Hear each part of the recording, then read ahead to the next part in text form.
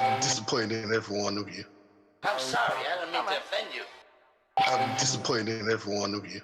I kiss you on the mouth. No, I'm not cool with that. Just, I'm sorry. One more time. I'm disappointed in every one of you. I mean, I'm dealing with degenerate animals. I'm disappointed in every one of you.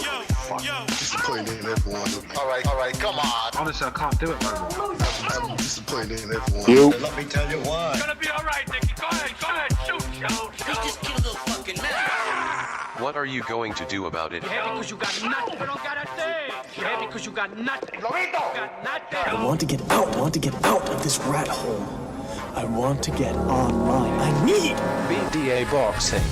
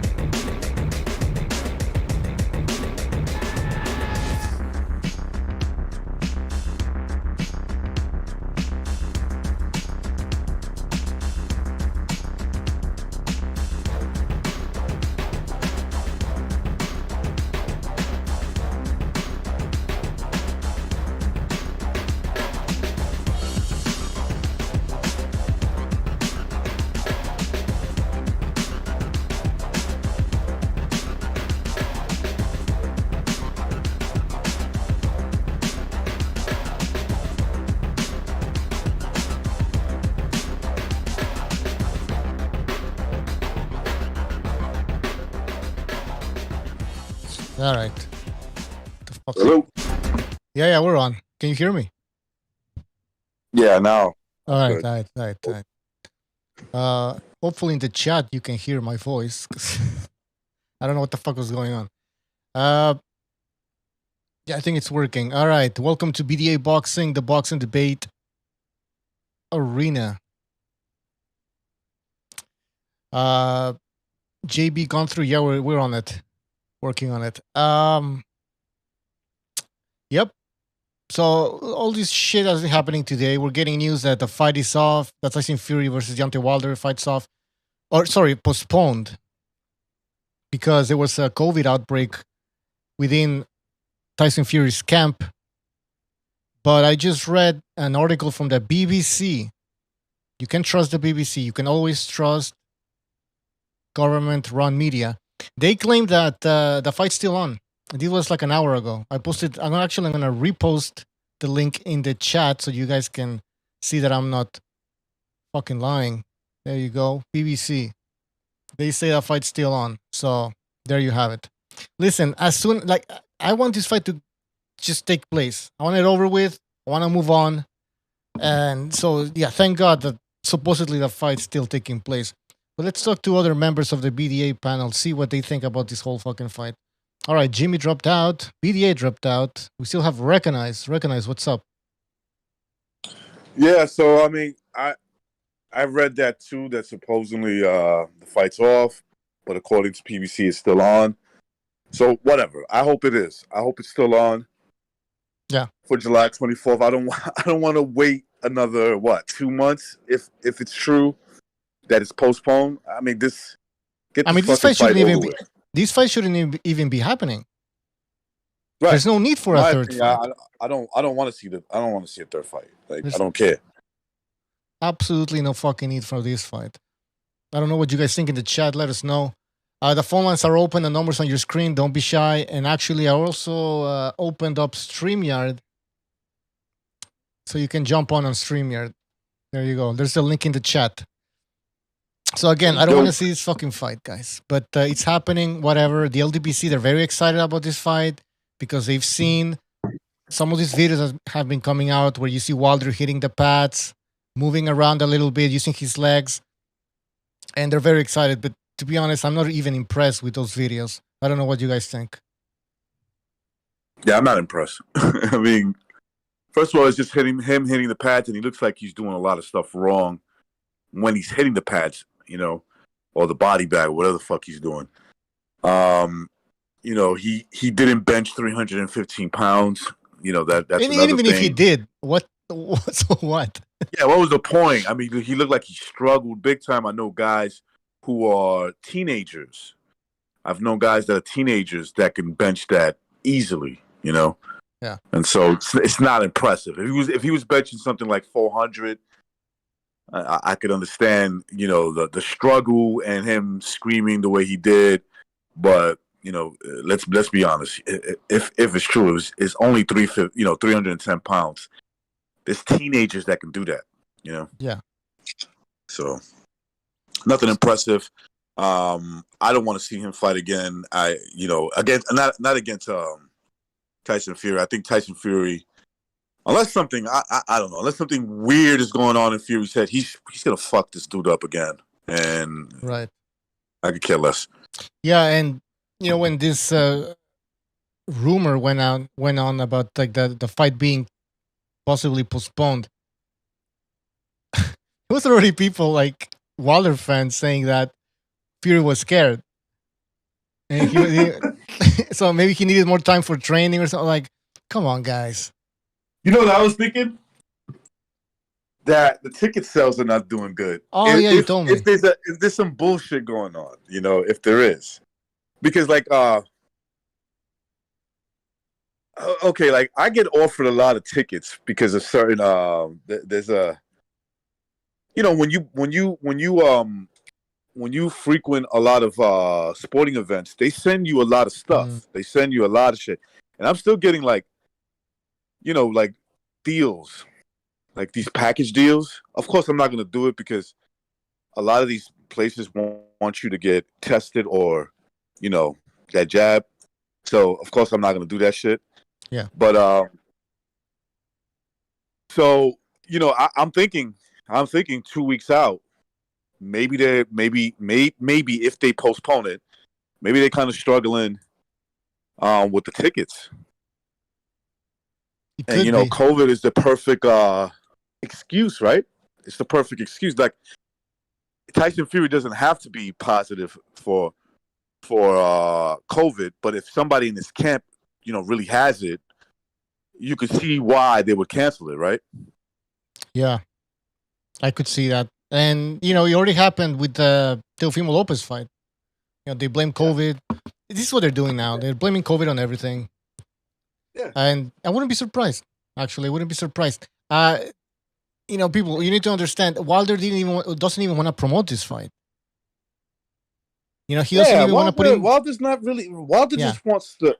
You know, I listen to what Wilder has to say, but it sounds to me like he just wants to collect... Like, forget about what he says. I go by action. He looks like he just wants that payday. You know? The payday. I think the people around him just want to make sure that, you know, and I'm talking about Al Heyman, that he gets that paycheck, you know? Right. Because then Al Heyman gets that paycheck, so... Oh, yeah, it's about cashing Wilder in. Yeah, if they look, you know how they see him winning? Like, that's catching lightning in the bottle. That's how they say, okay, look, he's not going to win. But if he does, we're there, you know? If somehow he does win this fight. I don't even think, I mean, I don't even think they think that's a possibility, though. That it's likely. And I think, and when it comes to Wilder, I think he only wants to do better than the last time, which is possible. Yeah. Because if he goes to round 9 and gets stopped, then it's better than getting stopped in round 7. No, actually, I've always said it is possible that this guy could do better, but that he can outbox Tyson Fury. Get the better, but not to the point. Better, but not better to the point where he can win the fight. Yeah. Just better in the terms that he is actually going to survive longer. What he's praying for is a robbery, right? He loses on the scorecards, like, you know, 10 rounds to 2, and they give him the decision. I mean, he's a bum. He can't box for his life. So he's already proven that. So I don't understand. And when we say, yeah, I mean, he's a bad boxer. I know, you know, people are gonna say, well, you know, he started late and all, and I agree. Like he achieved more than he should have. That I completely agree. Now, but we also have to factor in the state of the current heavyweight division, which is really poor. Yes, and you don't have also factor in his opponents.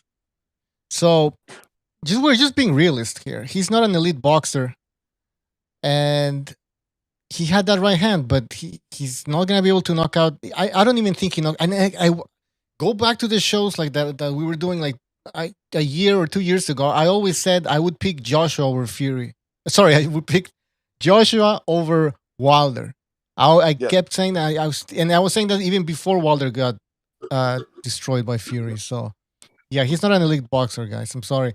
I mean, I remember after the first fight, you said if they run it back, unless Tyson Fury's like just doesn't like to box, doesn't even want to look at boxing, you can't see. I remember you saying you couldn't see why he doesn't go in and destroy him the second time around, and he did. That's what happened. I mean, it was so obvious.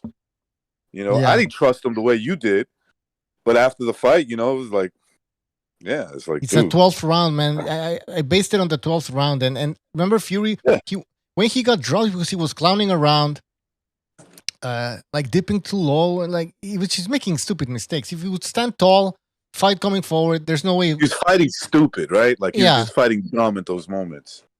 Yeah, like even in the first fight when he was beating him, but it wasn't like that aggressive style that he had going into the second fight. Besides the 12th round, right? But like all the other rounds, I was like, Tyson Fury's fighting dumb, and he's still beating this guy. Yeah. So now that he got it, just back this dude up, back this poor boxer, this poor this guy who stands, his stand is poor. His movement is poor. Just to back him up, I can't understand why he wouldn't do that again. Exactly, and he wasn't going to change. Actually, we had how many fights did Wilder have in between the first and the second Fury fight? 2 fights, the Brazil fight and the Ortiz fight. And if in those 2 fights he would have showed us that he actually improved and worked on some things, and maybe I would have changed my prediction, but he didn't. He looked the same fucking old Wilder. Against Ortiz in that rematch, he was losing the fucking fight. So, I mean, I don't know. He was. If you're banking on that right hand landing again, and this is what people are saying again for the third fight. What if Wilder lands? Yeah, well, what if Fury lands? And that's what happened in the second fight. Who landed the fucking big shot? What It if was Wilder Tyson land? fucking Fury. He did land, and we saw what happened. Also, exactly. Also, this thing like if he touches you, you're out. That's bullshit, man. That's bullshit, bro. He's skinny as now you're telling me Fury crow. doesn't have a chin. Now you're telling me Fury has no fucking chin, and Wilder only needs to land. He landed in the first fight twice, and he got up. This fight should not be taking place. That's why I want this fight to just happen, man. So we can move on. We can fucking move on, guys. Phone lines are open. Don't be shy. Call in. Also, stream. Just get it over with. That's what I want to see. Just get it over with. Get it over. That's what Bob Arum said. Just get it over with. I mean, there's bigger fights out there. By the way, Eddie Hearn keeps saying that the Usyk fight will take place, but until it happens, I don't know, man. Yeah, I mean, I don't trust anything today. All right, we have a phone call. Let's see if it fucking works. Oh, shit. 956, you're on the air, 956. Yeah, hello. I was going to say, I can hear him. What y'all were saying. The reason why shit. Hold on, caller. Hold on. First fight. Hold on. Sorry, man, but you can't hear him recognize? I could hear him, but he's breaking up. Yeah. Oh, okay. Yeah, now I hear him. There it goes. Go ahead. All right, so I was saying the reason why Tyson Fury got dropped in the first fight. Now, I agree Fury was getting careless, but also people don't realize that he was coming off a year of losing about 100 pounds, right? And honestly, it was 3 years of inactivity, and his fights were against nobodies, right? So Tyson Fury didn't have good punch resistance coming into that fight in December of 2019, right? 2018. So, of course, if Wilder hits him, anytime heavyweight hits a clean shot, he's going to go down. I mean, his punch resistance isn't the same.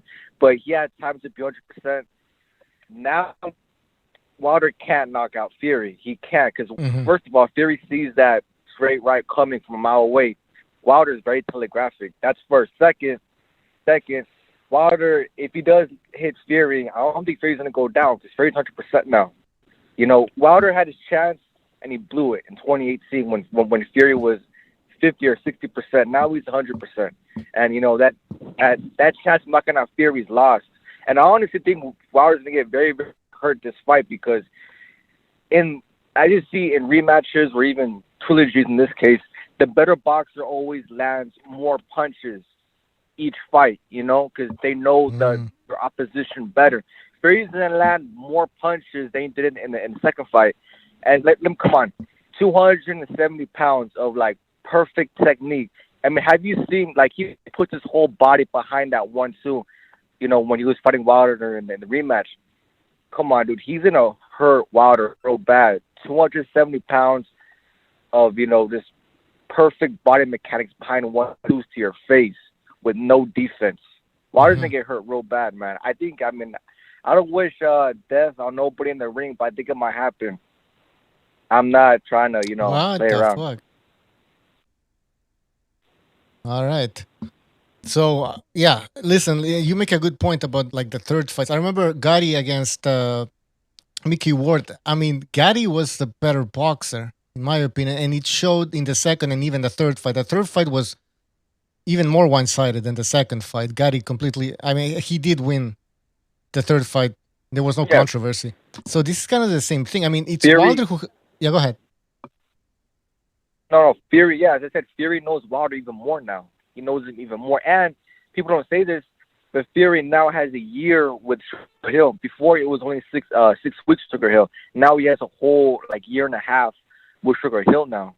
And plus, right now he's sparring dogs in, you know, in his camp. Jared Anderson, Efa Jabba, Joseph Parker, you know. Yeah, I mean, he's sparring good opposition. Meanwhile, I heard Wilder was sparring a guy that's like 10-5, you know? Right. So, I mean, that kind of shows you. And plus, who's I mean, come on, Malik Scott, are you kidding me? No, look, I'm going to say this. What Wilder needs to do to win this fight is he needs to learn how to counter Fury's jab so Wilder doesn't bite on Fury's face. That's the first thing that Wilder needs to do is learn how to counter Fury's jab. I don't see him working on that. All he's working on is combos. I'm like, this is heavyweight boxing. This is lightweight. Like, you need to learn, you know, how to counter his jab first. There's no time. I don't know. There's that's no time for that. There's absolutely no time. I agree with what you're saying, but listen, if you're Wilder's starting with the basics, the very, very basic, he's so behind. Like, what you're talking about is like step 2, 3. You know, I mean, he's so behind. Like, he won't be ready for this fight. It's too late, man. And you know, I think if he had like a great, like one of the top trainers, he could maybe pull it off. But Malik Scott, you kidding me?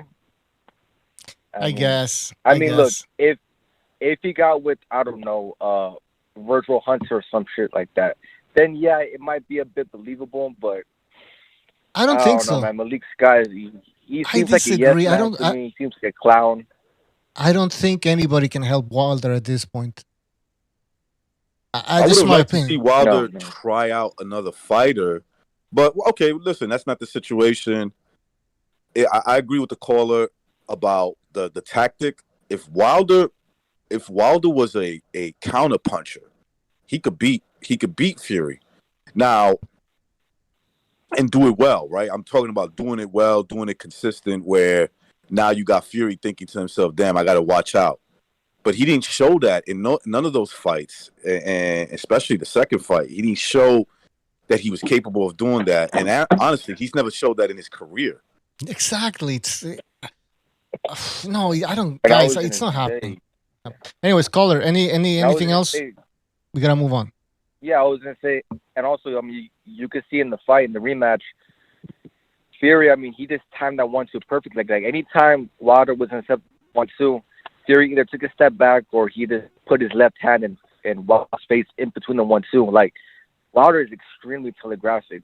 I mean, I know he did land like 1-2 in like the first round, but it kind of grazed Fury's, you know, his ear a bit. It's very scenic. I mean, I don't know, but yeah, that's to say.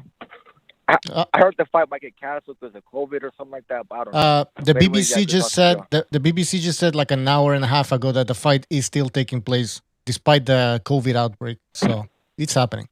That's good. All right. Thanks for the call, man. Good call. Take care. All right, let's take another phone call before we let Jimmy in here. 11111. I think it's a Skype call or something. Yeah, he hung up. All right, Jimmy. Yo, Bucho, What's what up, kid? man? Recognize? We're talking about Wilder, What's up, Fury, the outbreak. The BBC saying that the fight is taking place. So, yeah. No, the outbreak. No, what that? See, that's what the outbreak is. The number of this new strain or whatever. Yeah, there's an outbreak of that, but comparatively speaking, the numbers are super low. I can't see anybody trying to implement the mandates again. I know California, if anybody would try, it'd be them, but I don't see that even being an issue. That being said, I just wanted to address something the caller said. I agree with almost everything he said. One thing is this: everybody says, like, why would, like, he didn't think about it. If you were Wilder, I doubt highly he said, the world of elite trainers who would gladly make $100,000 to be sitting in my corner to train me, right, for this fight. Normal circumstances. What trainer can you guys think of would put their reputation, their fucking ass on the line to work with that knucklehead?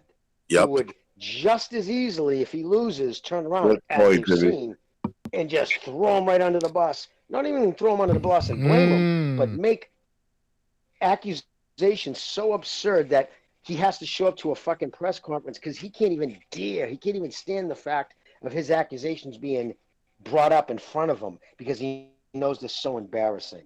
You know what I mean? So I think he's a fucking absolute clown. Going into the fucking second fight, I had Fury winning by knockout. I admitted that. I said that going in, but like I said that then, I had no emotions in it. I had no dog in the fight. I didn't really care either way. I'm still not, like, say, a fan of Fury. I just can't stand Deontay Wilder. I can't stand how he handled his loss. I can't stand what he's done to the sport. I can't stand the deliberate racial divisions he tries to make and how he tries to break it along those lines. I'm not a big fan of his fans. I think for the most part, you're not a fan. You're not a fan of Artman. You're not a fan of Artman. I just because of course the show starts. So I just went over there and he's actually getting into it. I don't know if it's you or me. It was on there with some other guy. I was just seeing him, like, the shit they come up with. It's just crazy. I'm not a fan of Artman. Actually, I kind of feel sorry for that kid, to be honest with you, dude. I'm not going to pound on him. He's been pumping iron because I think he's sad. I think he's a sad little man. He's been training in case shit pops off. Remember? Yep. Oh yeah, he still says he can beat Ricky Hatton. A fucking moron, no, like crazy. And you know his training videos. Somebody pointed out, it was ego. He pointed out he actually set up his squatting. He put out a video last week. Yeah, I'm squatting, and it ain't 310, right? Like, meaning like I'm doing even more than that. But he had his camera or his phone set up so it was just angled so right where you could only see the first two plates on the Smith machine too. Squatting on the Smith machine is like what girls do because that way you don't have to balance the weight. The machine does it for you. So and then he's telling people how much weight he's doing instead of just showing them. So on so many levels, that kid has just got crippling insecurities to the point I used to think he was a fucking clown. Now I just still think he's a clown, but now I kind of feel bad for him. Yeah. But yeah, Wilder's got shit. What is he going to do? Outside of land a lucky punch, if Fury gets overly confident, I know he's been with Sugar Hill for a year, but he hasn't been training with him for a year. You're only with him during those camps. So a second camp should help as long as he goes in there angry and focused. Like, he should be carrying the whole weight of his people on his back after what that fucking asshole said about them. I mean, Fury has a lot of reasons to make that kid eat his fucking words. I could see this fight ending up something similar. Real quick, Bucho. I could see this fight ending up like the same scenario with Sergey Kovalev versus what's this guy's name? Pascal in the rematch. Remember that? Mm-hmm. That it basically got stopped in the same round, and it was like, dude, we need to stop this fight. He's gonna kill you, bro. Like, I could see this time maybe the ref doesn't stop the fight, excuse me, maybe his corner, but the ref does. The referee Malik Scott does. would stop the. Do you guys think Malik Scott would stop the fight? I think No. he would. Yeah, I think he of course might. he would. He would if he was fucked up enough. If he was to Yeah, the he point, would. but I agree with Recognize. I think the ref would be more apt to stop it. Like I think Malik would push it to the limit, like until it was to the point where he was just getting like, why the fuck aren't you stopping the fight to the referee type thing, and then throwing the towel in. But I think he's going to let him take a far more bigger beating than the dude he fired. Do you think that Wilder already had that? Do you think that Wilder already had a talk with Malik Scott and told him, "Listen, Oh, I'm sure. don't stop the fight. Never stop a fight." I'm sure he has. I'm sure that was part of the interview. Like, you don't stop no fucking fight, right? I mean, who would? I think like, yeah, no, I want to be accused. You know what it is. You know what it is, Jimmy. I think that whole ordeal was part of the clown show of his. You know, the many excuses. I think he was fine with the stoppage. He knew he was getting fucked up. He's just like, at the beginning he was like, "Oh shit, come on, man, why you stop?" He looked at the ref, "Why you stop the fight?" And then he went to his corner. He's like, "Why you stop the fight?" But in reality, he knows he was getting a beating. But why blame Breeland? Why go after Breeland? See, that's the thing. If you know that the stoppage was correct, you know deep down inside the stoppage, and then you put it on, you blame it on Breeland. You start saying, "Oh no, you shouldn't have stopped the fight." That's disingenuous. ingenuous. That's hypocritical. Because he didn't like Breeland to begin with. I heard rumors that they weren't very close and they didn't get their relationship strained as camps went on. Obviously, because Mark Breeland probably in the beginning tried to institute things like speed bag. Dude, you got to do that. You got to jump some rope, bro. That helps with balance. I know these are archaic to a lot of people, but there's a reason they've been around boxing since time immemorial, because they work. Mm-hmm. They're repetitive, but they work. So, I mean, did you see the latest video put out of him shadowboxing? Yeah. I mean, even that's like, you put that out, dude, you don't even look good doing that, bro. Like, he doesn't have, you can just tell it's not second nature to him. Some guys, you watch them shadowbox, and you can just tell they're doing it like they breathe.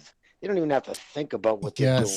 It looks like when a guy shows to a boxing gym for the first time and they put him in front of the mirror and start like telling him to shadow box. He looks like kind of like that. He's too stiff. It's not fluid. But I cannot believe that he's never done that before.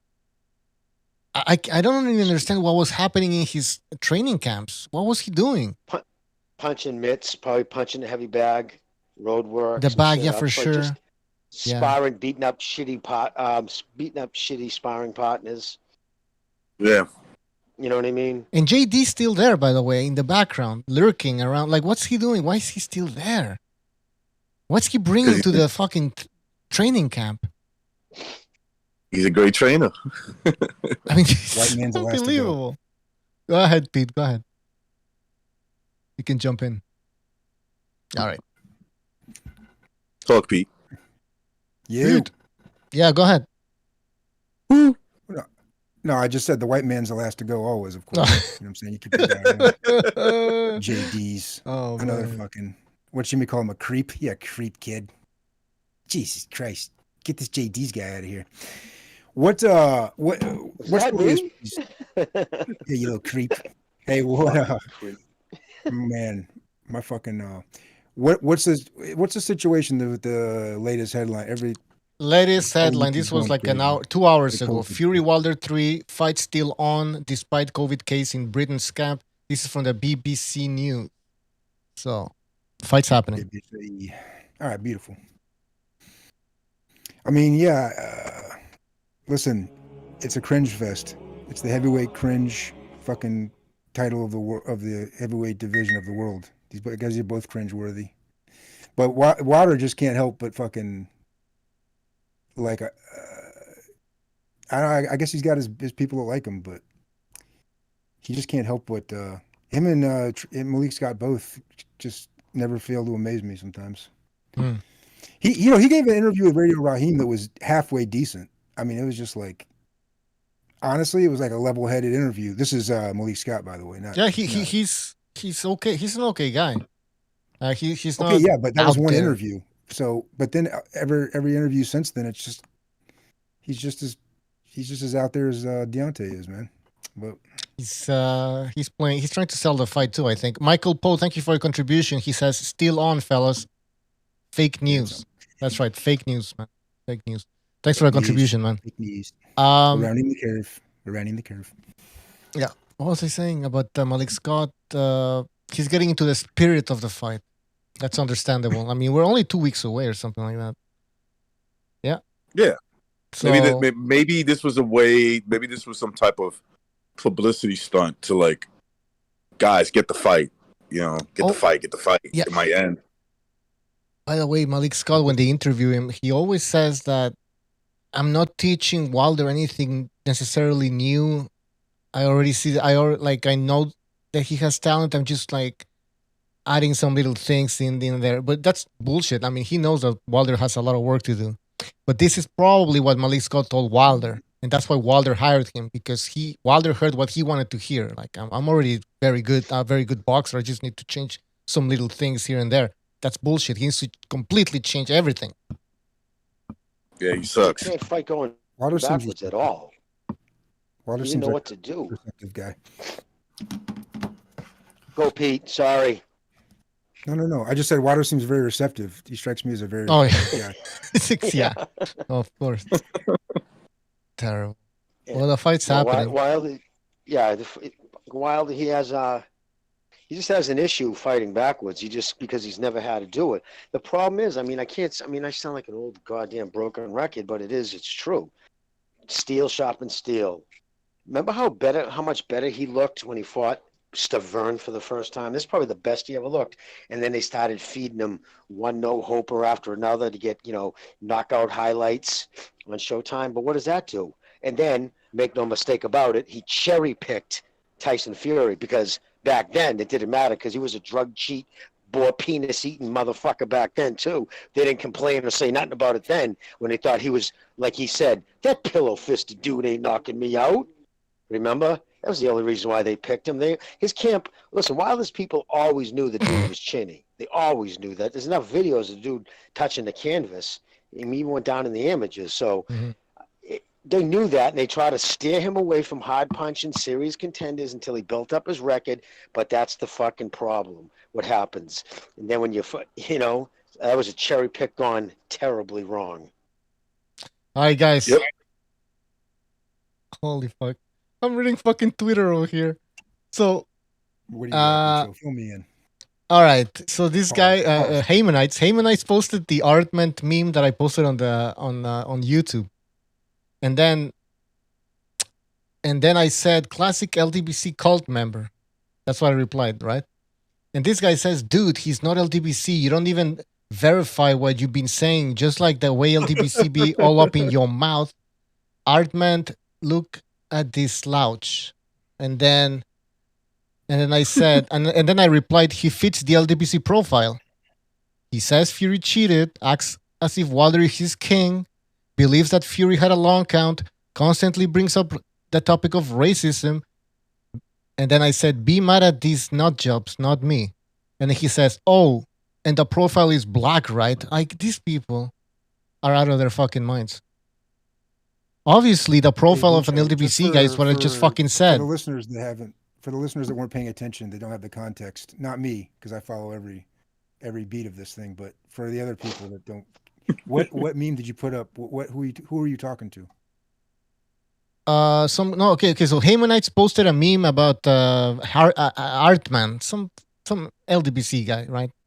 Who says that he's ready to, he's gonna show up at the Fury Wilder fight, and he's ready to fight anybody there. Classic psychotic type of LDBC individual. Yeah, Artman was telling Ego, I saw that too. He was telling him to show your face, coward, because he hasn't used his likeness. So Ego responded something like, oh, so the mentally unstable kid who posts pictures of him carrying around an illegal pistol, threatening to see people at the fights, wants me to show him my face. And he started with a bunch of laughing after that. The type of people that are on the internet, and we're the bad guys, not these guys who are looking for fights at arenas. This is insane. Anyways, and then You're and then looking I, at some people, not no one-on-one fight. That's not a one. They're not looking to do that. That's different. You guys should see the fucking meme, fucking ego. I think it's one of his best he's ever made. He's got ready in case Wilder does lose. He sent it to me fucking last night. I'll send it over to you guys. He's like, in case they do lose, if Wilder loses, and I think this says it all, dude. Here, I'll go grab it. all right, but I'll post it. But all right, we have a phone call. Let's take a phone. You know how you people get. Who's we? What do you? Who's you? Who's we? Like, come on. The BDS. What do you mean, you people? Phone call 612. You're on the air. 612. Go ahead, my brother. Hey guys, can you hear me? Yes, sir. Welcome to the show. Hey guys, thanks. Thanks. After seeing that horrendous bench press, it's confirmed that Wilder is going to get smashed in the third fight. I just wanted to know the panel's opinion about F.A. Jagba versus Frank Sanchez and Konaki versus Hellenius rematch. That's it, guys. And Wilder is going to get smashed. All right. Who wants to take those? Konaki against Hellenius. There's rematch. I don't know. Yeah, there's the Konaki Hellenius rematch. It's all heavyweights, yeah. It's all heavyweights. I don't mind those fights. And then you got Sanchez versus young kid. That's a good fight. Yeah, exactly. Yeah.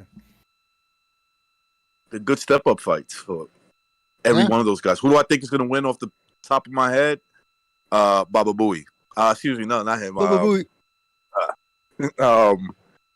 I think that Ajagba is going to beat Sanchez. And I think Hellenius is going to beat Konaki again. All right. Yeah, I'll go with Hellenius again. All right. I just spit my coffee all over my fucking windshield. Oh, man. All right. I was hoping I caught you off guard. Oh, God. Anything else? Anything else, caller? No, guys. Have a nice day. All right, take care. Long distance from Calcutta. I think so. Baba Booey. I like that. Baba Booey. Michael Paul, thank you for your contribution. He says Fury better not dive because they should have just did it with AJ.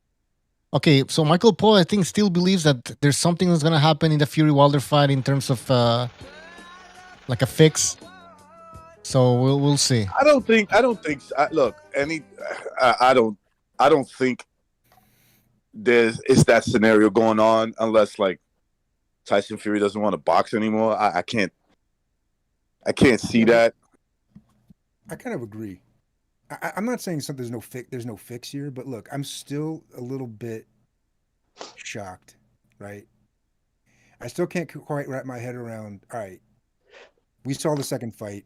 Wilder gets, forget what you want to call it, brutally beaten, stoppage, bad stop, annihilated, destroyed. He got beat. He got clipped and he got beat. Right. All right. You take a fucking tune-up fight after that fight. Your next fight is a tune-up. That's a clear loss. I don't care what was behind it. You want to fucking get, you want to go crazy with the reasons. It's fine. Whatever you want to do. But you take a tune-up fight. You do not get a rematch because going into this thing, I don't care what Wilder was or wasn't, or what kind of cherry pick Fury was. They were 1, 2, 3 in the heavyweight division, right? Mm-hmm. I mean, there were some other people knocking at the door, but they were the top three. They were the big three. Wilder and Fury fought the once draw. By the way, I think that was about the best. That was about the true Fury and the true Wilder in that first fight. But okay, draw. The rematch. Wilder gets clipped. Wilder, you don't come back and get an immediate rematch. Now Fury and AJ settle that. That's the next step. But the contract, Pete, you got a contract. You got to honor the contract. There was no fucking. That's bullshit. That's bullshit. The arbitration, if it even went to arbitration, it didn't force this rematch. I'm just saying that, the next fight is obviously AJ and Fury. Now, Hearn was working on it, right? There's a Saudi Arabia thing. There's a big site fee coming. Bob Arum acted like he could. I just don't think he ever had faith in that, in those guys coming through with the site fee. But I mean, the numbers they're talking were gigantic, but either way, big site fee over in Saudi, pay-per-view out the ass in the UK. That's a no-brainer. It's a no-brainer. So I just can't believe still that they're going to do this third rematch, which was going to happen. Wilder Fury 3 was going to happen. That's the second biggest money fight out there right now, right? And for Wilder, there is no bigger fight. Okay, and for Fury, short of fighting AJ, this is the biggest fight on the table, income-wise. This is the biggest fight on the table. Like, why would Wilder retire? Why would Wilder hang it up? Why would he disappear? No, he's just going to come back and fight again. Well, he could have. Yeah, I know. Let me say, I'm just bringing us up to where we are now, right? So then you're telling me that the thing falls through in Saudi. They sign the third fight, Wilder and Fury. You're telling me Eddie Hearn is going to put his 1 and 2 best guys at heavyweight, AJ and Usyk, who Usyk probably, after these guys are done, he's probably going to take the torch from all these guys eventually, right? I mean, he's got the most potential. He's going to burn his 1 and 2 guys over there in the UK, where honestly, let's be real, he's going to, let's say Usyk outpoints AJ. So now he's going to fucking lose out on this AJ and whoever wins this Fury and Wilder fight? No.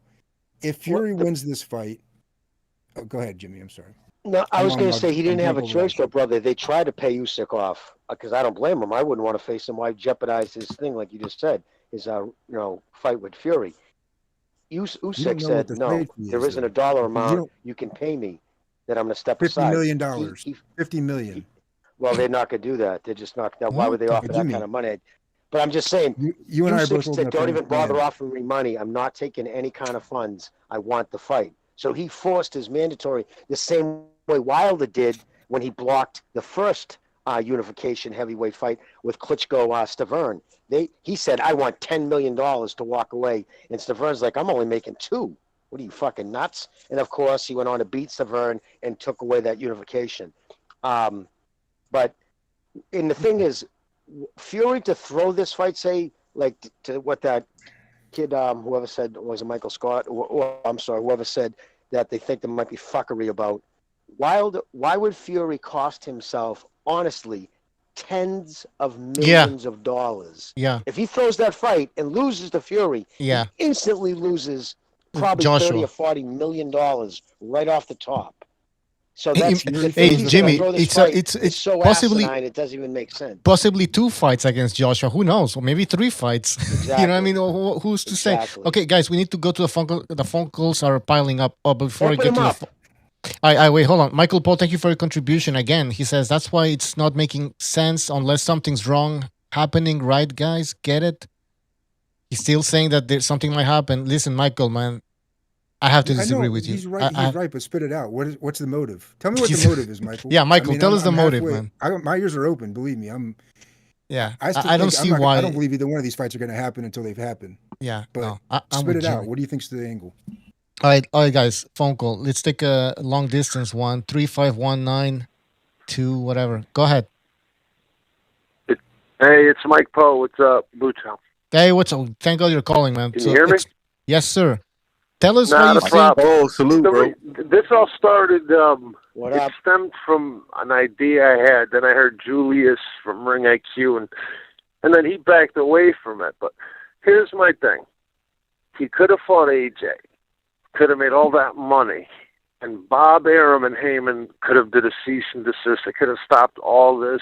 I think they're working together. This dude's doing dives into a pool over a fight where he's making much less money. There's nothing that I see that makes sense of him just destroying him again. And Wilder wanting it that bad, unless he knows he's going to take a beating, it could go that way or it could go the other. It's really hard to swallow Wilder just going in there and getting a beating. Well, Mike, let me ask you, what else could he have done? There was no other opponents.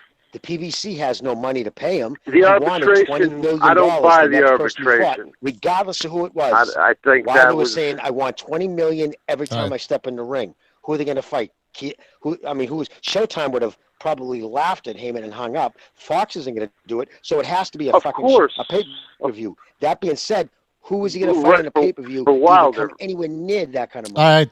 right. Let Michael respond. Michael, go ahead. No. For Wilder, I get it, but for Fury, he had so many options. He's avoiding AJ like the plague. But I don't know if it's him or Aram making him stick with a certain game plan, because what if he loses? They don't want the title. I get all that. They don't want the titles all over there. So I'm just trying to make sense. Like, how could he make as much money as he could have with AJ? And a lot of it's not adding up. Because that fight fee. I know he can't make money, but Fury could have. And that arbitration was BS. I'm telling you. Yeah, I'm not the only one who has said that. All right, Pete wants to say something. Pete, go ahead. So, I'm sorry, I know the caller can't hear me that well, but I'm sorry if I'm talking fast. The I'm Saudi kind of thing outside. was wavering over there. You know, I'm trying to say it was dying on the vine. I think Aaron was getting impatient with it, even if you lead up to the Canelo fight. Okay, so this is like a month prior to the announcement. You know, listen, up to that, leading up to that fight, when they were talking to Hearn about obviously the Canelo fight, they were asking him about what's the status with this heavyweight fight, and Arab was getting antsy, right? And I don't think he ever had faith. If you recall a while back, these Arab guys wanted to get a Pacquiao fight over there, a big Pacquiao fight. I can't remember which one. And Aaron basically just kind of shit on it. You know, basically every year, every big fight, these guys pop up. Some group comes forward, and they're going to bring in this gigantic fee, and it's all bullshit. In essence, is what he said. So, well, here's. I don't think he ever had much faith. It's a gamble. It's a crapshoot. The closer it gets, so I think if anything, cold feet with my decision. I really don't know. This fight here, this Fury and Wilder third fight, right? Out of order, let's just call it. On Aram's end, it was just that. I'm thinking there might be a fourth. Okay, yeah, there might be a fourth. This third fight, I had confidence in, but I think that he just got jumped off with this big site fee. They're talking about $150 million site fee. It's fucking huge, guys. I mean, that's that's enough to definitely get your attention. That's my point. So far, right? That's my point. Yeah, I don't buy the arbitration. I don't know what reason, but I know Fury's not afraid. If he's gonna just get beat up, why not do it over there? I think Aram is holding his feet to stay here. So I don't know. That's why I'm thinking he's gonna fight him again, because how's he gonna cover that offer that he could have taken? I don't know. Well, we'll see, man. As it gets closer, I don't know. All right. Anything else, Michael? Well, listen, guys, thank you. I'm going to continue to listen to the show and get Mark on, because he had some. If you could, he had some interesting takes on what he thinks might be coming up with that fight. Yeah, well, if he calls or jumps in, of course. All right, man. Take care. All right, fellas. I'll be listening. Thank Peace, you. Michael Poe. All right, let's take a phone call. Who called before? I think it was this guy. 337. You're on the air. 337. Yep. What's up, man? It's Dead Game, bro. What's up? Shit. Man, I just been sitting on the phone for a little bit. Your show, what's the topic, bro? Like, what's the deal? What Can y'all talking Deontay about? Wilder make the necessary changes to make this fight competitive? Let me ask you this. Have you ever seen any old footage of Deontay Wilder hitting the bags and the pads? Old? I don't know how old. No, I don't think so. Well, I think there's a difference in the way he's hitting, the way he's looking out in the past. So I think that's, if you want to look at something, you could say that, he's looking a little bit better with his footwork and the way he's placing punches. I agree. He looks a little bit better. Is it enough? I don't know. That we're going to see, hopefully not you hearing the foolishness with the COVID test. So, that's not foolishness. That's a reality of life now. Yeah, ain't no telling with that. I think Fury probably. I think he might have tried to try and find a back door out, bro. All right. The way it looks. Like listen, the fight's happening. The BBC from Britain just said that the fight is happening. It's not being postponed or anything. Pete, go ahead. Pete wants to say something. I'm just going to call something to everybody's attention, right? How much does Deontay Wilder have to fucking change, right? You saw the first fight. You I saw saw the the first second fight, fight. and you saw every fight leading up to the first fight out of Deontay Wilder. I haven't seen him hit pads or do anything like that. He's got a weapon. It's his right hand. It's his money punch. Every boxer's got one, right? Look, the first fight, he landed it at times. He missed at times. He windmilled sometimes, and then he caught Fury with an uppercut at sometimes, right? And Tyson Fury, just like every fucking fight prior to that, he's got upper body movement. I know everybody gets on the footwork on both of these guys, but they're heavyweights. All right, neither one of them are Ali in there or Usyk. Let's talk footwork now. Just be honest, right? Deontay Wilder can't fight going back, and Tyson Fury's got this amazing footwork. No, all right. Deontay Wilder fights like a heavyweight with his feet nice and wide, ready to throw a power punch, and Fury's got a lot of upper body movement. All right, he's very, very unorthodox. He's hard to time. He's hard to get a rhythm on, right? But you saw it in every fight leading up to the first fight from both guys. And then you saw how the first fight turned out. Yeah, I know Tyson Fury went to 300 and he was going to jump off a bridge and he was doing blow. I understand that, right? But, okay, all that aside, he showed up. He was, to me, he looked healthy. To me, he looked ready to go. And I was not surprised by anything in that first fight. I mean, I really. All right, so that second fight, like, basically answered all so the the second questions. fight he got clipped, right? So, okay. Because Sugar Hill got with Tyson Fury, that now he's a come forward destroyer like this, right? Yes. That's neither one. Yes. Yes, against a guy like Wilder, he can do that. Against Joshua, I don't think I think he would have to make some changes. But okay, hold on. Let's just get Dead Game. Anything else? Because he's calling in. Go ahead. Well, I was asking Dead Well, Game. really, I mean, not really. He kind of broke it down. I mean, I don't agree with him that Wilder can't box on the back foot. I think he can. That's how he get most of his knockouts, with that straight, that jab, pulling jab, kind of taking them little half a steps back, and he catch you. So I don't agree with people saying he can't box. He do have some things to work on, but he have something that a lot of people don't have, and he relied on that. So think he can box. I'm sorry, right. Dead Game. This is where the secretaries got you off, but he cannot box. I mean, we saw him lose rounds against Gerald Washington, against Spilka, against Luis Ortiz, who's like 50 years old. I know you're a Wilder fan, and listen, I give Wilder credit for that right hand. That's tremendous power, but he cannot box. Let's cut the crap. See, let's come back to reality. Hey, listen, I think one of the ways he's going to have to win is to outbox Fury. So if he knocks Fury out ahead on the scorecards, no matter what round it is, that's all I'm really looking to see. That'll make my day, you know. But I mean, it's cool. I'll come back after the fight and we'll chop it up. All right, perfect. All right, have a good night, man. Take care. All right. I don't know if you could outbox him. I mean, doubt gee, it that's very a much. big. knock him out. Yeah, more likely, but absolutely. outbox him. Fury's not Usyk either, though, guys. Like, Fury's gonna come forward. He came forward in the second fight. All right. I'm not saying he's not going to do it, but that's not who Tyson Fury is. Sugar Hill's not going to change his stripes any more than Malik Scott's going to change Deontay Wilder's stripes. Deontay Wilder But if does. there's so many stripes could be changed, it would be Fury's because he's so talented. He's been doing it since he was 2 years old. It's second nature to him. So you can add folds into his game, though. You know what I mean? Like where one guy doesn't even learn the basics. You know what I mean? You need the mold. They always say you need the clay before you mold the sculpture. When you're already trying to mold the sculpture, you're missing half the fucking base. Yeah, no. It doesn't work. You know what I mean? He was throwing his hands when he was in his mother's belly. It's like the Fury's got those like a fucking sonic, feints too. It's natural. Bad boxes fall for feints. They bite at feints like a big mouth at a fucking worm. I'm telling you, they just bite at them all the time. Too. And not only the first fight too. Yeah. But some might say Wilder didn't have enough time. He had time to improve, though. He just wasted that time also. You know, he has to be blamed for not wanting to actually improve. Having JD's next to him, like, that was a big mistake. Big mistake. There's no reason why you should not learn from Breeland. I don't understand that. You know, that's the big mystery to me. It's what shows you at the end of the day, if you don't have that relationship with your trainer where, like, no matter how big of a fighter you get, like, I guarantee you, when Canelo's trainer, the old man, the father, says something to him, he listens.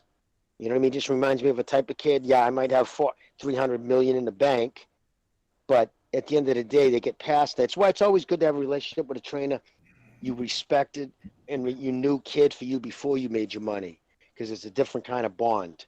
And if he doesn't have that respect for him, and he was truly the boss in the place, like, you know, Breeland showing up late, he would get upset about shit like that, like just trying to, I don't know. I just don't think he ever had the respect enough to listen to Breeland. And Breeland probably didn't bother trying once he realized he wasn't going to listen to him. He was getting paid, so he was like, nah. Maybe he did try, but you know what? After Deontay Wilder got clipped, maybe two things happened, all right? Maybe it got through Deontay Wilder's head that if you get clipped, if you're fighting a guy like Tyson Fury, he's going to be erratic. In other words, he's unpredictable. That's his thing. He came forward, he got clipped. Let's be honest, man. If Deontay Wilder had held like Devin Haney held when Linares clipped him, everybody would have booed, everybody got pissed, everybody would have fucking screamed at him, right?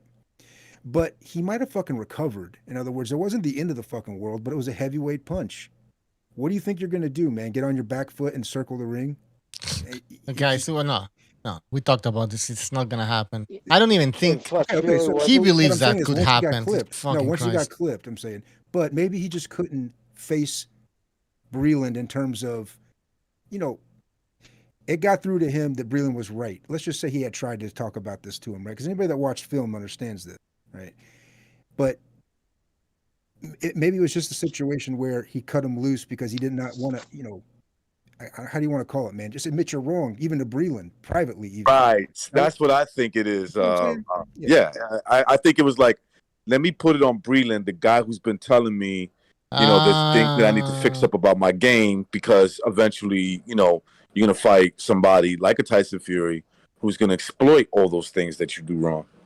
Fire the guy who was right, because he won't be able to, he can't look at this guy anymore, because every time he looks at Breeland, he's like, this guy is the one that was right. He's the one who was telling me that, you know, I should do this and that, and I didn't want to do it. So the best thing for Wilder is to just kick him out. He doesn't want to see him anymore, because every time he sees him again, he's going to be that reminder. I think that's that part you of the reason, fucked up. I think that's part of the reason why he hired Malik Scott. Although I do agree with Jimmy saying, like, dude, think about all the trainers out there. He picked Malik Scott. Maybe he had no choice. Maybe people were like, yo, I'm not willing to deal with you, bro. Yeah. All right, guys, let's take another phone call. We're going to take a phone call. 773 on the air, 773. How y'all doing? What's up, Kevin? What's on your mind? Shitty. Kevin. What's on my mind is the fella saying there, why would Eddie Hearn do this? He's risk jeopardizing this and that. And like Jimmy correctly pointed out, he had no choice.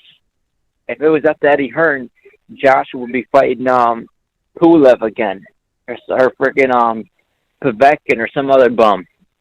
But now he's actually got to step up and fight. It's mandatory.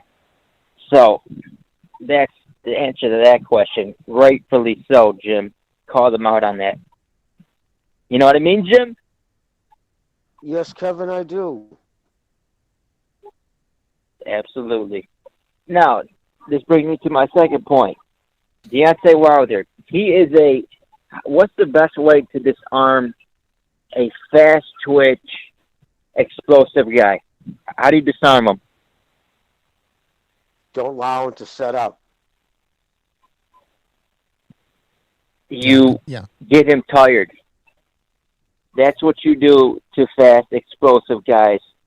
You get them tired. When that lactic acid builds up, they got no more explosion. They got no more athleticism.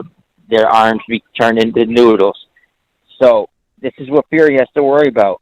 Is he, in that second fight, he wore him down. He gassed him out quickly and fast. And this third fight, that's what he's got to do. He's got to go in there and gas him out. And he's going to have to run into fire. He's got to risk getting knocked out to getting there and wear him down. What's your guys' thoughts on that before I make my final point? That's a good point. That's a good point, because dudes, like you said, dudes that rely on speed, fast twitch muscles, stuff like that, explosiveness. As the fight gets later, you know, unless you're not doing anything to them, they lack that explosiveness. And look, he did it early, like you said, but I also think what he did was he just looked at the video, he looked at the data. I'm pretty sure he looked at even the Washington fight in the first 3 rounds. If you look at that first 3 rounds, the positioning where he was feinting and jabbing is exactly what Washington did, and you could see Wilder couldn't do anything. He actually did nothing. It's when Washington stopped doing that in the 4th round. I noticed that was when Wilder started throwing his punches, you know, trying to set him up, and then obviously stopped him in the 5th round. And I think that but yeah, your point is correct, but there's also strategy there. He doesn't know what to do when a boxer uses boxing 101, you know, to attack him. The difference between Tyson Fury and Washington is, you know, day and night, obviously. Yo, he's got to get in the fire, break him down, wear him out, gas him out again, because get on the inside, and it's game over. But I was arguing this point with some other show that will rename nameless. They said Deontay Wilder, if he loses this fight in devastating fashion, if he gets beat down again, his career is over. And I said, no, his career is not over. He's playing with house money right now. People already think he's going to lose. He's pretty much like he already got beat down in the 2nd fight. He got outboxed in the 1st fight. So he's playing with house money. He's got nothing to lose. And what my point was, if he goes in there and he lost to, let's see, an Andy Ruiz or another fighter, a lower tier on the 2nd level, which he should have been fighting. Like that's the people he should have been fighting because he already got beat twice, but the judge luckily ruled in his favor. Then I would say, yeah, his career is he's done for it. But even if he loses to Fury here, he still's got a big fight with Andy Ruiz. I feel like he still can fight some up-and-comers, and I want to get your guys' thoughts on that, but I'll leave you to it. All right. Can I just say something about that, Kev? I agree. He would still have options. Is obviously he can always fight somebody, but where his career is over, exactly, the upper echelon, the elite. I want $20 million. That's out the window. Now he's yes, exactly. If he wouldn't have taken this Fury rematch, Jimmy, he drops out of the he takes. Who just put out a big thing? Was it who just said it? It was a big wig in the industry. Was it fucking Tony? Was it Atlas? I don't know. Somebody just said it. Put out a video saying if Wilder loses, his career is finished. It's over because emotionally, if he didn't survive the first one, he's not going to survive the second one. A second devastating loss. Yeah. All right, Gonzalo, go ahead. Then we go about that in regards to Deontay Wilder. The problem with him is that he made all these excuses, and if he loses convincingly, he doesn't have the mental wherewithal, you know, the mental toughness to deal with this with the second loss. And he's not going to be able to have a successful career because he's just that type of guy that's not cut from that cloth. Absolutely. You think that the second loss is going to he's going to be shamed into retirement and never see him again. He'll come out with the same videotape talking about you can't. He'll move on and compartmentalize it the same way he did this Fury when Fury clipped him in the last fight. Do you think he's going to come forward and say, you know what, guys, like Lou Gehrig, I'm going to hang it up. It's been a great career. Thank you. No, he's going to fucking, you know, maybe he won't maybe he won't just go completely ape shit with the excuses. It didn't help him, right? He's still talking about it, at least. He fucking shotgunned shit all over the goddamn ref, fucking Mark Breeland, goddamn Anthony Jarrell, the fucking costume guys, the fruitcakes that made his costume, these two guys. You know, look. But privately though, man, that's got to send a message. He wants to beat up Jamel Charlo now. I mean, he's what? All right, guys, yeah. We gotta go to another phone call. 386, you're on the air. 386. Yo, what's up, fellas? How's everybody doing? What's up, Jackson? Jackson. What's up, dude? Yeah, Jackson. I'm in I'm in a little bit of pain right now. You know, the last 3 days before this, it's kind of one of those Gonzo would say hiatuses.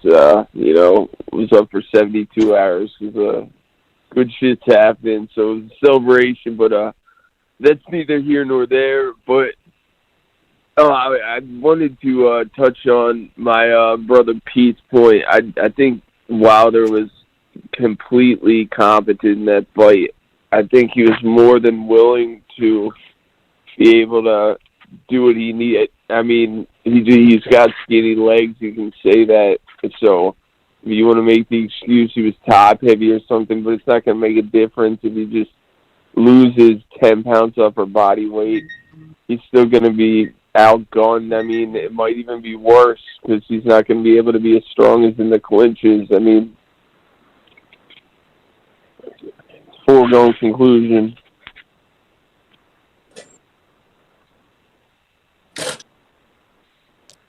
We're talking to Pete or what?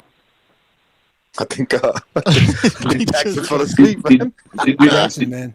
Jackson's been did you hear me? Yeah. Jackson was in the middle of his talk. I don't know what happened. Did you hear playing that Wall Street game? Did you hear what I said? Well, yeah. You're talking to all of us, right? Not just me. I thought he was talking to just Pete, man. Just going off your point, like he was more than competent to win that fight. So I was saying, like, do you guys agree that it's just a foregone conclusion unless Wilder gets?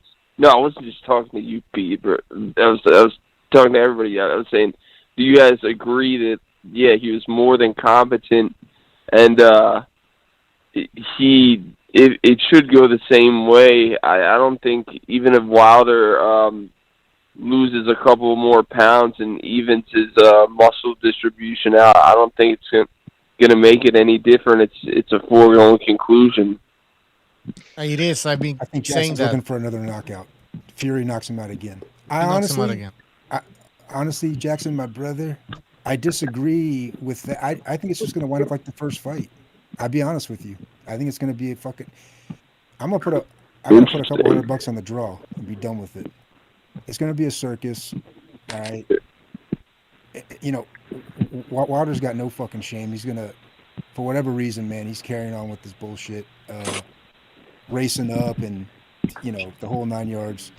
Yeah. Malik Scott, in one of the interviews, again, with Radio Raheem, he sounded halfway like, hey, listen, he had a bad day at the office. He had a bad night. Now, Raheem was telling him, like, yeah, but how come he doesn't say that? Just say he was better than me on the night and I clipped. I'm going back to the drawing board.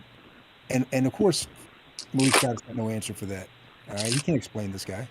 So look, I agree with everybody in that Deontay Wilder is not going to transform and just completely be throwing crazy combinations and fighting off his back foot. But I don't think it took Sugar Hill to tell Tyson Fury that he's got a heavyweight punch either. What, he punched the mitts and he goes, hey, you got some power, dude. You're 270 pounds. Listen, the way that Wilder can win, he can win. He's got a chance because he's got speed and power. He's got to work behind the jab. He just got to throw a lot of ones and twos. But don't go for broke in the beginning of the fight trying to throw a heavy right hand where you're going to get out of position and the other guy's going to he's going to run right over you. No, just work behind the jab, throw feints, then sometimes go heavy with the right hand. But as the fight start progressing, start laying it on heavier with your right hand as soon as you start finding your range.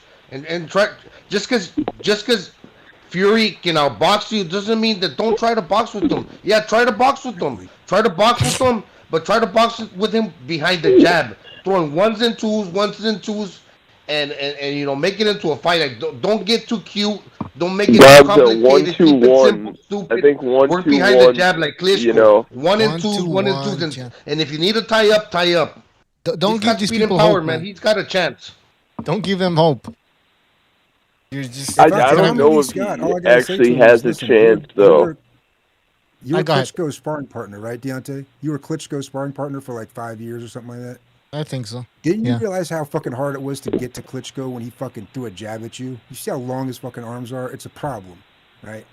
I mean, now you can outbox him. You can fucking Usyk might get in there or something like that. But look, normally, generally speaking, a stiff jab from a heavyweight with super long arms and a big frame, it's going to be sufficient, right? And a right hand from Klitschko, you fucking feel that, right? What, Deontay, you didn't feel that? Okay, look, just use the goddamn jab, man. You've had enough beatings from Klitschko to understand how, you know. And I'm sure everybody from Breeland to Malik Scott to everybody in between is trying to tell you that. But as long as this guy's, This is the same shit we talked about before the second fight. At this point, Jackson, thank you for calling. We gotta move on. We have a lot of phone calls, man. But take care, man. Okay, see you guys. Have a good one. All right, that was Action Jackson. All right, let's get through this, guys. We can do this. Let's take another phone call. This is 11111. I think it's a Skype call or some shit. Yes, welcome to the show. Hello? Yo, what's going on, man? What's up? Is this the Haitian sensation? Yeah, man, it is, bro. It's me, man. Well, go ahead. You know, rest in peace. I think a lot of people are very underestimating Wilder, man. I think they're very, really underestimating him. You know, I saw K. Jones' channel. He has a channel now, and he's been uploading exclusive content. And I've been checking out Wilder's training, man. He's looking very good, man. And I hope he doesn't overtrain, because when I tell you he's training a lot, he's training a lot, man. I think every day, maybe like 5 times a day, I think he's training. And people are underestimating Wilder too much, bro. Like, he doesn't have a chance. Like, this guy does not have crazy knockout power. It's really, like, kind of disrespectful how people are underestimating. I know, yeah. I even got Fury winning too. Yeah, I understand that. I understand he's a better fighter, blah, blah, blah, blah. But if you can't have a chance in your mind that Wilder can win, you're delusional. I mean, this is a guy who literally has knocked out every other opponent. He even knocked down Fury cold, and that Fury got up. So he even knocked down Fury too, twice. How was Fury knocked out cold if he got up? Yeah, okay, Fury wasn't knocked out cold. Fury wasn't knocked out cold. Though. No, he wasn't. Before he, yes, he was. But anyway, I just think Wilder has a good chance to win. Wilder has a good chance to win. And hey, let me talk. Let me talk. Yo, stop. Well, you gotta make sense. You can't just say Wilder has crazy a good things. chance to win, bro. That's it, bro. You see, you're complaining because I'm really bringing the truth to you, man. What? Come on, Okay. Let somebody, how this works. You say something, somebody responds.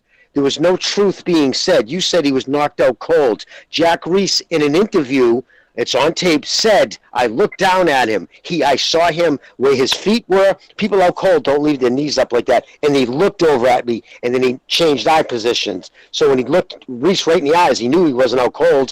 Reese cut down. He never broke eye contact with him, and he was up before 10. Those are the facts. Putting different colorful language on it, out cold, these other things, doesn't change the fact. And you also got to look at that, his opposition. He never fought. The only top 10 opponent he ever fought was Ortiz before Fury. Nobody he fought in his whole championship resume was even in the top 20.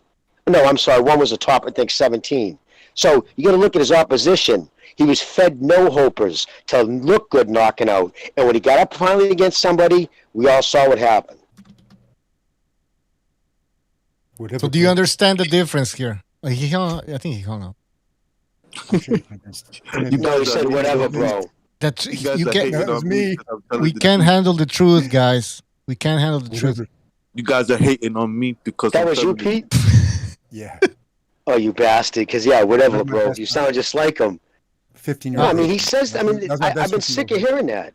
That fucking, he knocked Fury out cold. Like, what the fuck you talking about? He got up. People don't get knocked out cold and get up. All right, guys, let's take another phone call. We have no 832. We have 2832. So I don't know this one. 832. Go ahead. Yo, this is me, man. Who's me? Who's me? Oh, it's you. Okay. Hey, Bucho, man, this is bullshit, man. We know COVID ain't real, man. COVID ain't fucking real, and they're gonna ruin the best fight of the month, man. Whoa, calm down. I'm down. This isn't the second Renaissance. Can you blame me? I'm pissed. Right here. I feel your This pain, is the my best brother. fight of the month, Bucho. I feel your We're gonna pain, ruin bro. it because somebody was coughing, because somebody was coughing. Probably. Somebody cool.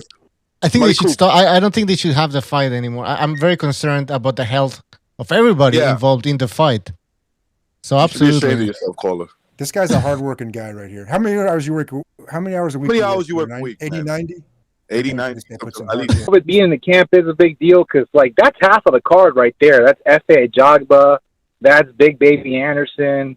Because they're all sparring in Fury. So that is a big thing. But, man, this is such bullshit. And especially, look, I know COVID is bullshit because I actually had fucking COVID. And I'll tell you that shit's just a little coof. All right? It doesn't even last 2 weeks. So it's better to not fucking ruin the entire fight card, man. This is the only fight card that's worth $70. That's a good point. I'm mad. I'm pissed. Well, I mean, I wasn't even gonna buy it, but yeah, it's the biggest fight of the summer, I guess. I'm trying to think here. I say it's all right. I think F.A. Jogba, he's fighting like somebody who's good, right? And then you have Helenius Kaunaki rematch. Yeah. And then you have Fury. Nah, dude, that's worth $70 in my opinion. I mean, I wouldn't say $70, but if you go with a couple of friends, you guys put a pool. Yeah. It's not bad, but yeah, we're gonna miss on that. No, it's happening, man. It's That's happening. bullshit. BBC Calm Big down, Black Camacho. Get your Cock fucking- said that the fight is happening. So, yeah. So, anyways, caller, we gotta move on, man. We Dude. got other phone calls, but thank you for calling. Call back All again right, next time. All right, 832. Another 832. You're on the air. Oh, everywhere. Y'all can hear me? Yes, sir. Welcome to the Y'all can show. hear What's on your mind? What's up, Mr. BDA, Mr. Bucho? Recognize all y'all. I think Tyson Fury is definitely gonna knock Wilder out. Let me tell you why. Like, he said he's gonna bulldoze Wilder, bro. And to be truthfully honest, bro, I would have gave Wilder the benefit of the doubt up until today, right? I looked up film study, like a pad work, like someone was breaking down Deontay Wilder's pad work, right? I don't want to say any names of any content creators, but let's just put it like this, bro. Like, Wilder hasn't really changed much, bro. Like, he still has the same problems, bro, of he gets stuck on the front foot, bro. When he's throwing after he throws the right hand, bro, he can't really move as fast as he wish he could have. And like for example, in the second fight, I remember there was a point in time where he missed a big ass right hand, bro. And like he flew damn near to the ropes and shit, and then like Fury like landed a bunch of punches on him. Like, this is facts, bro. I don't know if y'all remember that, right? Like yeah. Bro, he still has the same problem, bro. And keep in mind, bro, Malik Scott, that's literally a dude who retired not too long ago that Wilder himself knocked out. Am I wrong? Or like Wilder knocked out his own trainer right now, and Fury busted his eardrum. Like, you really think that dude has a chance to train Wilder? Bro, look, keep in mind, bro. Floyd Mayweather and George Foreman offered to train Wilder, bro. And he rejected those offers and chose Malik Scott, bro. What type of shit is that, bro? Like, come on, man, that doesn't even make sense, bro. Like, I can tell you, I think he was too big. Personally, I think he would have been embarrassed to train with Mayweather. I think he wouldn't want to show Mayweather that he couldn't hit a speed bag. That's a rough thing to be a professional boxer and not be able to hit a speed bag. Yeah, you know what? This just popped up in my head, right? Mark Breeland, didn't he say something like Wilder is hard to work with or something like that? Bro, maybe Wilder knew that was Wilder knew that was true, and he was embarrassed to show Mayweather his flaws, that he didn't wanna learn new things and stuff. Maybe that's why he just think about it. What boxer that takes boxing seriously would reject the offer to train with Mayweather, bro, unless they knew that there was something wrong with them, bro. Come on, man. I mean, he's a defensive style. He's not a style for everybody. That's I true. mean, if I were a pro, I wouldn't want to train with Mayweather. Just to be honest. He's defensive. Well, I was gonna say a lot of Wayne Gretzky admitted he couldn't coach hockey, even though he was the greatest hockey player ever played. Some people, just because they're good at something, can't translate it. Like, some of the best trainers weren't professional boxers. I mean, most trainers boxed at one point. You know what I mean? You got to have the fundamentals. But you know, because I disagree with Chris Colbert there. He goes, "What could Scott Malik teach him?" I don't agree with that. Just because Malik wasn't a great boxer doesn't mean he could actually be a fucking huge student of the game, know all the right things. Just didn't have the physical abilities to make them happen in the ring. You know what I mean? Absolutely. Just because he got knocked out by Wilder in the first round doesn't mean that he can't be a good trainer. Oh yeah, absolutely. That doesn't make sense. All right, caller, we gotta move on. I mean, you could say that, but like, I don't know. But look, and another thing too, like I wouldn't want to be trained by Mayweather to run around the ring, try to fucking do a shoulder roll for defense, and fucking be all defensive. Wilder. No, that wouldn't be me. Wilder's a I guess you would have to say an offensive fighter, basically. That wouldn't mesh well. And Wilder's got a big ego, and so does Mayweather. Nah, you don't work with a guy like that. You guys are gonna crash with each other. Exactly. So you do it with a guy who's tamed, like Malik Scott. You know. And then he needs people to caress his ego. Clearly, anybody who comes out with those kind of lies. I mean, these weren't just excuses. Excuses, you can say your body, you can say this, you can say, but he was fucking saying vile shit about other people who never did anything to him.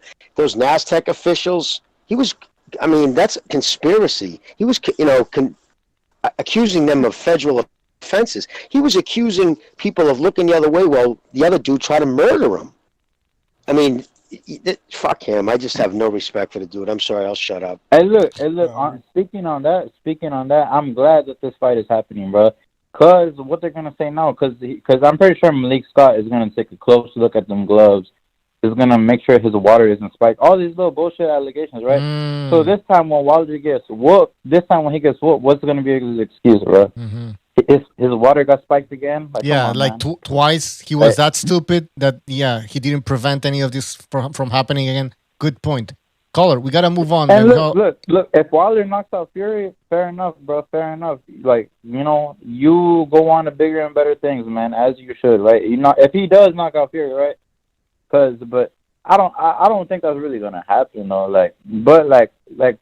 I think it's gonna look like Prince Nassim, take a 2-step and then just leave with the left hook and knock the dude out, because Fury says he's gonna go up to 300 pounds, bro.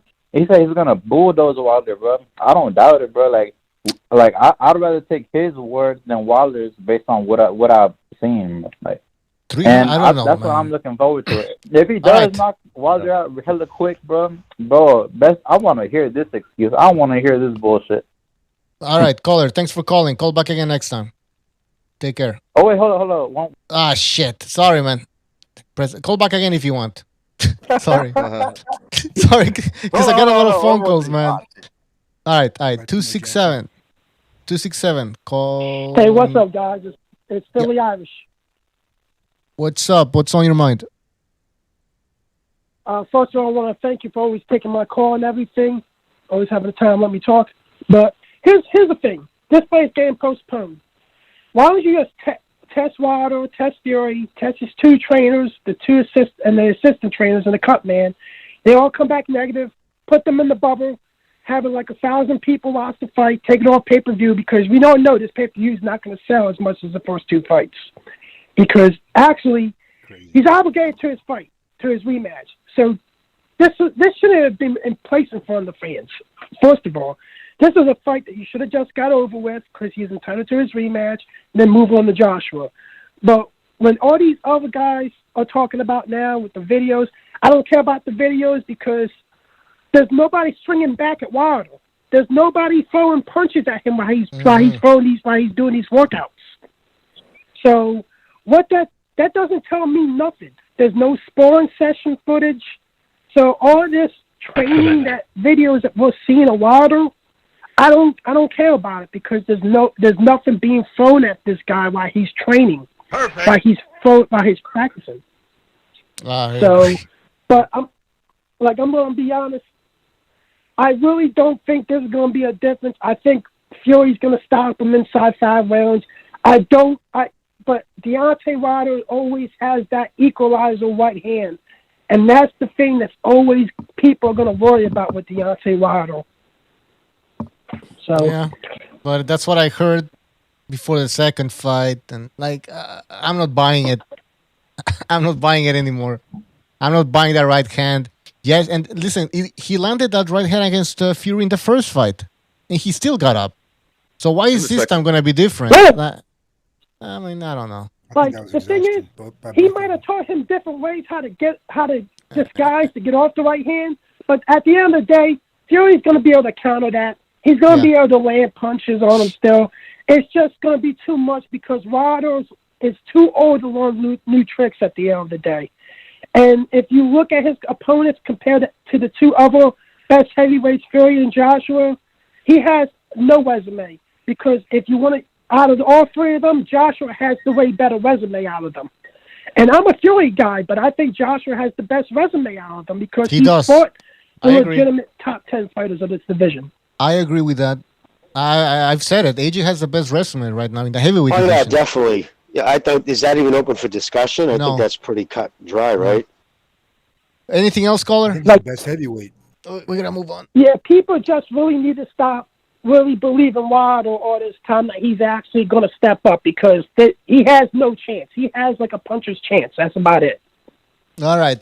Thanks for calling, man. Call back again next time. Take care. Good call. All right, thank you. Let's take another phone call. 347. You're on the air. 347.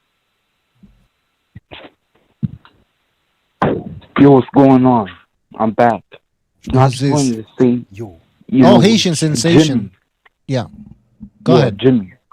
Listen, he got knocked out cold. When you are like that on the canvas like that, like literally knocked out, your whole body's laid out like that, and Fury, like his body was not moving.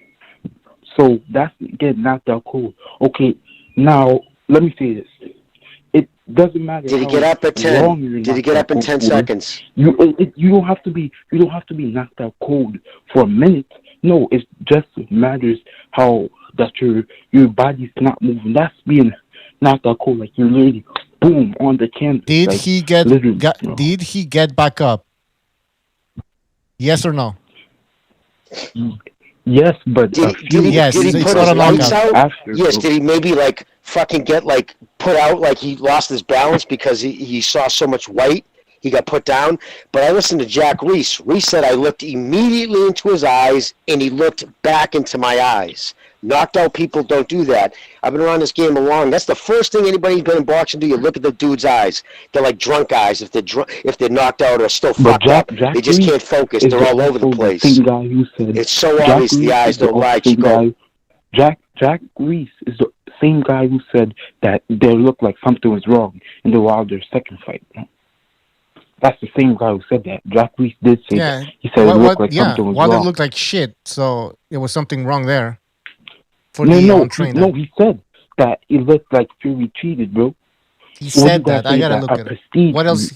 Referee said that, bro. Well, even if he said that, he's not some kind of authority. He's a referee. I don't give a shit what he says. What did the referee say? Fury cheated? He's been in the... Yeah. Oh, let me tell you something. You're a boxing fan, right? And he's a referee. He's been in the ring for years, refereeing fights, big fights. Jack Reese have been refereeing the Wilder's first fight too. So everybody knows these guys and everything, their tactics and stuff. So if he said that, I'll believe him more than a regular guy in Canada like you, bro. Okay, so you're going to believe Jack Reese that... First of all, let's see if this is even true, though. But why? But he's willing to believe Jack Reese when the narrative suits him. But he doesn't want to believe Jack Reese when Jack Reese says, "I looked at Wilder, he wasn't out. He was fully awake the whole time." That's coming from Jack Reese. So do you What? believe I that? need a C-course meal after this, bro. This was easy, man. What's easy work? He hung up. Oh my god. Deontay Listen, Wilder. brother, seriously, Jack if you really Reese. think, no, did he just actually say this is easy work and hung up? Dude, Yeah. you just count, he just, in one breath you say, oh, what the fuck? I'm telling you what Jack Reese says. You completely push it off to the side like it's ridiculous, and then quote Jack Reese, and then say it's easy work. Adjust your medication and fucking call back another time. And who's Jack Reese, man? Like he's a referee. And I don't see anything on the internet where he said that there was a fix in the fight. No, And I've even if never he fucking did- seen any of that. and Never seen an even- interview of him even- saying that. That's what they do. Listen, you when you spark something out like that and hang up, does that really make you think like, oh, I just showed them? Like now they It's a won't bit be able slow. to fucking, because only people who do that is when they know everything they're saying will fall apart with the slightest fucking scrutiny. So you don't hang around to hear it. Even if Jack Reese said that there was something weird, he needs to show some evidence. He doesn't. There's no evidence. There's nothing. What are you talking about? What did Jack Reese say? Oh, he said that there was something weird. And it was Okay, also the what long was count, weird? Bucho. I mean, Christ, they've been saying that for a year, even though you guys put out a video, somebody made with a time-stamped freaking video. It hits the second by the 100th second, the minute Fury touches the ground, and the minute his gloves are off, when he's being held up by his feet. It's before 10 seconds. Even though that's out there for everybody to see, they still keep saying it's a long second. So again, everything they say, nothing is based on reality. And by the It's way, all emotions. he and he just acted like a fucking child. He's using hanging Jack up like Reese, that. and then he says Jack Reese said this. Jack Reese, okay, Jack Reese, he's a referee, right? A respected referee, a popular one. Okay, but what about all the boxers and all the trainers and everybody who watched that Wilder Fury fight, and none of them have come out and said that there was something weird with that fight. So you dismiss all these other professional boxers, ex-professional boxers, world champions who don't believe that there was anything weird in that fight, and they just mentioned Jack Reese. We don't even know if it's true. We don't even know what the fuck Jack Reese said. This terrible argument. Like it was a gotcha moment, then hung up because it was a gotcha moment because he laid down with something. Oh man, Terrible. It's insane. All right. Gotcha. Gotcha. Let's take another phone call. The entire LDBC's had to put up with MMA champ for a couple of years now. They might have been driven to the edge where they assassinated the president down there in Haiti. I mean, Yeah. See, good job, MMA champ. You fucking hard-headed ass. You got your president killed because. Wasn't he a dictator though? Wasn't he a pretty fucking brutal dude? If I'm not mistaken, I could be wrong. He was a thief. Guys, we're gonna take a phone call. 402. You're on the air. 402. Baba Booey. Baba Booey. Hello? Yes. What's up? All right, man. Hey, I'm glad I got in. First time calling, man. I'm glad I found your channel. Welcome to the What's up, greatest brother? channel on the internet. Go ahead. I like that, man. Greatest channel. I've been listening to you guys for a little while now, and I do want to remind you that Tyson Fury, he's only a minus 270 betting favorite. I'm not saying Wilder's going to win, but I'm saying a lot of these people are talking like Fury's a minus 800, minus 900 favorite, like Teofimo Lopez is to beat George Kambosos, On pay-per-view. I myself, I boxed for 8.5 years, so I've been through the jungle, man. I've been through the gauntlet. Maybe Tyson or maybe Fury, I'm just playing devil's advocate, but maybe Deontay Wilder, maybe, sometimes you just can't get your body going. Sometimes you try to work up, get that sweat in before you go out there to fight.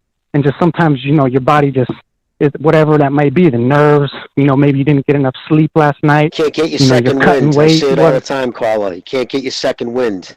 You want to get that sweat and that second wind going into the ring. Excellent point. Sometimes you just don't got it. Exactly. And and sometimes you just can't do that, I boxed for 8.5 years, I'm not lying.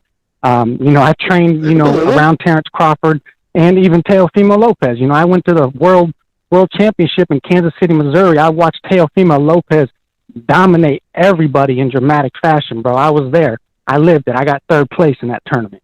You know what I'm saying? Nice, good for you. So it's possible. It's possible. What's It's up? unlikely. About the odds, that's a good point, though. What's going on with these odd makers? Well, it's Yeah. you don't want to keep a fight. Listen, you don't want to make it too wide. They're going to hold back money. The thing is, right? You want to make it you want to keep it for betting odds. If it's a blowout, it stops the whales from coming in. You know what I mean? So, because you have to put so much money. If Wilder has that huge fucking, Fury has that huge, you know what I mean? Like you said, a minus 800. It's just that you have to put so much money to make little money. It's not even really worth the risk. But it's because, like the caller Right. saying, we all know that Wilder this is an outside shot. He could catch fucking Fury. He's got enough power to put Fury's lights out for real. In any round. He really does. It'd have to be a lucky punch, or Fury would have to be just fucking doing something stupid to have it happen. But it could happen. Right. And, they do make minus 900 favorites because, Teofimo Lopez is a minus 900 favorite to beat George Camboos. So, I'm just saying, based off what I heard with all these callers, I don't think they're giving Wilder enough respect, because, maybe he did have something wrong with him. Maybe he couldn't get that sweat in. Maybe he slept like crap the night before. So just keep that in mind. Could it be that a lot of people are betting on Wilder? Could it be that a lot of people are betting on Wilder, and that's what it's making it closer with the odds? The line opened Well, up. The line opened up at I'm gonna let you guys go ahead. I'm gonna let you guys go ahead and talk. But what I seen was more people were betting on Fury. But go ahead. Okay. Pete.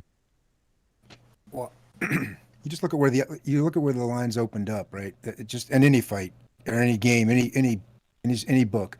You look at where the lines open.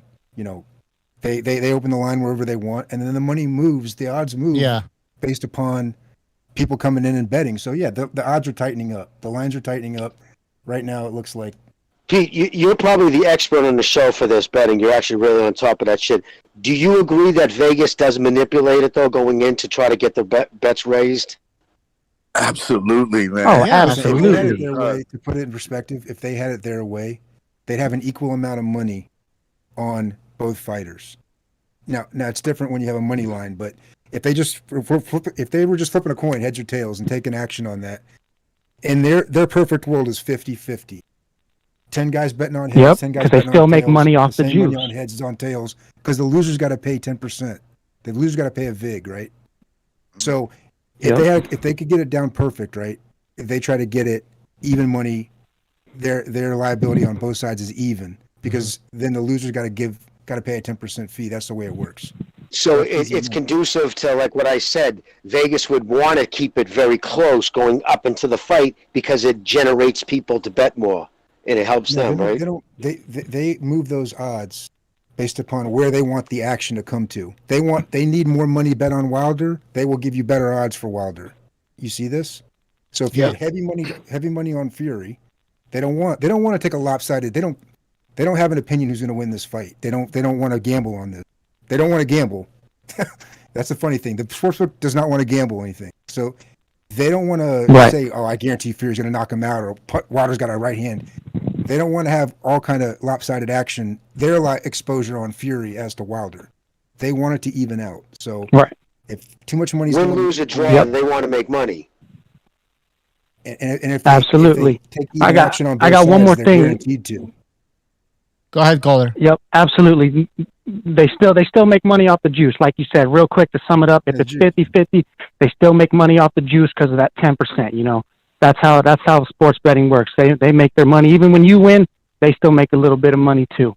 Now my second thing I want to bring up is the over under on the rounds. What are your guys' thoughts on the rounds? It's a 7.5 rounds over under. What are you taking? Would you take over or under on that? 7.5. I'm gonna take over. I'm gonna go over that. Shit, I don't know. I'd probably go under for the money. Under, yeah. I'd go under so you myself. probably think Fury will finish him then if you're taking under, right? Well, I put it this way, both ways. Say if I just was betting knockout, not particular fighter, just bet knockout across the board, I think a knockout would happen on either side before the 7th, because I don't think Fury's going to carry his power into the later round. I mean, Wilder carries his power like that into the later rounds. because you know what I mean. I think between nerves, I mean the weight of the world on his shoulders, he knows that what's going into this fight. I think he's going to have a lot of bubble gut going into that fight. Yeah. Right. Exactly. Yep. I'm gonna Sweet. take Well, the all right. over. Thanks for taking my I think call, guys. Wilder- I'm definitely going to subscribe. Like I said, this is my first time calling, man. I love it. I love what I'm hearing so far. That's why I called in, guys. And that other guy, he's a clown, bro. You guys, there's a bunch of clowns. Don't listen to these clowns, man. Yeah, we What do you won't. go by, Carla? What's your name? What's your The name, one Carla? who's like, What do you oh, want us to call you? he got knocked out cold, and then he hung up. Oh yeah. You know, he wasn't out Right. cold. He was not out cold. You're not out cold, and then you're not on your feet 10 seconds later, stable. If he was out cold, he would have still been doing the chicken dance 10 seconds later. He wouldn't have been able to stand. He would have been He's a leaning against troll. the ropes. Caller, he's he a was not troll. out cold, bro. Yeah, he's a troll. Anyways, Carla, caller, what's your name, Carla? Yeah. what's your name? Yeah, what do you go by? My name, I was a showstopper, bro. My name was a showstopper. Showstopper. All right, Is that what you Showstopper. wanna Thanks go for by? calling. Call back again. Absolutely. Thanks for calling, Showstopper. Y'all Call take care, back, man. brother. Yep. God bless. God bless. God bless, kid. All right, Have a another good phone one. call. Baba Booey. 832. You're on the air. Baba Booey. Baba Oh, Booey. what's up? I'm back. Go ahead. Finish your Y'all hear point. Yep. Yeah. So my point was, look, all right, this is a response to, I want to say the dude's name was Delboy, I think it was Delboy. Did he call? Yeah. The dude named Delboy. Blue Collar anyways, Sports? Right? He said this. He said Wilder. He doesn't believe Wilder can't box on the, or he believes he can box on the back foot. Hell no, Wilder can't box. Let me tell you why, right? I know he said Wilder slips and he takes a half step back, right? All right, cool, fair enough. But just because he could do, I'll give you a perfect example, bro. That slip, half step back, come back with the right hand. That's what what's his name, Danny Garcia did to Rios, right, a few years back. But like, when Spence was backing him up, you think he could really box in the back foot? No, he got clapped in that fight. Errol Spence dominated Danny Garcia, bro. Come on, man. That's exactly what Tyson Fury did to Wilder in the second fight. Come on, man. You never really seen Wilder. Like, yeah, he may have landed like a counter shot on the back foot, but that doesn't necessarily mean he's an expert like Mayweather. Nah, bro. Just like he got tools to work on, bro. Come on, man. And another thing, bro. Wilder's weak feints, bro. What Malik Scott was saying in the interview was that like he saw a few years back, like in 2015 or some shit like that. Like he was saying one of Wilder's opponents, Wilder was trying to like work on some movement or some shit. Bro, all that weak feints and stuff, that's probably what Malik Scott was trying to train him right now as we speak. I don't think that's necessarily gonna work, bro. Like I said, I see what I see in the midst, bro. Yeah, man. Like, salute to that last caller, man. I like the dude, man. Like he seems like he knows what he's talking about. I'm sure he would attest. No, but I don't know. And I want to address the Haitian dude too, the troll. Yeah. I think what that Haitian dude was, I think what he meant by like Fury being knocked out cold. Look, man, every now and then in boxing, there's like, because I do think Fury was concussed because they say his eyes roll back. And I think he wasn't knocked out cold per se, but I do think he got concussed. And whenever like a big concussion happens, I think that's when people get confused. Like, you know what I mean? Exactly. Well, it Yeah, affects put it that. on Wilder though. You got up and put it on Wilder though. And Showstopper said it perfectly. If he was out cold and was still able to make it to his feet, he would have been he would have been all Bambi-legged and fucking goofy, and the minute Wilder come in, he would have covered up and tried to grab him. He didn't. He got up and started boxing. So that tells me that he wasn't even that fucked up. So for him to say he's out cold, and it's a fact, and then hang up like it's a gotcha, man, that kid, man, that was special right there. Yeah, that's facts, Jimmy. But look, man, like I guess that caller was trying to make an argument that Reese saw something weird. Fair enough. A lot of people saw something weird. Clearly, you heard all these allegations, but that doesn't necessarily mean that it was something foul happened or this, that, and the third, man. We know that by now, bro. But look, that's all I really wanted to say, man. Y'all go on with y'all day, bro. Have a good day. You know what I mean? I love this show, man. All right, man. Keep doing what y'all doing, man. Right. Peace out. Thank you. All right, good call, man. Take care. Yeah, we got good callers though. I'll tell you, for every one call who pulls that bullshit, we got a lot of good calls. I really like that kid Showstopper, man. You can tell the kid knows what he's talking about. Yeah, you can tell he knows. When you go to another call, when Ortiz put a little pressure on Wilder dealt with it okay. When Fury really laid it on, that's when Wilder has a hard time, because there's not too much evidence of how Wilder can fight against a guy that pressures you, because he hasn't fought those type of fights. So that's and the thing. And a tall guy too, Gonzalo. Remember that. And Ortiz 72 years old. Right. Steve Earn kind of did it in the first fight, not that frenetic fucking, I'm gonna try to knock your head off like Tyson Fury was doing, and that's why I think he will probably come in at 300 pounds, because 300 pounds for Tyson Fury at 6'9" is not the same as 300 pounds on Andy Ruiz, who's 5'12". You saw him at the, you know what I mean? at the press. You saw him at the presser. He didn't look close to 300 pounds. So he looked in good shape. Like, there was muscle tone. So no homo, but he was like, no. But what I'm saying is, why would he? I can't imagine he would want to go 300 pounds. I could see the same thing. The 270 to 275. Psychological warfare for a weak-minded opponent. That's perfect. I think 275. But if you distribute 15 pounds with 275 to 300, what is that? 25 pounds over a 6'9" frame from the tip of the toe to the top of the shoulders.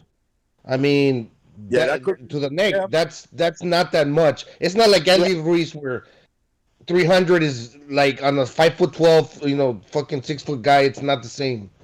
But yeah, personally, I think that'd be silly, because I think that would pick too much speed off him, just drain his body. 300 pounds, that's because that would be a lot of body fat, Gonzalo. You know what I mean? Like, dude, because he's not that muscular. So for 300, I would think he would have to be around 16, between 15 and 20 anyways, % body fat. And that'd be way too much body fat to carry the method to the madness, if he's trying to come in as heavy as that, I mean, of course he's just saying that.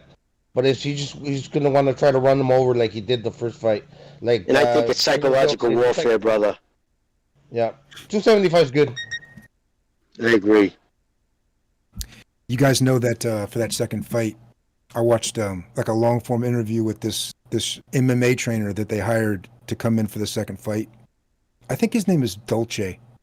I don't know. He looks like a fucking goon, like a hockey goon. He used to fight, but now he's like the go-to guy for strength and conditioning for the MMA. His last name Gabbana? Oh, fuck. I just got corny, I know. Look, they interviewed this guy, and I guess someone contacted him out there in LA for the second fight. And he was just talking about how what weight he wanted to come in at, and how obviously it wasn't some big weight cut for this fight.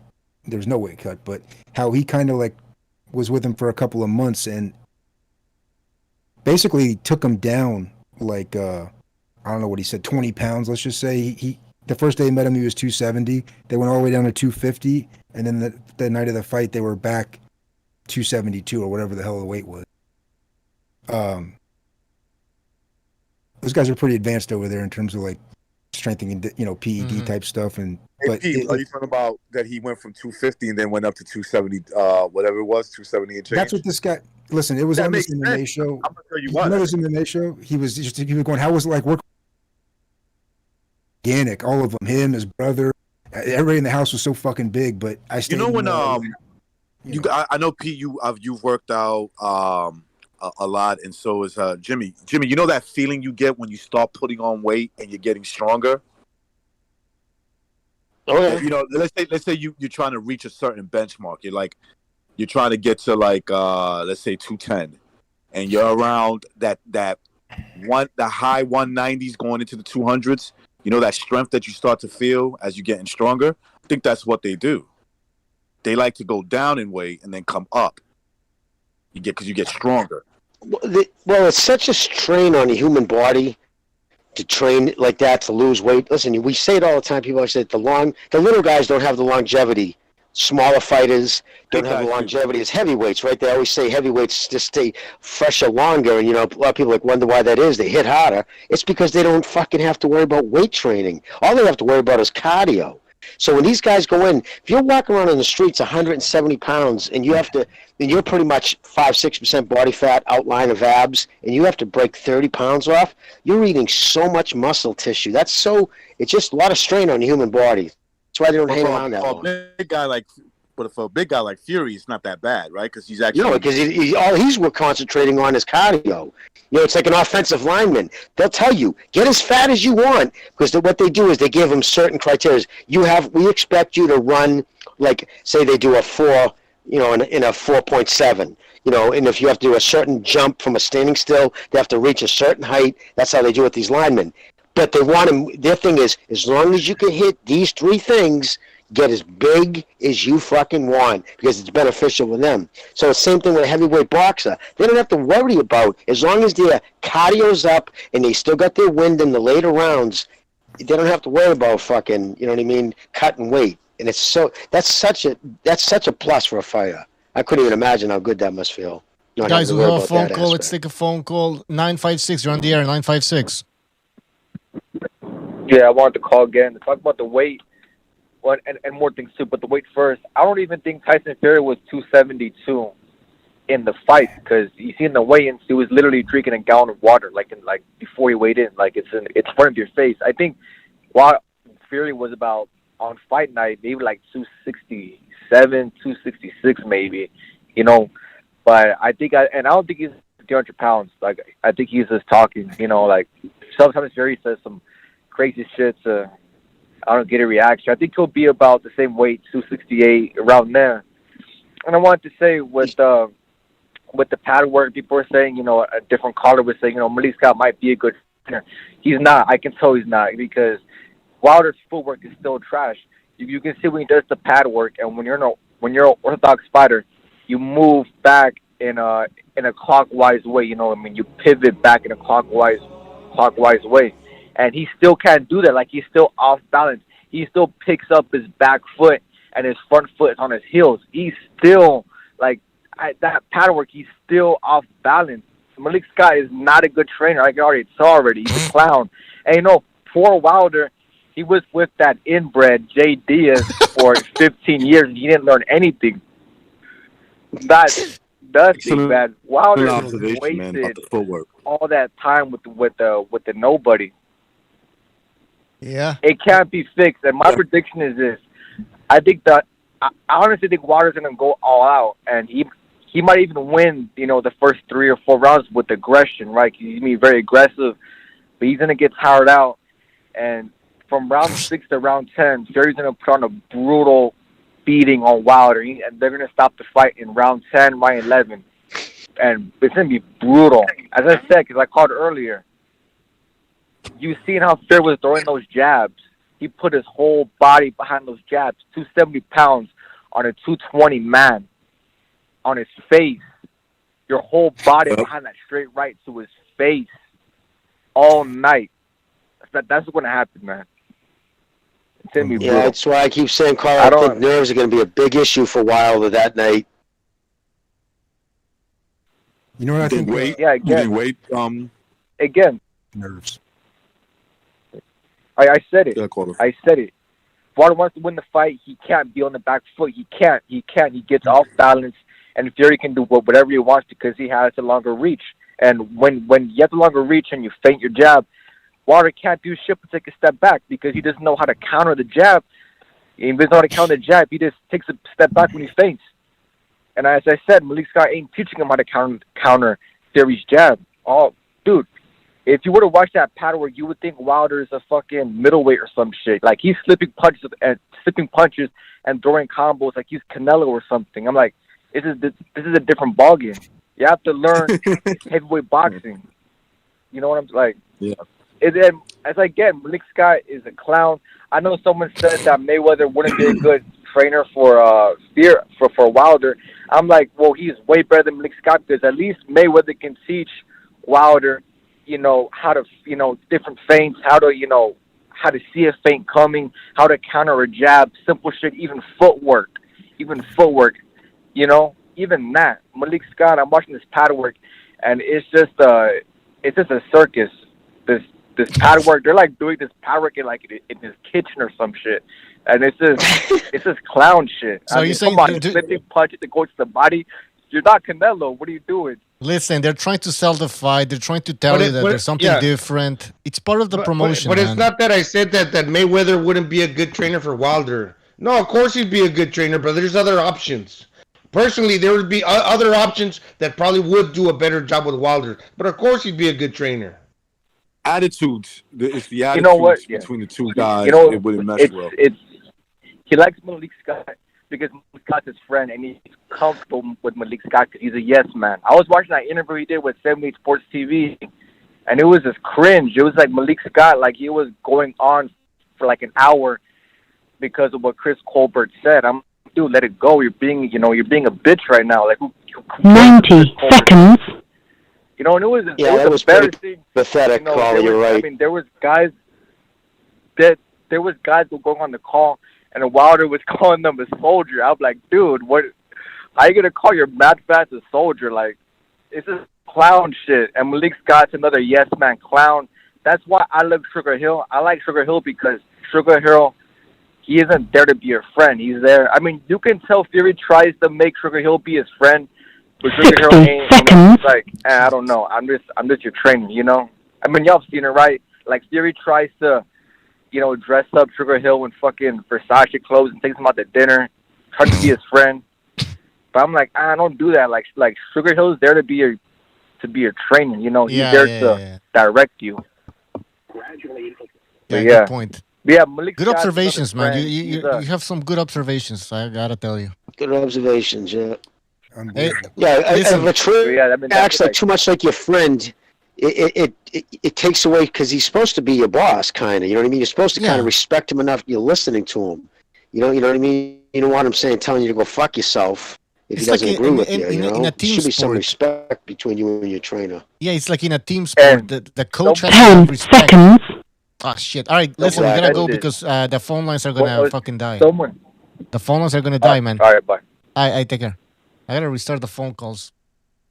All right, you guys Get keep somebody talking in there. about whatever. By the way, sorry. I just want to tell people in the chat, don't forget to hit the like button. Also, we have a fucking StreamYard link. Yeah. You can jump in through StreamYard if you wish. All right, go ahead, Jimmy. Get in here. Oh no, I don't think I remember what I was just saying. I was just agreeing with what you were saying about Wilder. He made a listen, good. That caller made a good observation about the footwork. Yes, he did. Good footwork. You shouldn't even be able to notice people's feet moving. Like somebody with good footwork, it's almost like they're sliding along the floor. They just change angles. You know what I mean? Like you don't even notice their footwork. I haven't seen something. I mean, it's been a while.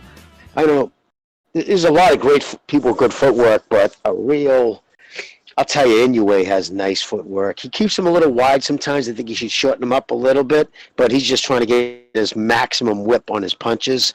But he does some nice fucking things. Lomachenko too, same thing. Everything's pivot off the center. Like he has a center of gravity, and it's like a hinge. Everything's pivots off that. So no matter what way he's turning, I don't know. It's too ridiculous to try to explain on the phone. It'll sound. Manny Pacquiao has unbelievable footwork, man. It's so nice. He's like skipping rope when he's not skipping rope.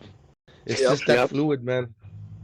He's the only fighter I've ever seen who has knockout power on the land, meaning when he's on his toes, he will bounce in and throw simultaneously as he's landing. Like so, he's on the bounce, he comes in, bap, and he hits on the bounce, and it's so unusual to do that with strength. That's how he's caught so many guys, because you know what I mean, Gonzalo. You're sparring somebody, and you're not expecting that. You're not expecting somebody to hit you on the land. You're expecting them to do the bounce, get into the rhythm, and on the up pop is when they throw the punch. They never throw the punch on the land. You know what I mean, right? So to do that with that kind of power, I think he shocks. Yeah. I think half the people he's knocked out were like, "What the fuck?" I didn't see that coming. He's touching down heavy, especially when he wants to really throw like a heavy punch. He's touching down hard, so it's almost like he's flat-footed for a split second when he lands with all that energy, coming down. And then you see those And he also calves, jerks bro, and the that's shoulder. why. Yep, and he's a small guy, but when he jerks that shoulder, when he really wants to throw one hard, man, dude, he creates a lot of power when he touches down. And it's also like, he's pivoting and he's pivoting, he's changing the angles, but he's not turning out in the way like Lomachenko and like a Usyk who are pivoting and they're turning away from it. He's turning into his power because he's landing and he's coming forward. Guys, he's 42 years old. He's about to fight the best in the world in his division. You know what I mean? In a weight class 2 sizes too big. It's crazy. Guys, a lot of times when you're turning a fighter like Lomachenko, that's good because you're changing the angles, but you're robbing a little bit of your power because you're stepping out. You're stepping away. Hey guys, before we continue, just want to thank that guy for donating because I have to say this before I forget. Thank you for your contribution. He says, miss too many of these BDA lives. Good stuff. Who you guys have in the Fortuna versus Diaz fight? I have Jojo Diaz. Yeah, Jojo. He's more of a polished fighter. I believe he'll win. I like his Fortuna style. throws a lot of white hooks. Yeah, I got Jojo. He's a little too sloppy. Jojo Diaz beats him. I got Diaz too. Yeah, I'm gonna probably go with Diaz on that. Although I'm not a super huge Diaz fan, he just said some things that kind of whatever. That's and and again, if someone doesn't have, I'm just partial to people with power. Just knowing that that's there, and that's one thing that never developed with JoJo enough. I think is his power. Mm-hmm. All right, I think we have El Dog. El Dog, are you there? Yeah. What's up, everyone? Hey, I just What's wanted up, El to Dog? chip in. What's up, El Dog? Yo, what's good? I just wanted to chip in on this this whole Wilder versus Fury thing. One of the things I've been seeing is like a lot of Wilder fans are saying, "Oh, look at Tyson Fury. He's getting beat up in sparring. He's got bruises." First of all, look how pale the guy is. Of course, a bruise is going to show on his face. Second of all, there's an old saying in boxing: train hard, fight easy. Like, this dude is investing in good sparring partners like Jared Anderson, F.A. Ajagba, who are tall, they're big, they can box, they can punch. Whereas I looked up to see who Wilder was sparring. He's sparring a guy, I think his name's like Craig Lewis or someone. He's like 14-4. So like this is the difference in camps, man. Fury is sparring guys who are actual undefeated prospects, guys who can punch. Whereas, Wilder is sparring guys to boost his confidence pretty much. Every great point.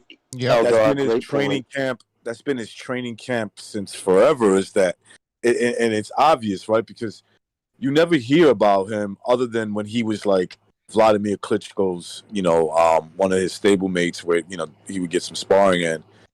Outside of that, you would just hear him basically not sparring, good competition or decent. It's just him working out or whatever, doing the little workouts that he does. And he goes in there. I think you're right that if they're worried about Fury getting beat up, I mean, if he's getting chin checked, that's different. But if he's like a couple of bruises here and there, no, he's sharpening up. That's what he's doing. Exactly. Steel, sharpen steel. And fucking, like L Dog said, everything you're doing, it's like a psychological thing in Wilder's camp. It's like they get a handle with kid gloves. They're literally scouring the fucking internet to have fucking videos taken down where people are being disparaging against him. And listen, I understand that, Fight Hype said, oh, no, Chris Colbert told us to take it down, because that's the only person who can make him take it down is the actual person who said it. But listen, very important thing. Colbert didn't change his opinion. The reason why I took it down is a non-disparaging clause.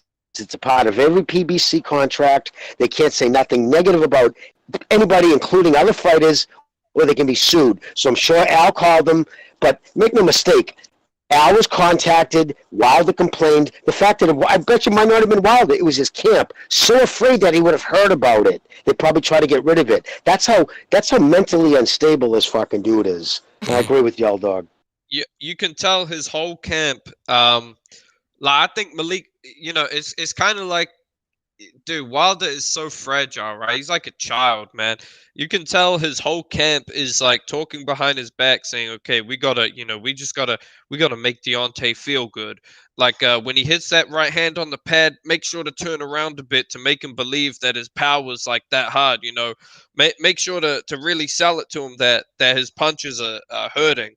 And now with the sparring partners, like him getting videos taken down, this dude is mentally broken. And to anyone like who's spreading that sparring narrative, that's just the Kronk gym philosophy. If you look at the Kronk fighters, they would all spar each other. You'd have killers sparring each other, man, day in, day out.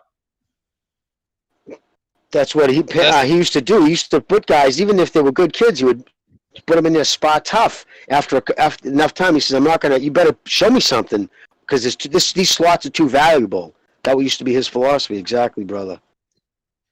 Yeah, exactly. But that's all I wanted to say. I'm gonna leave it on this. Fuck Deontay Wilder. Fuck Bomb Squad. Fuck the PBC. Peace out. Let me tell you something, Pandeo. All right. Good call. Good call from L-Dog. Fuck the PBC for sure, man.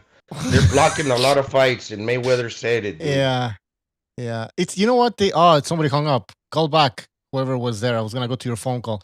Dude, you know what it is? There's some truth to that. They're scouring because I told Bucho, some weirdo came and left some comments on an old video. I'm talking about this was a year ago when Wilder lost, and like this person, these people are commenting on those videos today. I'm like, how come you didn't comment a year ago? It's like I wonder if that's what they're doing. Like they're scouring the internet to see all these videos of the past, and they're running into videos like mine and other people, and just leaving like stupid comments.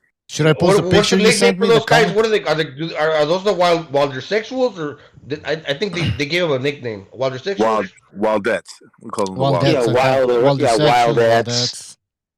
Wilder sexuals. I've seen a bunch of them. Yeah. Psychos. Just a bunch of weirdos. I'm like, dude, man, I did that video over a year ago, man. You know what? Recognize this is what I think. This is what I think is happening. What I think is happening is this, guys. This is what's happening, in my opinion. These Wilder fans, they know that the fight is gonna take place in 2 weeks, so they're getting into arguments with people in old videos. Like Recognize, for example, they go to your video that's fucking old. They try to engage with you because they're getting ready to. If Wilder wins, they're gonna come back at you. You know what I mean? Because I know. Yeah, that's the plan. They just want to come back at you. Say, hey, see, Wilder won. But if he doesn't win, they're gonna disappear. But and we've all said it. We have to make sure we reiterate it for these fucking fools looking to do that. We've all said Wilder has a fucking puncher's chance, but he's not a better boxer. Everybody who's got any honesty knows he lost 17 out of 19 rounds and got fucking the dog snot bucket beat out of him in that last fight. So what are they going to say? I told you he's better. Wilder, I mean, what's the point? Wilder. They were trying to sell that Wilder was going to break Marciano's record, the real heavyweight record, and most of us on this panel said, "Hell no, you couldn't line up a bum lineup as much as you want, and he still wouldn't get to that record." We already, in my opinion, when it comes to this, whatever happens in this fight, what I already said came to fruition. Wilder's an ass whipping, not just a loss, a ass whipping away. That's going to happen, and it already happened. So you can come on my videos, me clouding how foolish he looked, because he did look foolish in that ring. He looked lost. He was beat up from every second of that fucking fight. Okay, it's not gonna change that. He still lost, and he probably gonna lose this fight too. You know what? You know the weird thing about Wilder, though, man. I would be perfectly happy with the person that I am, just having that power and achieving what I did without having to say all the things that I said. And regardless if I lost or won, I could retire in the sunset and just be happy with what I accomplished, man. But now he totally ruined the way that people look at him. I believe, man, he's like a clown now. Exactly, brother. Listen, you could take a loss, man. There's nothing wrong with losing a fucking fight. Some of my favorite fighters in the past and today, I'm talking about guys that I really enjoy watching. They got losses. All of them. Every single one of them. My favorite fighters, they all got a loss in a couple of them. And look, Lomachenko. Why is Lomachenko talked about, Manny Pacquiao, why are they talked about and praised by the combat world? It's because of their ability. Their fights are exciting. They take Gary Russell says it's because he has the complexion for that type of thing. Right. He literally just said that again. Imagine that. And even Gary Russell, who's a big mouth, I enjoy watching. I enjoy watching him whenever he does fight. Deontay Wilder, as bad as he is, I do enjoy his fights because he's a train wreck. He's gonna wreck you, or he's going to get wrecked. I mean, the Gerald Washington fight. I mean, the Gerald Washington fight. What was that? What was that really? That was Ortiz part 2. You like the how the fights end. There's a knockout, but it's just that he's so erratic that it's like a car crash. That not that I say I like car crashes, but like you see a car speeding, can't keep your eyes off it. You're like, oh shit, this guy's gonna make a mistake, right? Yeah. And a fight breaks out. You're like, oh man, something bad's gonna happen. He's that type of person, and it's fine. I mean, that's boxing in a nutshell. But yeah, look, my point is, you could be a fan of a guy, but you don't have to lie about them. You know what I'm saying? That's another level. Yeah, that's no. You have problems if you are at that point. You gotta. And that's what they're doing. That's what these little sugar in the tank fanboys are doing. Coming on video. It's amazing. Motherfucker came onto my video literally like almost 18 months ago. Could you imagine that guy's like in the search bar? He's in the search bar typing Wilder versus Fury 2, and then he's like scrolling down, going through old videos. Amazing. Guys, we gotta go to another phone call. 619, you're on the air. 619. 619. Yeah, can you hear me? Yes, sir. Welcome to the show. Welcome. All right, cool. This is Michael Johnson, Boxing Talking More. You had sent me this little tweet with your live on it. Oh, yeah. Oh, you're the guy that, you don't know what okay, let's talk about what the LDBC is, first of all. What is the LDBC in your opinion? No, because this is the second time that we already did this, right? Now we're doing it again. So the first time doing it again. I didn't hear it. I wasn't here. First of all, it wasn't me. It was some other guy. It was Mr. BDA. Okay. So this is not my first time. I can't hear the caller, man. Yeah, I can't hear him either. So hold on. So I already went through this guy with you guys. This is not my first time on here. So is it that difficult? Is it that that's difficult? What you guys want to talk about? Like, what is the LDBC again? Yes. That's kind of.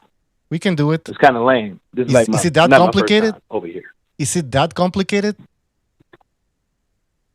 Wait, what's the LDBC? I mean, what's going on with this? What is this? Hold on, Jimmy. Hold on. Go ahead. What's the LDBC in your opinion? Who cares? This is not my first time on the show. I already explained that. Is it that complicated to explain to us what the LDBC is? I don't know why you want to every time an LDBC. It doesn't matter. I mean, obviously I'm LDBC. Is it that complicated? I don't understand. It does matter. You don't understand. You were talking about. You said he was the LDBC. He might not be an actual official badge holder, but he there's no such Jimmy. There's no such Jimmy. There's no such thing. Fucking narrative. Jimmy, there's no such thing. You don't get a badge. You don't get a badge. You don't get anything.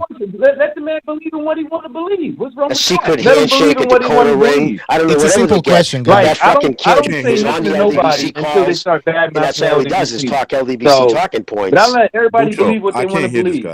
I can't hear him either. And I don't follow you guys. All right, hold on, caller, hold on. I'm turning up the volume. I want to have a conversation with this guy. All right, but you can't. Everybody's talking at the same time, so somebody has to talk. Okay, you talk. Recognize. I'll hang up. No, don't hang up. No, mute. I meant go on mute. Okay. Not hang up. Caller, let's have a civilized conversation here, all right? Why don't you want to answer my question? Why don't you want to answer my question? It's a simple question. Because I already have answered your question. It's not my Answer it first time again. on here. Answer it again. Yeah, I didn't hear. I'm not going to answer again because Well, I think it's kind of then funny why are you how, calling? Why are you calling? Hold up. Let me explain it. Let me explain it because we're having a civilized conversation. So let me explain it. This is not my first time over here. I already explained it to you beforehand. The first time I was over here, you knew I was LDBC as soon as I said my name. Now you want me to answer it again for some odd little reason. Now, for me, I don't know what the particular reason why the guy had sent me the link on Twitter or whatever, but I came on here to answer whatever he had real quick. That was or me. Whatever he had to say, what we were talking about earlier. That was me. That was if me. You want me to answer that? It's like I guess you could rewind your tape last time I was on. So all right. So the guy who sent you the link was me. All right. My name is Bucho. Okay. So yes. Now I'm going through the comments here, and I said this is classic LDBC cult member. I was talking about Artman. Artman, a guy who wants to fight people at the arena. He says, show up to the Wilder Fury third fight, and let's get it on. He wants to fight people. So this guy's clearly insane. He also brings up Smith. He's crazy. He's crazy. And I think you're friends with the guy or something on Twitter, from what I'm seeing over here. So I mean, I follow him. Yeah. Okay. So, anyways, you're friends with the guy. You're friends with the guy. You are friends with the guy going around. You are friends with the guy. You're gonna let me talk. Come on. You're friends with a guy who shows up on video with a pistol, right? Threatening people, saying he wants to fight people at the arena. So you're obviously like, you don't mind that you're talking to a crazy fucking psychotic. That's fine. You can do whatever you want. But what I'm trying to say here is that this guy displays the classic LDBC behavior. He fits the profile of an LDBC member. All right? Now, you can't disagree with what I'm saying because we can't even agree on what an LDBC guy is. You don't want to tell me what your definition of an LDBC guy is. Because I already there's no point in talking, guys. So, but can I explain this Artman stuff though? Can I explain this Artman stuff though? Because you just said that, so can I rebuttal with that? Sure. Okay, cool.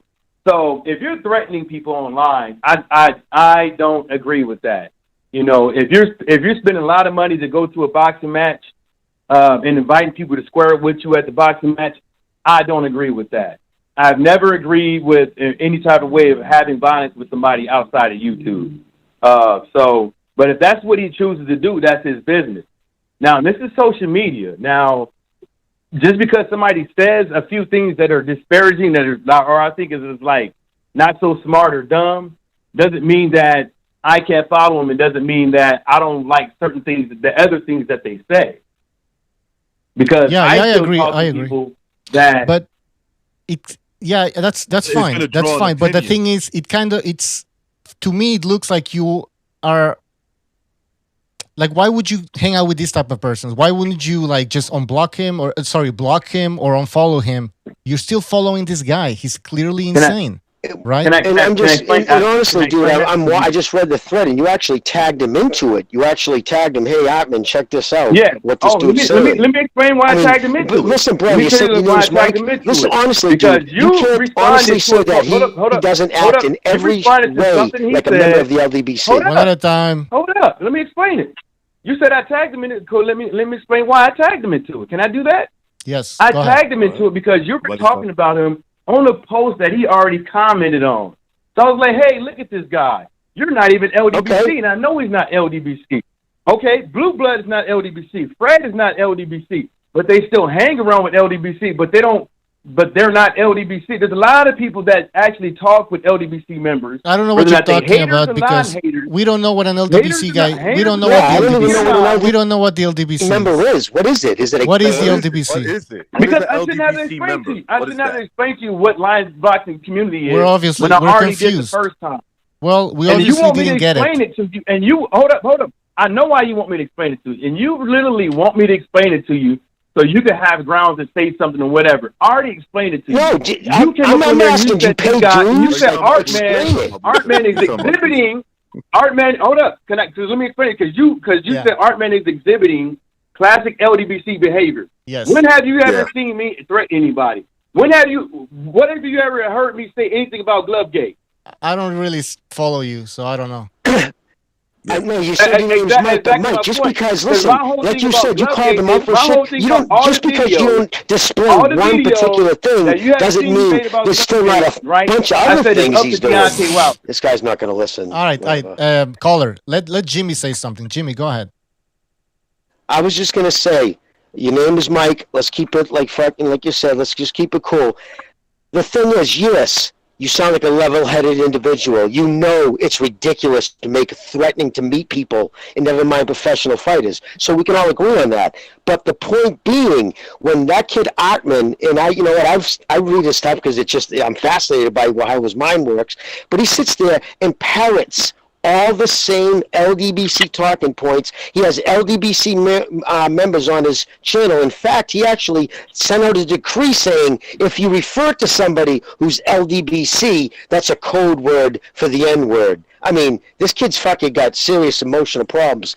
And just for him to say that, so I just don't understand whether Bucho called him LDBC. Okay, he's not a card-carrying member, but the motherfucker's got his support shirt on.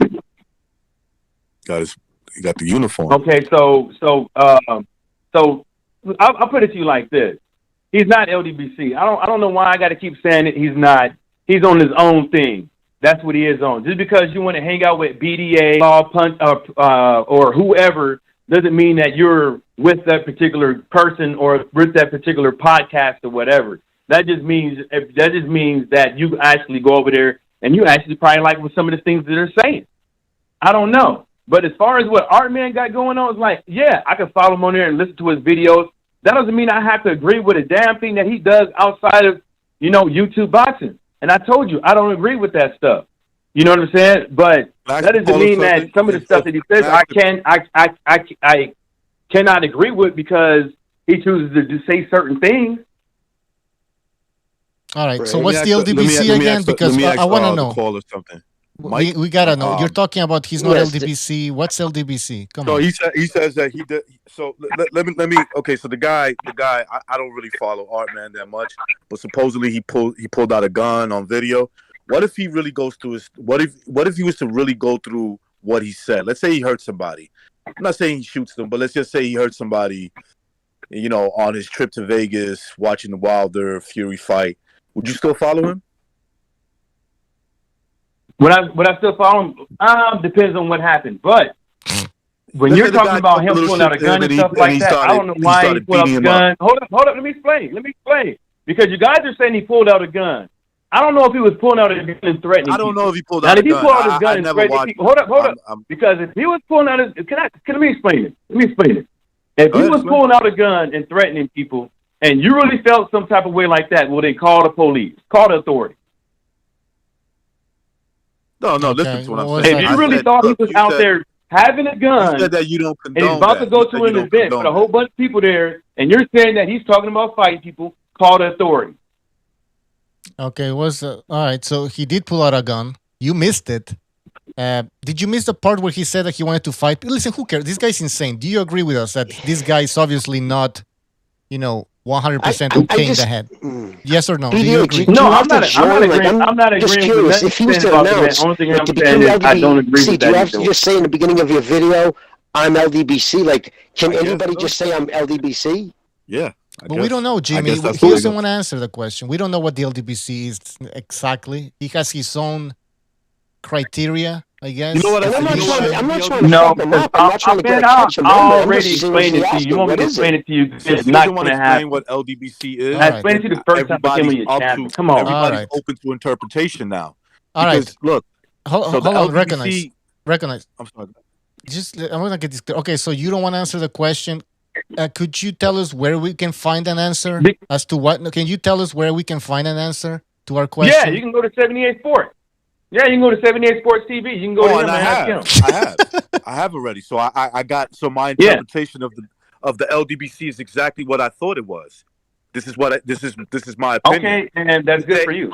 It's a fan base that wants their little safe space from are actual debates, an actual real debate about what they're saying versus what other people think.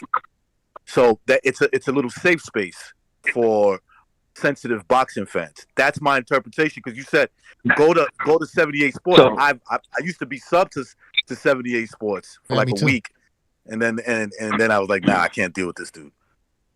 Yeah, I was subscribed to him. That's my interpretation. He breeds fight dogs, man. That's the dude who breeds fight dogs. All right, Oh, all man, right. I So gotta think about I that. never saw that, Jimmy. I never saw that. Yeah, Just that's you can't be saying that, man.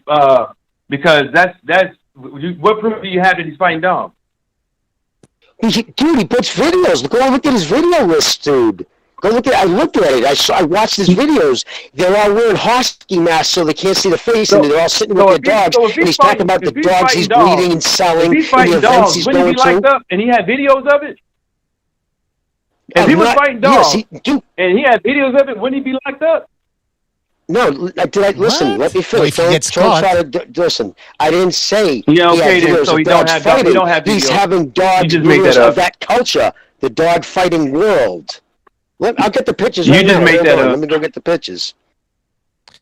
Listen, You he's just made it nobody. up. I've Just like tried you him just out. made up the thing with the Chris Colbert thing earlier. You made that up too because there's nothing called disparaging.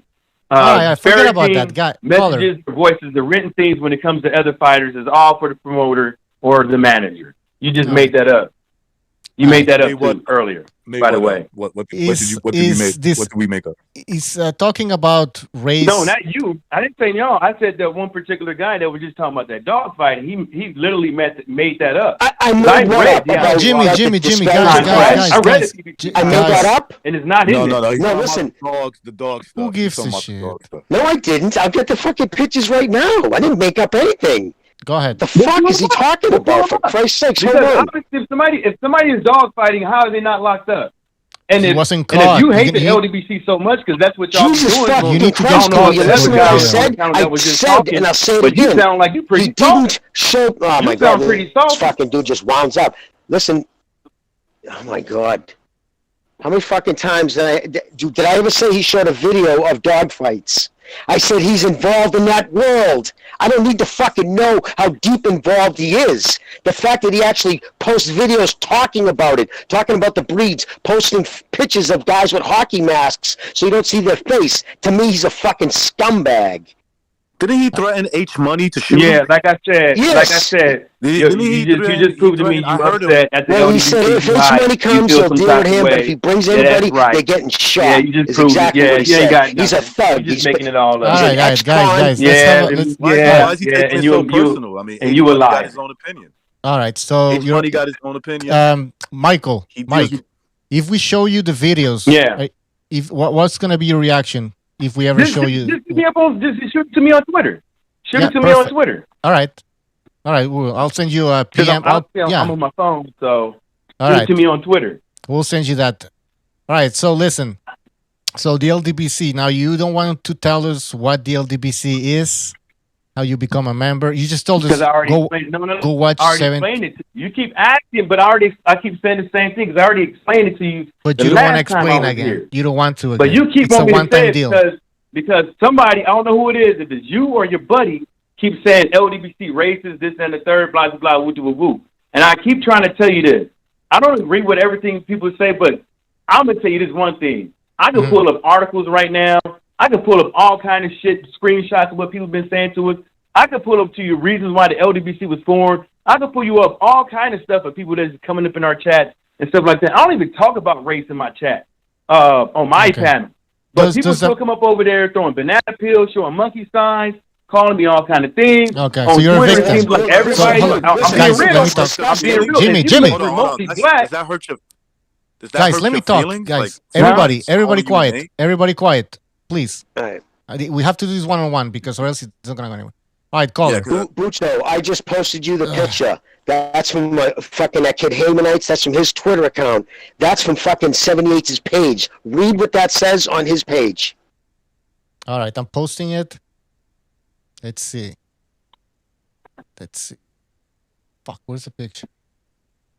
That's a Twitter. But just from in him? case this guy's on his phone, he can't see the picture. Read the headlines of his fucking video. On what because page? I had fight dogs are called game dogs, just for the record. That's what they call them in the fight game. He has a video called Game Dog Talk Episode 29. Good dogs are where they find them. Thank you. I'll send game you dogs. That means fight dogs. So why don't you apologize for calling me a liar? Yeah, that's a fact. You're still a liar. You're still a liar. You said he was fighting dogs, but there's no proof of him fighting dogs. There's a claim. There's a claim. Hold on, real quick. Thank you. That's like saying, you know, I chill out with Hitman, but you never saw me fucking yeah. And I endorse what they okay, do. So that no. That's like me saying I'm going to go see some roosters fight. The 29 best rapes doesn't mean I'm a rapist. The dude's into that world. He breeds those dogs. He talks about the dogs he breeds. Guys, one at a time. So we're gonna have the caller and then Jimmy. Caller, go ahead.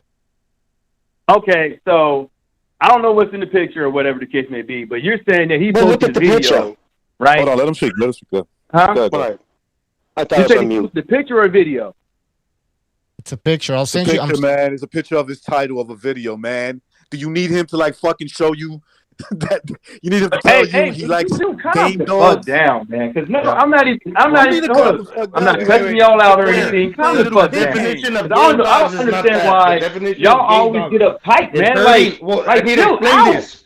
Like, why you uptight? You really got a problem with people in the LDBC like that, y'all too? Y'all really do have a problem? Like, y'all just want to cuss at people? Like, you got done talking about Artman and his, like, aggressiveness and all that stuff and showing guns and all that shit. It's like, you guys are all like, fucking this and fucking that. Like, calm the fuck down. That's what they don't call them. We talking about something that ain't got nothing to do with us. We talking about something that so Michael, never gonna fucking affect us not one bit in our whole entire lives. Michael, because somebody obviously wants to paint the LDBC as a certain picture because that suits their narrative. That's your business, and I'm fine with that.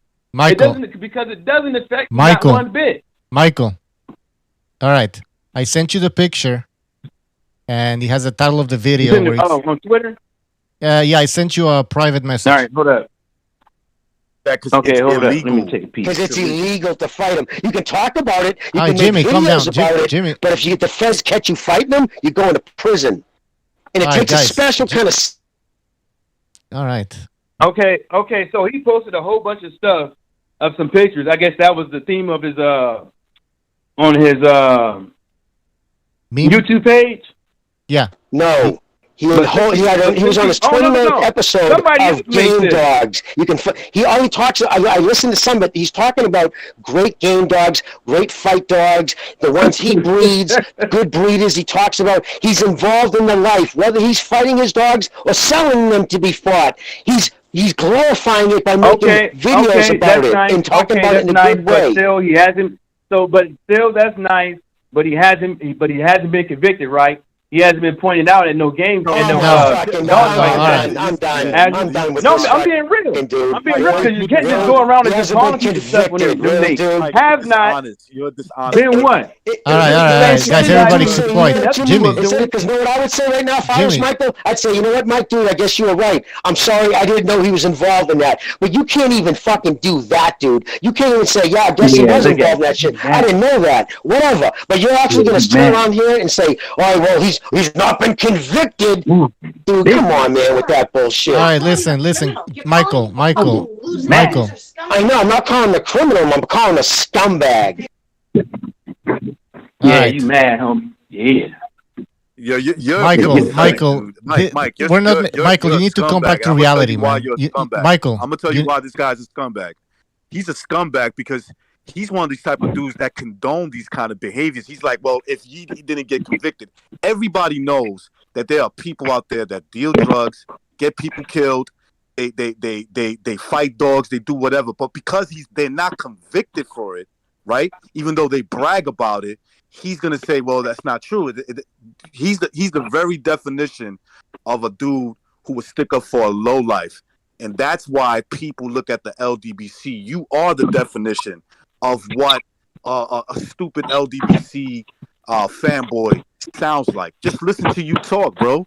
We showing you proof The dude. Well, Listen, I don't well, give can a I fuck can I about him. can I I don't reply to care that? about him. I He don't needs care to be about him. convicted. But He needs to be convicted. He needs Can to I be reply to I know convicted. that? that you know Well, he's can I into reply to that, that? and you trying Well, to if hide it that's the because case, well, I'm gonna you a reply to it anyway. fanboy of an But if that's uploader the case, then of a you can YouTuber. call me whatever you want to. You're not gonna hurt my feelings, homie, because I'm not gonna get upset at y'all. I don't care. I because know I'm not you gonna guys hurt your feel some feelings. type of You're way a like you guys bum. want to be upset You at me. gotta It's not have gonna happen. you gotta have Michael, you morals, are bro. upset. You So, are let me- upset. let me- That's why you. Can I rebuttal to what he just said? Sure, go ahead. Okay, cool. So if we really lived in a world that if something just looked like what it was, or somebody just thought that somebody was doing something, or they just had a couple of things that somebody just did something, we just start locking people up. You know what I'm saying? A lot of us would be locked up. So if we're not going to go by what the rules and regulations and the laws say, innocent until proven guilty, and we're just going to start going around over here, start saying, "Oh, you a fanboy, or you a follower, and this and the third," because I don't believe in your way of thinking. Yeah. Like, I don't give really, to tell you the truth, I didn't give a fuck when Michael Vick got caught about some goddamn dogs. So, All right. that for sure ain't going to That's care your if opinion. All right, that's fine. That's 78 fine. is over here fighting dogs. All right, Michael, I understand what you're saying. like Innocent until proven guilty, that's fine. But you can see why we see 78 as this type of character, right? I mean, this also a guy who I remember was making videos about how to survive in prison or something. He's glorifying, in a sense, also the prison life. Yo, you know what I mean? Bucho, So ask him about Wilder. Ask him what he thinks about How Wilder. is that, how is saying how to Did you survive in talk about prison is 78 glorifying? talking about how he wanted to shoot it's somebody after glorifying. round How is that one? glorifying Bring him prison, down? It though? is glorifying. Ask Call him it. about Some his people- opinion Hold on. about the fight. All right, hold on. How is he's asking me how is that glorifying the he shouldn't even be talking about this stuff, first That's right. of all. You know what I mean? No, So okay, well, eventually, put it like this. Nobody, a lot of people don't plan on going to prison, but some people just end up making their way there by whatever event. Talking about his life experiences on YouTube and how he managed his ways of whatever the case may be, that's his business. Like, it's an interesting audience. It's an interesting audience. Prison. It's an interesting audience he has. People who Look, are going to jail, people who are going to jail or have been to jail or are thinking that they might go to jail. Bucho, can I just say, That's I very think interesting. I got disconnected last time. It was very important I say this. I don't give a fuck if he's ever been convicted of it, because this ain't about criminality. That's morally reprehensible behavior to be involved in that in any way, shape, or form. I don't have to know if somebody's been convicted. I don't care. Like, I don't know. Why are you so upset, like, about 78 fucking morals? Like, No, you're why upset are at you me. so uptight about Hold on, 78 Jimmy, fucking Jimmy. morals? Because Like, everybody fights I know back. I have morals, but I don't have morals with certain things. But, like, god damn, like, is Michael. this a fight between yin and yang? In this Michael, like, what's going on? Michael, you gotta let me talk. defending Michael, what you the gotta let me talk. LDBC is. Michael, you gotta let me talk. All right, listen. We're not getting mad. You're getting mad at me for calling Artman an LDBC guy. Artman, whatever his name is, Artman. I didn't You get got mad at me. Artman, You yeah, said Artman. that I don't understand what the LDBC is, yet you don't want to explain to me what the LDBC is. That's fine. No, I didn't say you don't want to I never explain to said me you what the don't LDBC understand what the LDBC is. Whatever. You don't want to help me. Help me out. Come on. What's the LDBC? I never said you don't understand what the LDBC is. Yeah, you said That's that. not one thing I ever said. What I said was, If you want to understand what the LDBC is, go watch 78. That everybody, because they're black, that they're LDBC. Nah, that's and your maybe opinion. I could No, be that's wrong not with that. true. That's why you're mad, huh? Is that why Hold you're up. mad? Is that why you're Hold up, mad? I just said maybe Is I that could be why wrong you with are that. mad? Like, you want to let me finish? Or you Is gonna that why talk you're about mad? it? DeVille got a huge channel. Kurt DeVille got a huge channel. That's Counterpunch Boxing. He's got a huge channel. He's a black dude. I know he's not LDBC. There's plenty of other guys that are black that are YouTube content. If you would let me finish, I would explain it. But you ain't gonna let me. Y'all ain't let me finish. Go ahead. Yeah, because like I was saying, it's like maybe I could be wrong with with you, but when I was saying was for the majority of people that have been even hitting, like telling me what a part of I am without even knowing, you know what I'm saying? Even when I was saying things that was against what people were saying in the LDBC, right? Because that's 9 times out of 10 things that I say on my channel, right? They still categorize me as LDBC when they're losing arguments. And that's the reason why I said what I said. I didn't say it to categorize you as somebody. I said it's the blanket that maybe that's what it is because sometimes that's exactly what it is. There's gonna be some YouTubers that make prejudgment that are wrong, but that's not everybody. Look, the exchange that you have with Bucho, I agree with Bucho or whoever it was BDA, that the way he acts, the way he behaves, is the way we see the LDBC. Look, I can't help it because you said right. If you want to know what the LDBC is really about, then go watch 78. Okay, I already have. That's not what I said. That. You said that. Go ask him. Yes, no, you did say that, Mike. I said Mike, go ask him. He said go watch. Go ask him. You want us to go ask 78? I mean, that's what I said. Go ask. But Mike, because I already explained it. Because I already explained my part about it to you already before the last time I was here. But you want me to keep doing it. But what I'm trying to tell y'all is that you can believe whatever you want to believe it about. Like, if you can call me, I'm mad and stuff like that, but I don't get mad at people on Twitter. Why are you getting mad? And I don't get mad on people on YouTube. I stopped doing that a long time ago. But you guys so why are you mad? You guys discussing all that stuff. Why are you mad? Why are you telling me that I can't, like, let me go to the fucking Twitter, because I said this guy's an LDBC guy, and then you told me, no, he's not LDBC. Basically, you're inferring that I don't understand what the LDBC is. That's what you're inferring. No, you're not. Okay, well, say what I said. Yeah. What's the question? I said, well, say what I said in the post, like word for word. Like, don't insinuate what I'm saying. It's like what do you think you're getting from it? Like, say exactly what I said. I mean, because there was a lot of people I was going back and forth with today, but I don't remember or recall even saying remotely that people don't know what the LDBC is. And really, the truth, it just says, dude, okay, he is not LDBC. You don't even verify what you be saying. You just like the way the LDBC up all in your mouth. Artman, take a look at this slouch. Okay, there we go. Yeah, that's the one. So I never said you don't know what the LDBC is, right? You already. Oh my God, guy! It's not the first time we have a discussion. I said you always be skipping to conclusions and calling people LDBC when they're not, because Artman is not. Michael, is it the first time that we have a discussion on Twitter? No, this is not the first time. Okay, so did we also like talk about what the LDBC is and what it like? Do we have that type of discussion based on the LDBC? No, I had that type of discussion with you on your panel on a live. No, we had this discussion on Twitter as well, man. It's not the first time I see you jumping in. I discussed that. No, I discussed that with you on a live and with a group of other little guys that was on your panel. All right, I wasn't there, by the way, but I'm pretty sure on Twitter we talked about this. Yeah, you were there. No, you were there. Do you think that I understand what the LDBC is? Do you think that I understand what the LDBC is?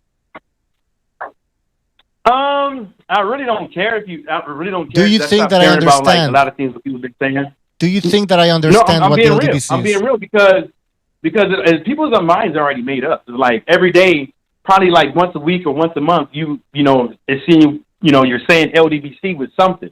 You know what I'm saying? It's like you want attention or something like that. That's what you're mad about, that he didn't verify. Who was he supposed to verify it? Seems like you want attention. So I'm moving on down. You're supposed to verify it through. And I comment on your little post. You know what I'm saying? You say I'm upset, but I'm not. Little post. You know, you guys want to say Artman is LDBC because the way he thinks and stuff like that, but he's not. But you guys are entitled to your own opinion, just like everybody else. You know what I'm saying? But if you want to be upset at somebody else's opinion, whether or not they believe in glove gate, egg weight, or whatever the case may be, that's all up to y'all. You want to get mad at 78? That's all up to y'all. But hey, Bucho, can you hear me, dude? None of that stuff affects you guys' life. You got it all wrong, Michael, and you know it. What are you talking about? We're not 78. You're the one that got mad. You're the one that gets mad at me calling people LDBC. I'm not mad myself. You're gonna let me talk? You're gonna let me talk? Why I'm mad? Well, Bucho, I was going to say, he actually says in your tweet, he basically calls you out for not verifying that he was fucking LDBC. How are you supposed to verify when they won't even tell you what it is? Who are you supposed to verify he was with? It was Dude, not. It was. He got mad enough you to guys do a can little call me, post okay, to comment call on me it. whatever you want. You can say I'm mad. You can say this. I really don't care. I just find it strange that a lot of people keep saying LDBC and like nobody posting on this stuff, and as soon as I post, Michael, if you could thing, help like, come me on by out, to the live, Michael, and I do, and it's kind of like Michael, if you could help go me ahead. out, if you could help me out and explain to me what the LDBC is, maybe I'd change my mind and stop using the LDBC Dude, term I don't so know how many loosely. times you asked that today. I think it was like 15, 20 times. Like, and I already explained that to you the last time I Is was it on so your hard live. to explain to us? It's like Is it that I just difficult? have to explain it again. Is it that difficult? Because you want me to explain it to you again, so you can try to assert your opinions or your feelings on how the LDBC is racist in your But you don't point care. of view. Or Who cares? You don't care about my opinion anyway. Michael, you don't even care about my opinion. You don't even care about my opinion. So why is it bothering you that I'm gonna fucking opinionate on your definition of what the LDBC is? It doesn't matter what I'm gonna say after. It doesn't bother you. Because, man, you opened your mouth and you said LDBC, so I figured I'd go over there and see what's going on. And you call Artman LDBC, and I just say, hey, he's not. You know, Sorry, Michael. I'm gonna have to. I'm gonna have to keep using the LDBC How term. do you verify? He said he's not. I'm That's gonna how have you to keep verify. There's using. no fucking sign up sheet or nothing like that with the LDBC. Half the people that say they LDBC probably not even LDBC. I don't know. I'm gonna have to keep using. Michael, you're not helping us. You're not helping us at all. You don't want to help us, so we're gonna keep using the LDBC term to your dislike.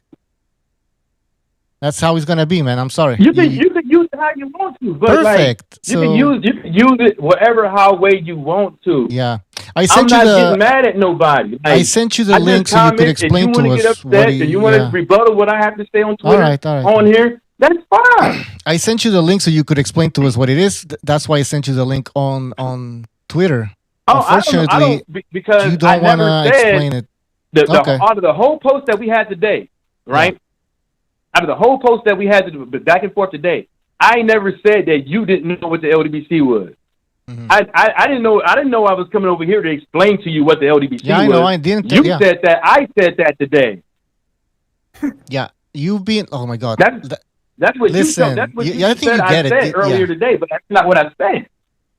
No, you were mad at him for not verifying it. You never said it in those exact words. All right. You never said you don't understand what the LDBC is, but what I get from your comments is that you disagree with me using the word LDBC, that label. You disagree with me using that label on anybody. So I would like for you to explain to us what it means. You don't want to explain it, that's fine. But no, that's not what I said. Because that's not what I said on the post. I said, dude is not. He said, dude, he is not LDBC. You don't even verify what you be saying. You just like the way the LDBC be all up in your mouth.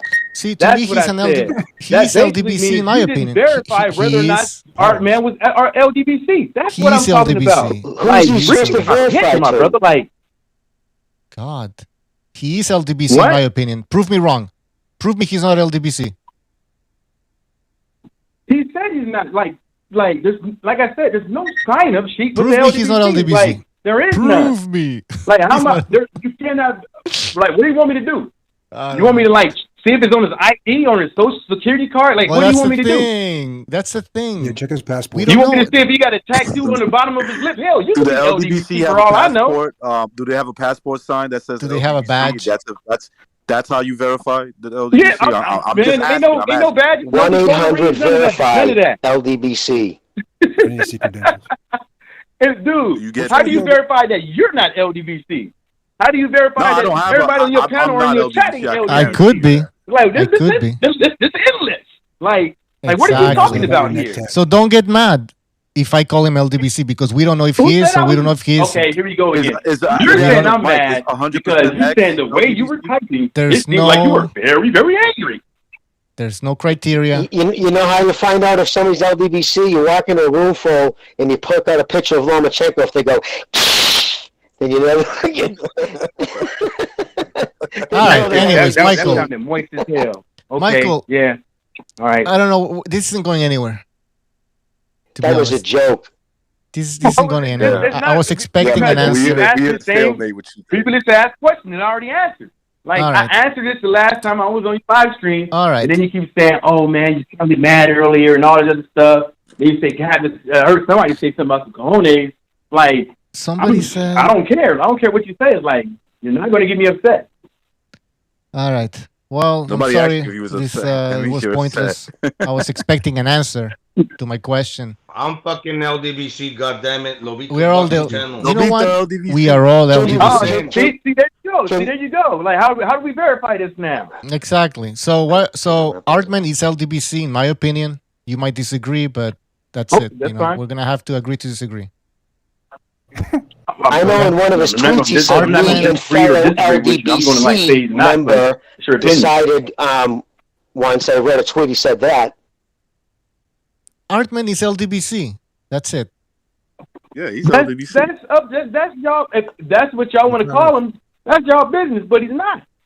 Well, I don't know why he's not. You have to explain to me why he's not, but you can't. I don't have to explain to you like he's not. Well, then why? Okay, like, then bye. He never repped it. Then he never repped it. Right? He don't put hashtag LDBC on his YouTube videos. And most of all, he said he's not. But he defends them on Twitter harder than anybody else.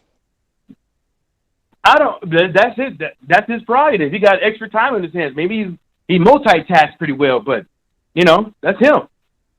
All right. Well, so he's LDBC in my opinion. You disagree, but we don't know why he's not LDBC. That's fine. Thanks for calling, man. I'll see you on Twitter, man. I'm pretty sure we're gonna debate again.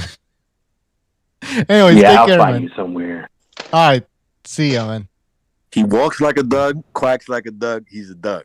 My God. People in the chat are complaining that this went on for too long. It's true, though. And listen, Bucci, I just want to say, hey, listen, Shay, I freaked out, but can I just say, dude, I was involved in a rescue because my girl, she actually leave the fucking house. She heard me talking. She was getting furious because, so we went on a raid, right? Because I was there to help whatever dogs. I told you before we owned a kennel in Carlisle, Mass. Anyways, real quick. So when we showed up after there was a bust, right? I was supposed to take care of the wounded dogs if there were any. Over in the corner, bro, there was 3 pit bulls. These are 2-year-olds, just fucking full adults, and they were dead. So I'm like, they didn't look like puncture wounds or anything. I'm like, what the fuck, man? How did these dogs die? And fuck, one of the people there were like, oh, well, the owner beat them to death with shovels because they lost. So, dude, like, there I am throwing up on my hand, like, fucking fighting, holding back tears with a fucking heart, was ready to burst. I was so angry. And, like, you know what I mean? There's blood all over inside the pit. So I'm just saying, the most unscrupulous of people who are just black-hearted involved with that. So for him to, and like you showed those pictures, for you to show like that kind of evidence, for him to turn around and say, well, he's never been convicted, that was just too much for me, dude, and that's when I lost it. Sorry. All right, let's take, no worry. Let's take a phone call. 11111, whatever. Go ahead. Hey, can you hear me? Yes, sir. What's on your mind? Okay. All right. So, like, see, there we go again with this LDBC stuff. Like, why is it only a problem if black people support their fighters? Okay.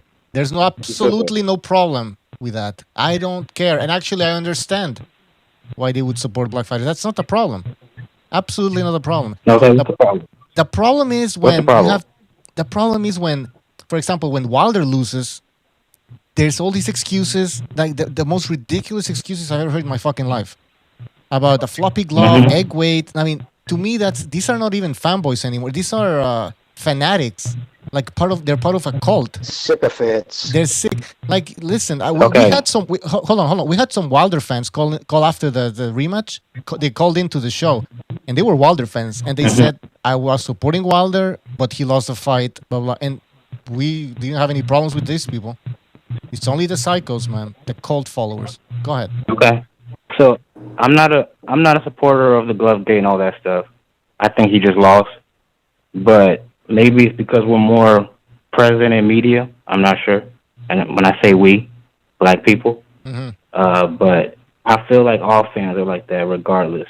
Filipino fans, they go hard for Pacquiao, as they should.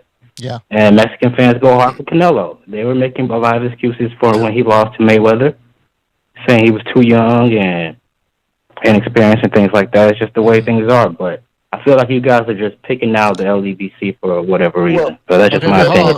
Jimmy. I agree. Everybody should be able to follow their own race. Black follow black, Mexican. It's human nature, tribalism. It's part of human nature.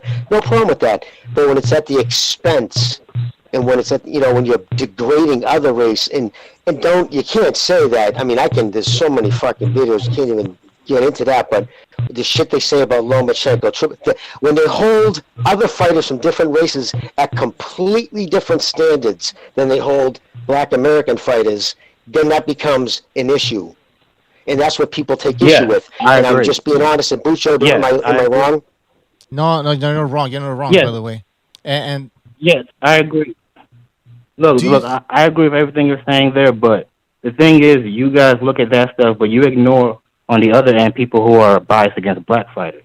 All right, I'm gonna answer that question because you made an interesting point about Canelo fans, and listen, if you have Canelo fans that don't want to admit that Canelo is like taking PDs or whatever, then they're delusional.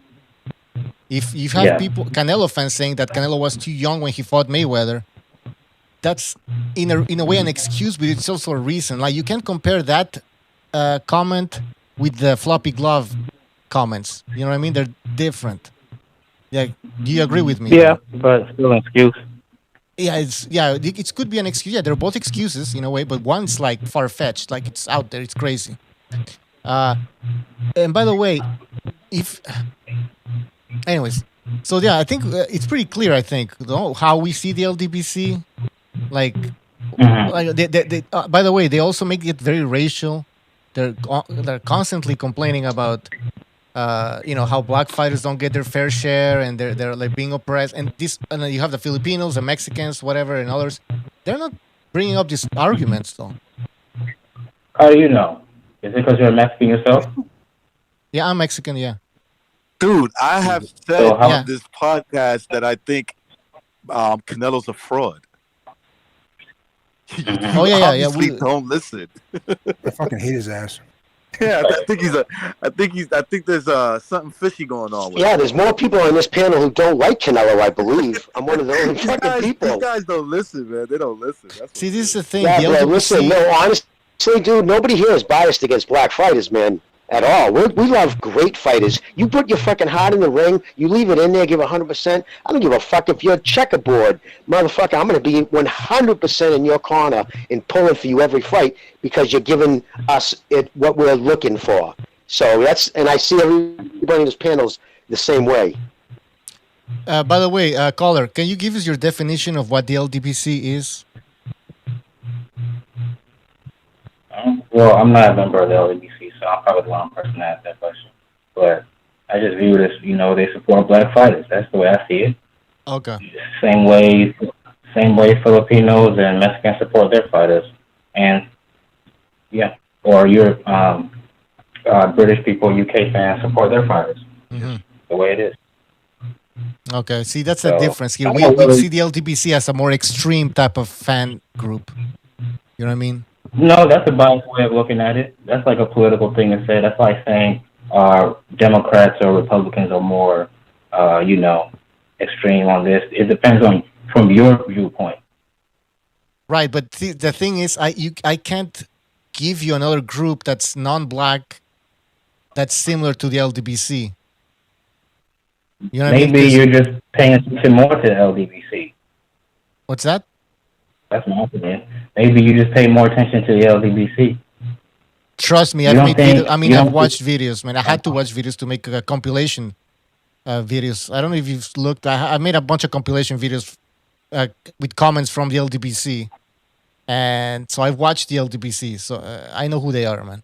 No, I think the LDBC channels are just bigger, but there are other non-black channels that support their fighters, whatever it may be, that have the same type of bias stance that you guys are talking about. All right. I'd have to totally disagree with that. I disagree with that. You gotta show us this evidence. Piling together. You gotta show us this videos. What happened? I'm sorry. Say it again. You gotta show us these videos or these channels. Name me the opposite of like a non-black extreme boxing channel that are like, militant. We 100% whatever. Name me them if you know one. Making accusations without any kind of substantial proof. Other than name me some of these so-called LDBC channels that are militant. Can you name me a couple of them? 78 Sports. Blue Sports. Yeah, you go, Blue. What's the other one? I subscribed a while ago. So the other guy that was in Thailand or something. What's his name again? Huh? That dude, AK. Oh, Aki TV. Aki, he's the most crazy one. Aki TV. There's what was the other guy with sunglasses and baseball cap all the time? The dude who threatened the police officer told him. Well, he said he wanted him to die in a flaming car accident. The ex-cop. I'm forgetting these names because I unsubscribed a long time ago because I couldn't. Before I used to be subscribed to this channel just to see what they were saying, but then I was like, this is not good, man. So I unsubscribed. What's his name? Eagle Boxing. The guy, the guy who's supposed he's married to an Asian woman. Barbershop. Barbershop. You know what though? You know what barbershop though? I have to listen, brother. I'm gonna be honest. Recently, in the last couple of months, it seems like he's made a concerted effort to be less. I don't know if maybe because suddenly he's getting interviews with Bob Arum and he's being quoted in Twitter. But I'm just being honest because I was like, wow, he's getting interviews. So I went and checked out his stuff. He seems to be pulling back from that. Maybe he's trying to go a little more mainstream. I don't know. Drew Titan. So Drew Titan is the guy that you were talking about, Jimmy. There was also BFTP. Yes, that guy who's always crazy. Yes, that mental patient, this dude. Guy, that dude's a little extreme. BFTP is always making it racial. Ray and Bell? What about the kid Ray and Bell there? Whatever his name is. BFTP is always making it racial. BFTP, like saying that Lomachenko and Golovkin get all this attention because they're white. And they got the complexion for protection. That's what he says all the time. Eddie Hearn. What is the other way around? Eddie Hearn is a slave trader. AJ Anthony Joshua is a slave. I mean, I cannot believe some people listen to this. There's so many fucking headlines, bro. It's seriously, there's no other ethnic group targeting using race as a cudgel to beat people they don't like the LDBC. And that's just the fucking cold hard fact. Caller, hold on. You know that guy, Boxing Wave. Oh, man. He's a big one. Yeah, so there you go, caller. Do you know any of these channels? I'm just kidding. Boxing Wave. Yeah, I know some of them. Yeah, I subscribe to Deontay Boxing Nation. I like him. Okay, so caller. Those are my two. Caller, do you agree with this type of comments though? Like the slave trader, Eddie Hearn's a slave trader, Anthony Joshua's a slave. What's we call Bob Arum slave trader all the time too. Yeah, Jimmy's no. So see, caller, we're not caller. We're not making this up, man. We're not racist or anything. That's ridiculous, man. Precise Puncher's a huge one. We're not racist. Huge. This is ridiculous. I can't say that. If we were racist, we wouldn't be watching boxing. There's so many black boxers that were like legends in the sport throughout history. We're all hockey fans. Yeah, so it doesn't make sense. Caller, I don't know if somebody told you about who we are. But I'll stick to baseball where my Latinos are the most dominant. You know what I'm saying? Listen, caller, we're not racist. We just told you how we see the LDBC. We see them as race hustlers. They don't really want to talk about boxing. They just want to preach about race inequality and mix it with a little bit of boxing. Well, boxing is one of the few sports that race definitely is a factor. Not in terms of results, but let's be honest, a lot of fans view boxing through race-based lens. Maybe not you guys, but a lot of them do. I agree with you in the sense that it's racially divided. It could be like the nationalist, very nationalist. Yeah, it could be. Like, look, when I look at boxing, I don't look at race, but that's up to you, whether if you want to or not. I look at skills. I look at skills in the ring. And what about me, guy? I'm a white guy. My whole life I've had a pull for fucking usually someone of color. It never bothered me. My thing was this. I always went for the American first because I don't care what color it is. I would go with my countrymen. Lately, because of social media, it's becoming more divided than that. But that was always my stance. Yeah. So there you go, Yeah. caller. We're not we see the LDBC as something else. I don't care if you're black and you support Wilder. Yeah, it makes sense. You're American. You're an African American. You can, yeah, fine. I don't care. But the LDBC is another thing. Anyways, caller. Anything else? No. Well, yeah. Another thing is, I don't understand like the Tank thing. Like you guys should love Tank. Tank is good for boxing. He's exciting. Mm-hmm. He's in there to fight. Now, maybe you guys don't like the way he's being moved by Mayweather and Ellerby, but just based on his fighting style, just like you should be big fans of Tank. That's just my opinion. Well, I don't know why we should be big, but I do like Tank personally. I do like him. I actually root for him. I just want to see him fight better competition. I actually like. Look, this is gonna sound weird, but like he's displayed bad behaviors, but I like the kid's character in a way. I do actually like his character, minus the other shit. I think that he's just lost in that lifestyle, you know, out there, and but his fighting style is fine. His fighting style. Recognize. Remember how high I was on that kid remember right after he beat Pedraza, like a year later when I first started calling into the show. I was like, this kid's explosive speed. He's a natural athlete, and he's a fighter. That's what I like about the kid. He's a fighter. He's an actual fighter. He'd fight on the street as much as fight in the ring. My thing is this: when you start getting fed no-hopers, then you're wasting my time.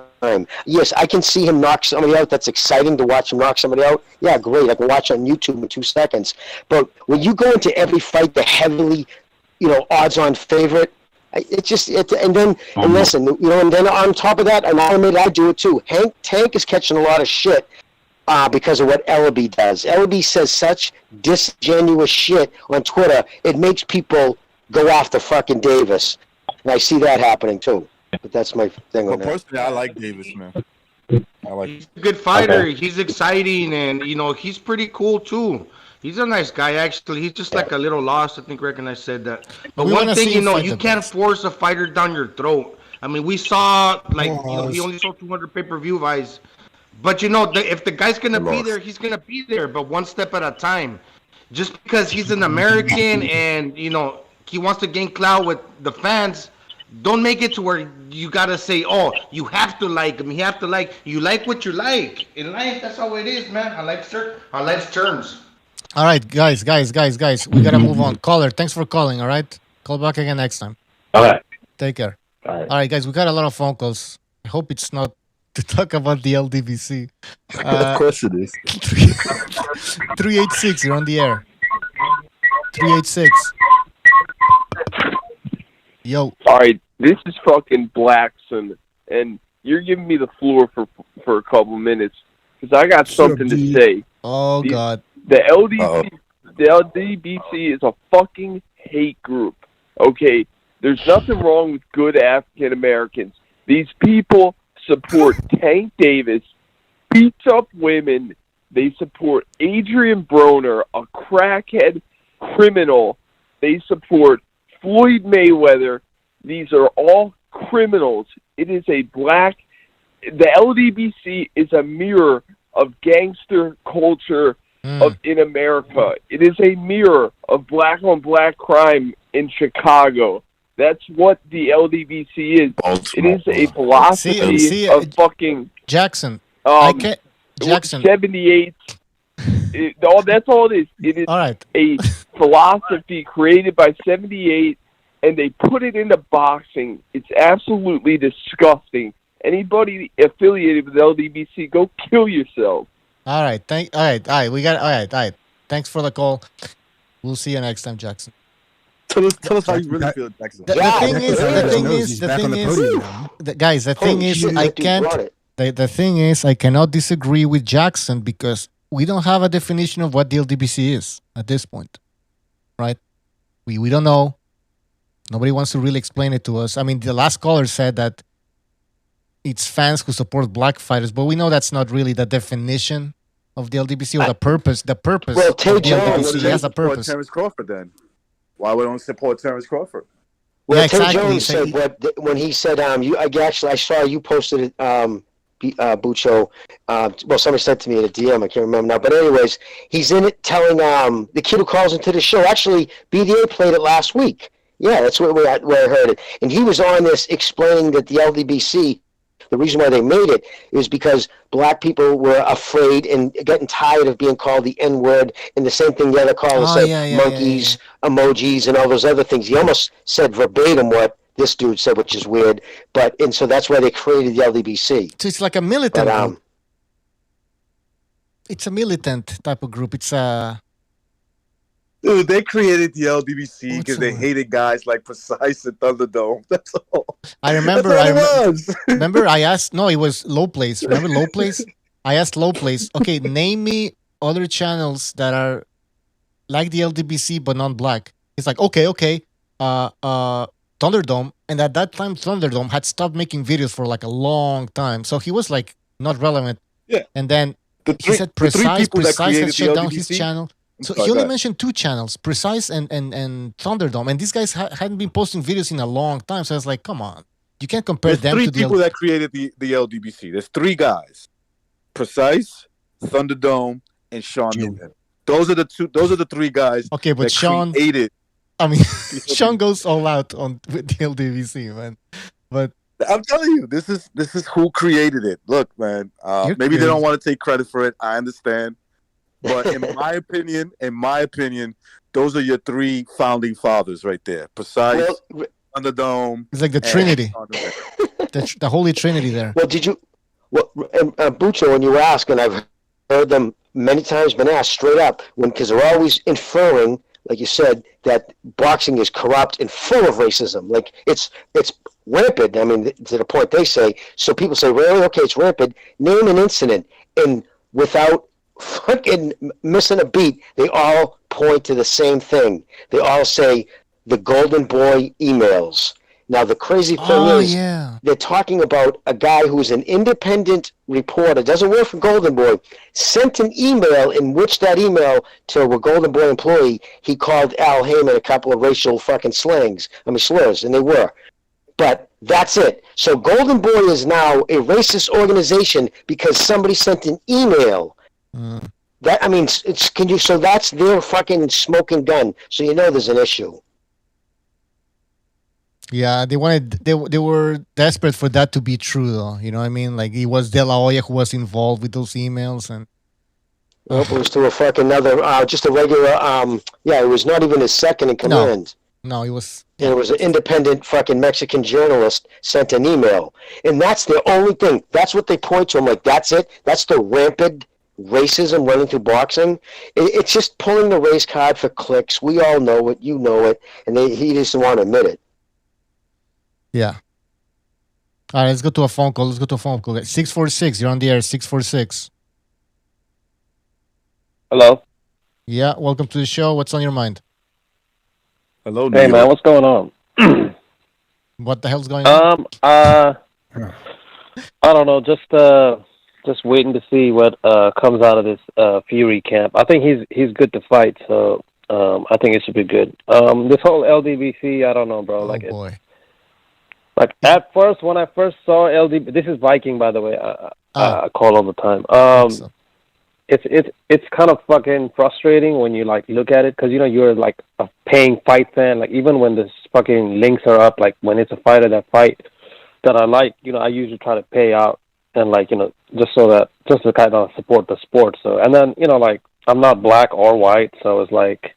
Me supporting any guys, it's like me paying like money to just kind of watch the main event. It's not, it has nothing. I have no fucking horse in the race. But like, as I'm like trying to understand more and more like why it is, because it's like nobody could be this hateful with like that kind of a platform and be like just a sport fan, just like we are, without like some kind of like like because now I'm starting to like cause it's like some time has passed and like now I'm starting to see like how Wilder talks. And how Wilder's always talked is how these guys like 78 Sports, Blue Blood, and Champside, like they talk, like all the denial.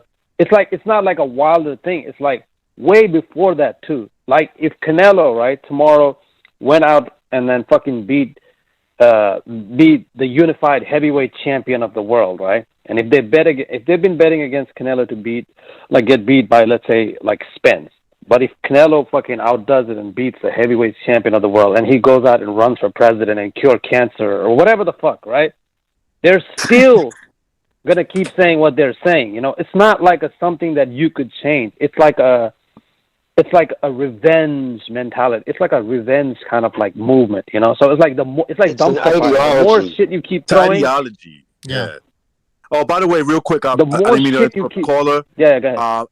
Dan Raphael is saying that Tyson Fury tested positive for COVID and that the fight's off for July 24th. Serious? I just saw it. I knew it. Where did you see this? That's crazy. Now they're gonna say, you know, they're already on it. They're gonna say, well, we knew. Like Tansai is already saying, I told you he was gonna pull out. This is some gypsy trick, you know. Like this is the kind of toxicity they know. Gypsy magic. That there is no way. Yeah, it's like they know that that's not true, but they're gonna keep saying it. You know, it's like how much can I piss these people off? Because I think they kind of like want payback for other fighters winning over. I don't know. It's like a very, very toxic mentality. And these people are like, you know, like they're like admitting, like, you know, like admitted toxicity. You know, like they are like certified toxic. So they're not like gonna change their mind, whatever. Like you could do whatever. Like you could tomorrow Fury could get beat and then, you know, kiss Wilder's feet and like, you know, shake hands and probably like, you know, like donate all his money to fucking Wilder's foundation. They're still gonna say the same shit. So it's just like a mentality you cannot change. I can only try not to be too harsh on them. I can only say I think it's like they feel like they were outlined or they didn't have a platform to say certain stuff, and certain bad things have happened to like black fighters where at that time they didn't have any kind of platform to stand or like fight those issues. And you know, like those things build up. Like, cause obviously you look at and you read at all this fucking crazy shit that happened to black fighters, and they were like all the promoters using them. At that time they didn't have anything. So now when you have, it's like it multiplies. You know, hate multiplies in a way that it's now, like it Carla, listen, comes out. Carla, I gotta ask you, bro, because I agree with almost everything you said up until that point. One time in history where the promoters, you know who they use? The guys who win. The guys who can make the money. They don't give a fuck what color you are. There's a reason why. I agree. Sports, right? I mean, the black champion was around 50, 60 years before the color barrier was broken in baseball and shit. Boxing has always been the best wins because, you know what I mean, that's how it is. And they're going to make their money off no matter who the color is. I agree. So, I mean, I just don't know when that time was that they were using black fighters. Because that's at one point, that's almost all there was in the United States with black fighters. Yeah, go ahead. No, I was just going to say, at one point, that's all there really was black fighters. It was a handful of white fighters, that's it. You know what I mean? That's what I'm saying. Only now it's changing. Like, it's always been a black sport in a way, you know, like, I mean, of course, Mexicans have always had, like, fighting tradition going back in fucking, you know, like, arenas and, like, even before, like, way in indigenous time, they've had, like, a fighting culture, like, whatever. But, you know, like, it's been a very historically, like, black, you know, sport. So it's like all of us, like, outsiders, like, as fans, like, how can we even be, like, racist? And it's like sometimes me saying, like, Tank choked a bitch, right? If me saying Tank is wrong for that, or, like, me shitting on him or taking a piss on him, immediately gets, like, sucked like a vacuum by these channels, you know, and they're, like, going to make it racist. You see that? And they got screenshots and receipts of, like, you know, like, no, me saying a grown man choking his woman and dragging her outside the arena is not the same thing as me saying, look at a fucking whatever, you know, but that's how they're going to do it. So it's like a dumpster fire. You got to just stay away. Like I was talking to a friend of mine, right? One of my best friends, my homeboy, he's black. And then, like, you know, I've known him for forever. And, like, sometimes I talk to him, right? And then he's like a UFC guy, like a huge UFC guy. And sometimes he'll watch, like, fights and stuff like that with me. And then when I tell him about Deontay Wilder, like, his face immediately changes. You know, like, I try to talk to him about, like, stuff, and then Wilder said, he's like, and sometimes, like, and then we'll bring up, like, let's say Clarissa Shields, and then, like, what her team did, and he'll, like, not want to hear any of that. He'll say, like, I don't care if he kicked a baby and she punched a fucking dude. I don't want to hear any of that. She's great, but you know what I mean? It's like a deep like emotional thing. I think like last time I sent him a clip of Usman getting knocked out like way early, right?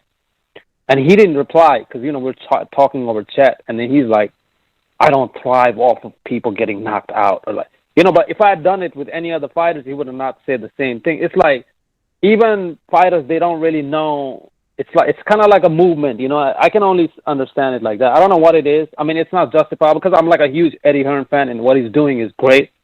And I don't think Eddie Hearn thinks like or sits back or even thinks like he's like a young guy who in 2021 is saying, "Oh, I'm gonna collect all these black guys and make them fight." Like, come on, that doesn't happen. But guys like us, it's like the more attention we give to them, it's just I don't know. It's not even delusional. It's like a level above that. I don't know what to say. It's kind of sad. It's very sad. Like it's really, really sad. Like to just kind of like see these channels like thrive off of that. When it's not true. Like it's just I don't know what to say. Mob mentality, bro. You get a few of them going, and it becomes a mob mentality, and it becomes cult-like. They're always testing the boundaries. You say one little thing, it gets clicks. You do it. You push it, keep pushing it. And if nobody's calling them out on it, dude, listen, it'd be a different story if it was just this panel saying it. But my God, you just punch in that acronym on fucking Twitter and see what gets said about those people. So one person calls you an asshole, it's an opinion. When everybody in the room calls you it, you know what? You're an asshole. All right, Colin, we gotta move on. That's a good point. I just want to end this with this because that's a good point because I've even seen that like Champ Side, right? What he does is like when there's no news and there's nothing, like sometimes there's no news, he'll just send a fishing hook. He'll just say like random, like if Lomachenko has been like off or like whatever, like he's been inactive for 2 years, then he'll just find old archives of Lomachenko and throw it out there to piss people off.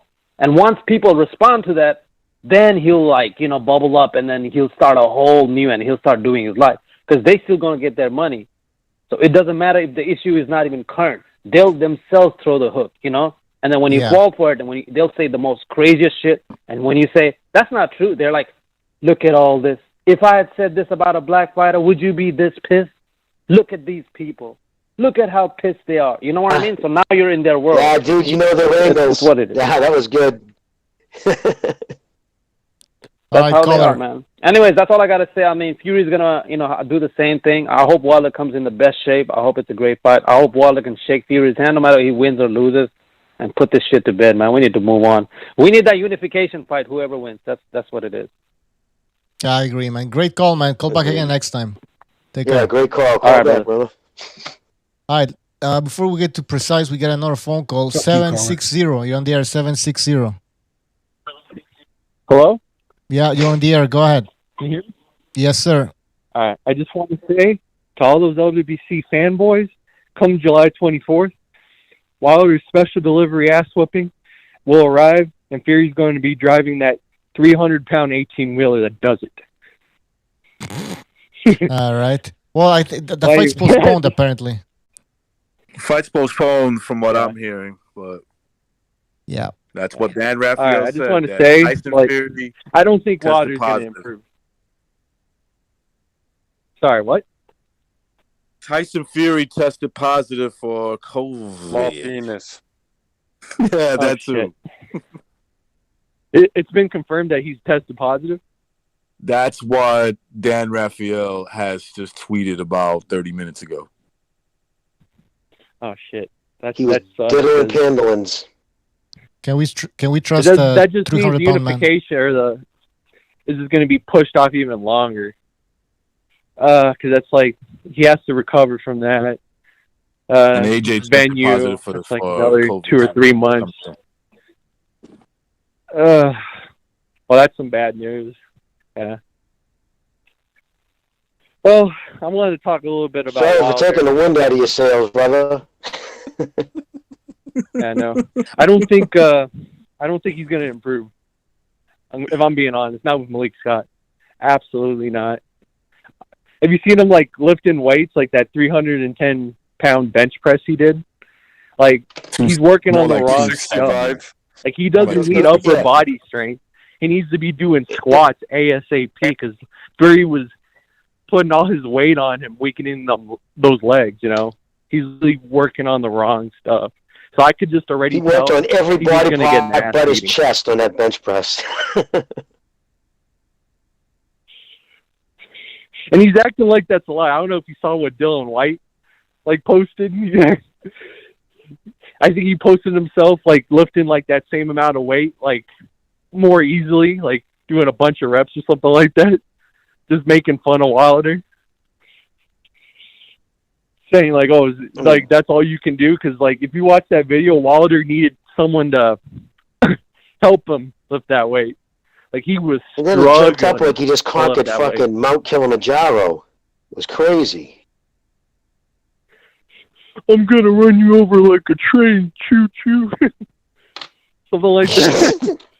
He's so corny. Oh my god.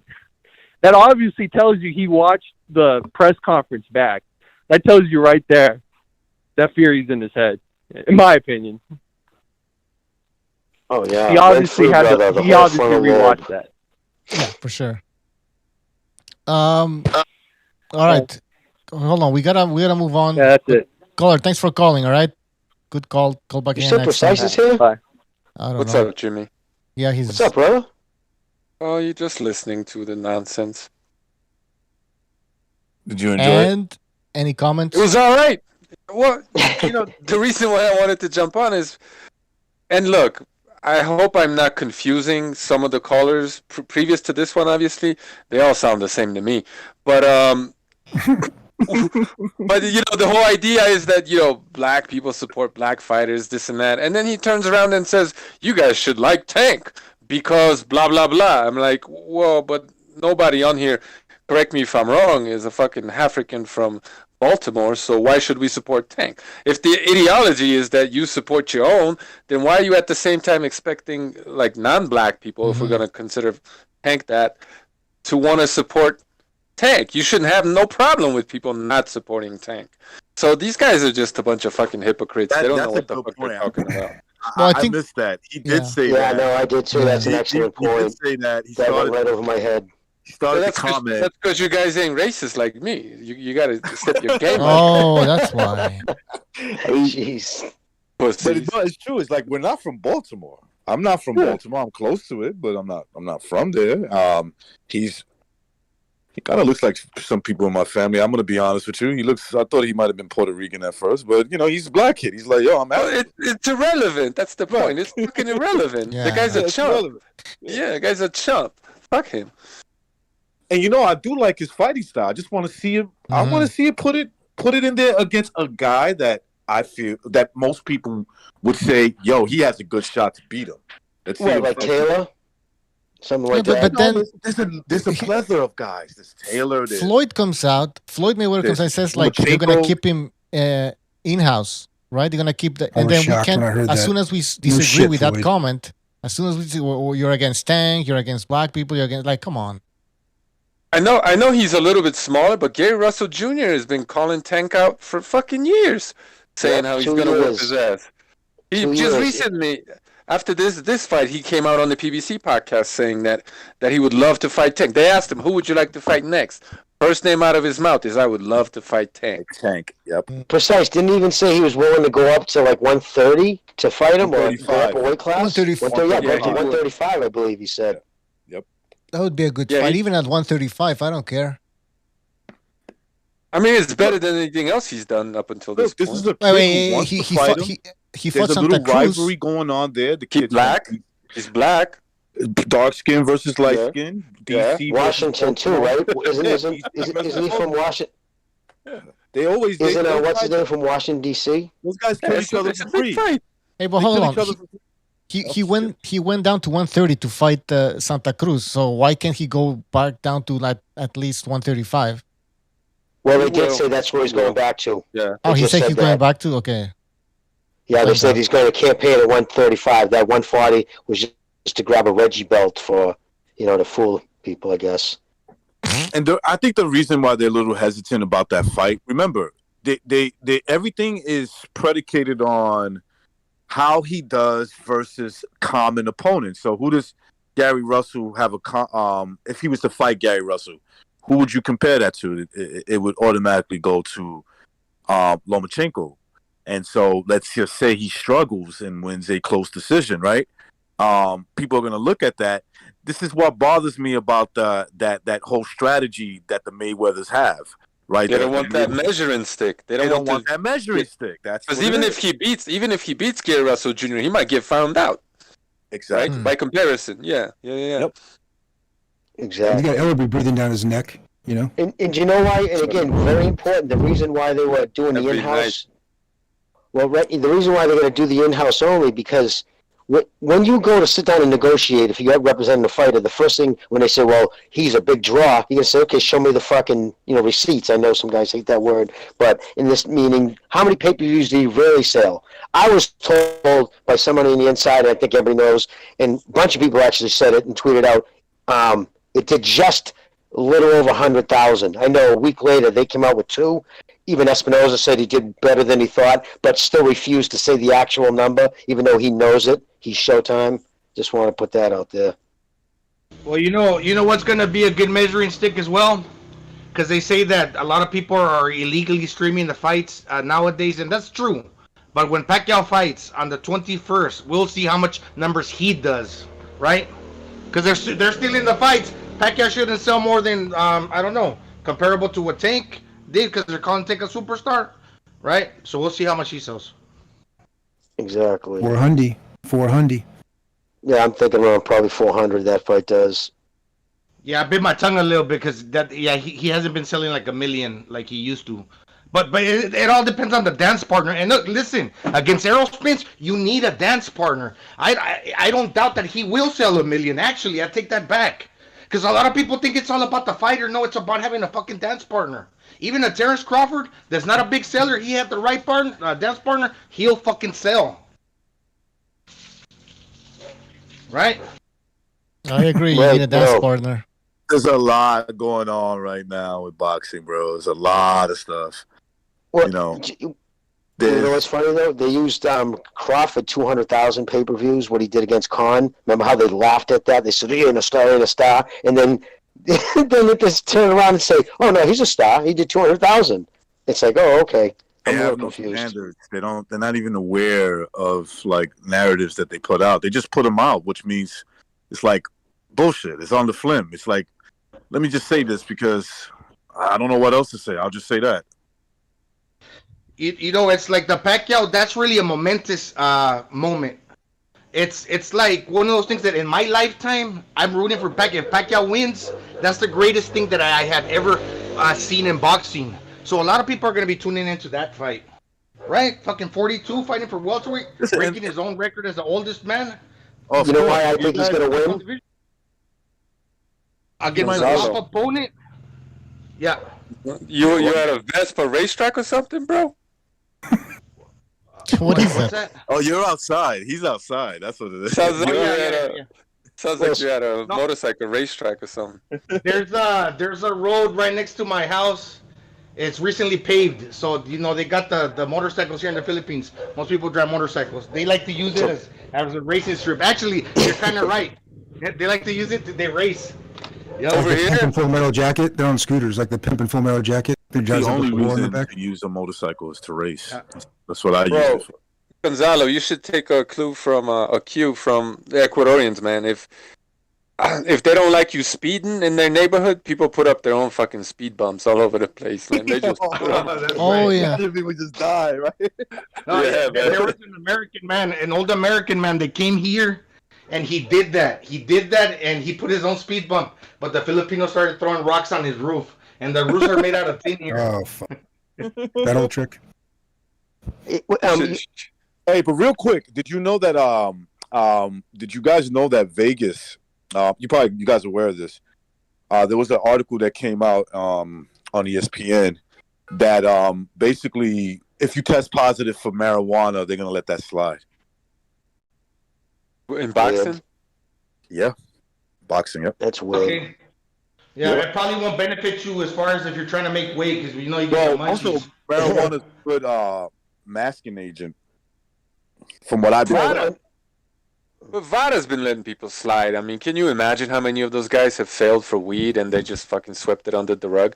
Because Margaret Goodman came out many years ago saying that she doesn't even believe that shit should be illegal. So, I mean, come on, man. They all smokes. Some of them piss dirty for weed and they just probably swept it under the rug. Why not? Right. Well, I don't know if you guys knew, but Steve's writing again, Kim, he's working, he's using Snack platform that he's printing his articles off on that. And the first story he did was he wrote up, he's the one who broke kind of that Denier situation. And he found out, you remember how the world WBC, all the top 3 fighters in each division had to be enrolled in their 365-year program. Anyways, he found out there's only $100,000 allocated to it for fighters all around the world, and basically nobody's being tested. No one is being tested, and so it's all a sham. Yes, exactly, brother. So he found out nobody's been tested. So the same thing that Gibbons, who represents Donaire and Pacquiao, said the same thing about Donaire when they said, well, I mean, Pacquiao, is he being tested? Well, he's enrolled in WBC thing. And so, like Steve said in his article, Manny Carmelo said, so basically he's not being tested, and the same thing is true for Spence. So as far as I know, other than the state of Nevada, their protocol, nobody's testing these 2 guys. Let that sink in. Yeah, man, there's no drug testing in boxing unless you want to catch somebody because they're dangerous. That's the only kind of drug testing we got in boxing. So that's the youth. That's the power of youth right there. If Pacquiao's allowed to take fucking copious amounts of growth hormone, woo, we could see a fucking pretty historic thing that night. I hope so. Yep. Right. I'm curious because you know what, with Spence, they're probably going to try to keep him away from any kind of high testosterone things because of the fact he's receptive to bitch tit because he already had it in the past. There's pictures out there with him. You can actually see it. So once it's there until you have it cut out, every time you take it, it gets worse. So we'll see. By the way, I don't know if I read this super chat. Get These Hands says, please inform the LDBC that Pride Month is over. I'll make sure to talk to 78 Sports and tell him that. Oh, by the way, I realized that the answer to the question that we had about what the LDBC is, the answer is inside the Ark of the Covenant. So... this guy didn't want to fucking answer the question. Why wouldn't you answer the question? Like, it's ridiculous. Same reason why fucking he wore headphones at the press conference. Exactly. By the way, Wilder keeps talking about the saying that he was cheated in the second fight. Why hasn't Fury done anything though to the guy? Well, maybe he doesn't give a shit. You guys were talking about betting the fight. Don't do it. That's all I'm gonna say. That's not one of them fights you want to bet. What's happening? Man. There's so much shit going on behind the scenes that we don't know about. I wouldn't fucking touch that. This upcoming fight, man. What could happen? Anything could happen. Like, what do you mean? Like, Wilder's gonna? Wilder's crazy. Wilder's crazy. No doubt about it. Okay. Do I believe 99% of what he says? Of course not. However, there's just so much weird shit in that fight. It could be that he's got some dirt, some kind of something on Tyson Fury, and if he does, you never know, man. They might have made a deal behind the scenes, just saying like, look, we're gonna let this is the proof we got. We're gonna let it slide. You get this get back, and you got to do it. And then there's this whole like testing and Fury's camp testing positive and dude, there's so much propaganda involved in these 2 guys. The type of shit that they represent, the occult. I don't want to get into too much fucking detail, but there's some really, really dark forces behind putting on these events. Basically, what you're looking at is a fucking Madonna concert, okay? With these 2 guys. Any fucking thing could happen. You know what I mean? Like these... Whatever, man. I'm just saying. I'm picking Fury 100% of the time. The fight happens 100 times. I'm picking Fury 100 times. Okay, but that's boxing. What I'm trying to say is that you just don't know with this fight. That's all. Oh my god! Now I'm fucking scared. It's just not one of them fights you want to bet, Bucho. Just enjoy it. Fury will probably come out there and whoop his ass. Okay, that's probably what's gonna happen. That's what we all expect. However, you just never know, man. There's so much shit going on behind the scenes. Maybe the whole, I'm just speculating. I'm not saying I believe any of this, but maybe the whole build up about how they cheated him is to cover up the fact that Wilder's gonna do something fucking shady in the third fight. You know what I mean? They're gonna poison his ass. Like, it's happened before. Fighters have been given this or that to compromise them. Shit's been done. Like, it's well documented that the shit has happened in boxing. They put some funny shit on some dude's gloves. He rubs them on it. Like, you never know, man. That's all I'm saying. Are you saying? Fury could be walking into a setup, man. That's what I'm saying. Wilder believes that Tyson Fury cheated. He just might be saying that because this time around Wilder's gonna cheat and he's gonna be like, oh, okay, eye for an eye, tooth for a tooth in his mind, right? Yeah. And then Fury won't be able to say shit because he'll just look stupid like Wilder, right? You know what I mean? If they have You some want to hear a dirt on funny? the guy. When I was a kid, man, this is in the images, dude. Somebody tried to do this. It was a big fucking thing, big deal. But they caught somebody trying to. They were squirting Visine in the dude's water bottle in the locker room. He got caught. When he was in there, supposed to be watching the dude's hands get wrapped for the finals. He actually got caught squirting Visine in the dude's water bottle. And I don't know if you guys know this, but you don't have to drink much Visine to get really sick. Yeah. All right, guys, we have That a was phone call. years ago, too. Let's take a quick phone call. 314, And his you're on name the air. was Mark Breeland. 314. Man, I am just like blown away. People like think anything other than Fury running through this whole situation. I think Fury's pretty headstrong. I think he's way more headstrong. He proved it in that, like, not that he proved it in the standoff, but he just showed. Everything this dude is about is proving himself to somebody else. And I think he's just going to go right through this guy again. And I don't really think he cares about any of the, if Deontay admits that he lost, if Deontay admits he's full of shit. Because I think he knows, everybody knows it already. Unless you're, like, watching the people on one of the Try Not to Laugh tracks, you already know that these people are crazy. It's just crazy. I don't know what else to say about it than that.